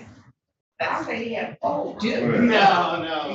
Not proceeding, it's not the street. I ain't know how to be. Listen, I have an urban dictionary and everything. Oh my I don't God. know what the heck you're saying. Doing changes all the time. That too. I remember the first time I heard somebody say, I was on some Molly and lean. I'm like, Oh, what I is it? know Molly, but I'm like, what the fuck is lean? Oh, syrup and Sprite. Oh, When they had those double cups. Oh, the thing still on? Just kidding. I'm fine, thank you. Awesome. Have a great one. You too. See you later. All right. Thank you.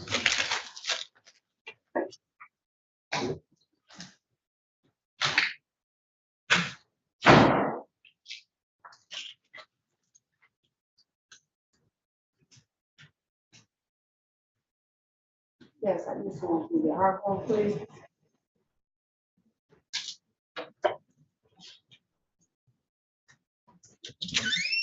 Huh?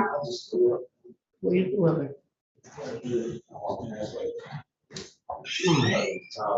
Huh? A towel? It threw up. You dumb man. The kid did? What? Seymour, the young man threw up on the stuff too up here. Well, he in the, no, he in the holding cell right here outside the court. Can you do me a favor though? I'm gonna have your, officer, the paperwork on red, but can somebody put your hard paperwork on me so I okay, you got it? 2, 3, 4, but he's ready to go. I'm not gonna leave him until somebody can do it. So we got 6. Mhm. That or worse.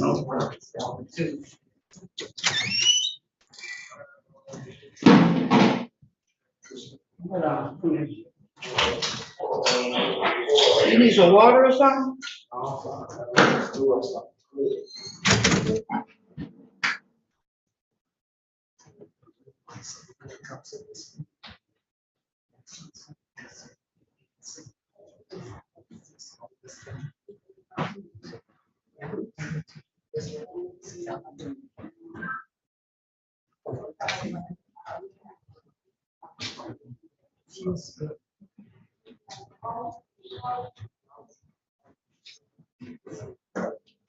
I gotta let it go.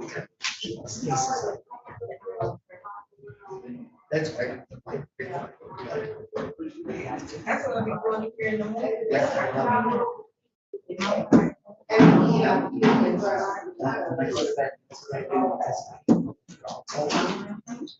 know? You don't want me to do anything for you? Lisa? No. The officer gonna come and get the paperwork. Okay. Cause it's gonna be a minute, ain't it? Well, they 500,000 cash surety.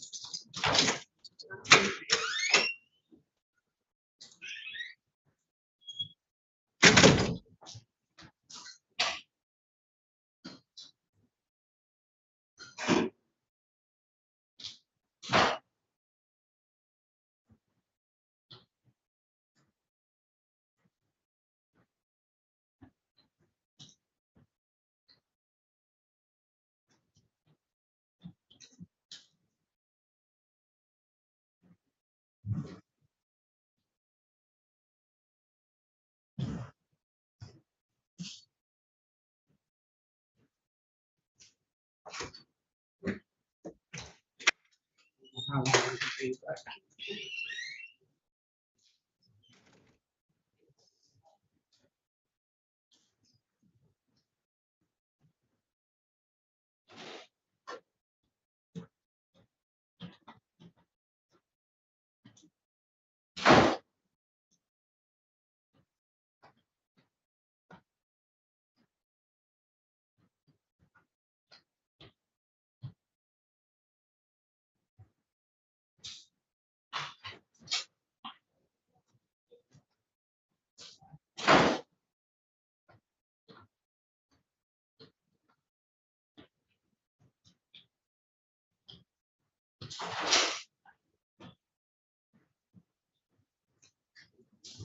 And I'll talk to housekeeping. So.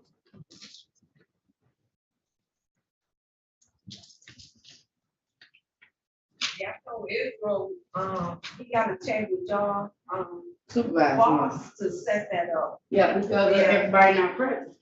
I told him, me and Judge King, you can do us anytime.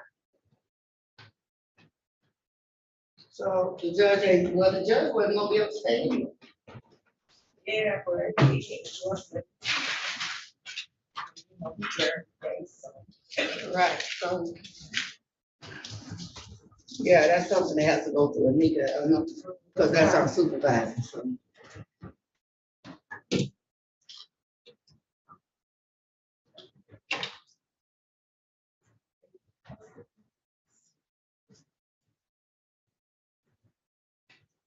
They don't come get this one.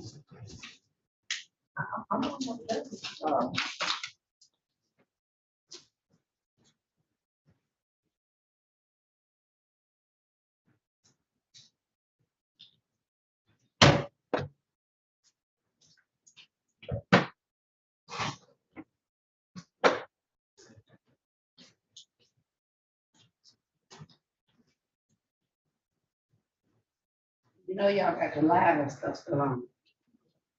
Oh, just kidding. Yeah, this is so quick.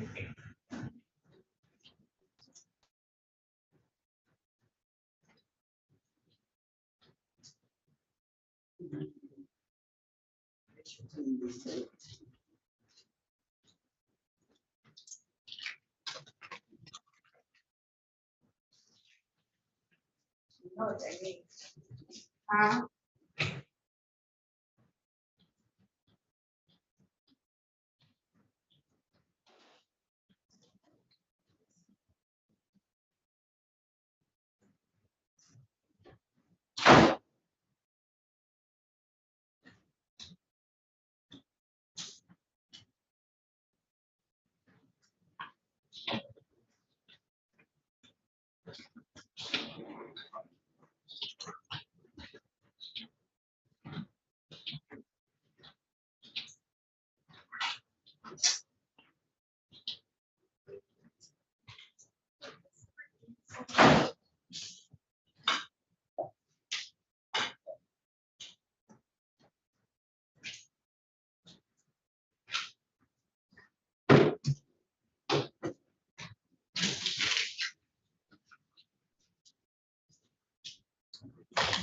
Your paperwork doesn't have to tell me, right?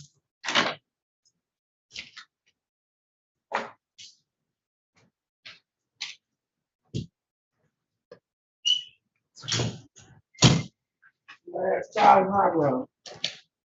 Yeah, hello. You do? Hello, Seymour said something about picking some paper up. Yeah, I'm just gonna bring it down, she get it together now. Oh, okay. No, it has Charles Hargrove name on, but if it's not on there, I can Okay, write it down. paperwork? Yeah, all right, thank you. You're welcome. You said what? Your paperwork don't have tether, right? No, it says do not have contact with Charles Hargrove. Okay. Is that the Yeah, only? that's what I got.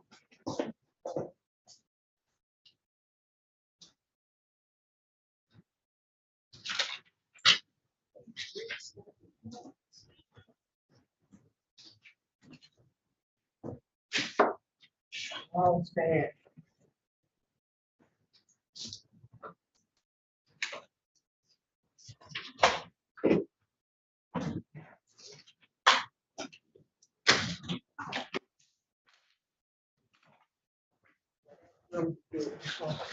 Huh? Trying to get the remote and use. Yeah. It was a sad case though, horrible.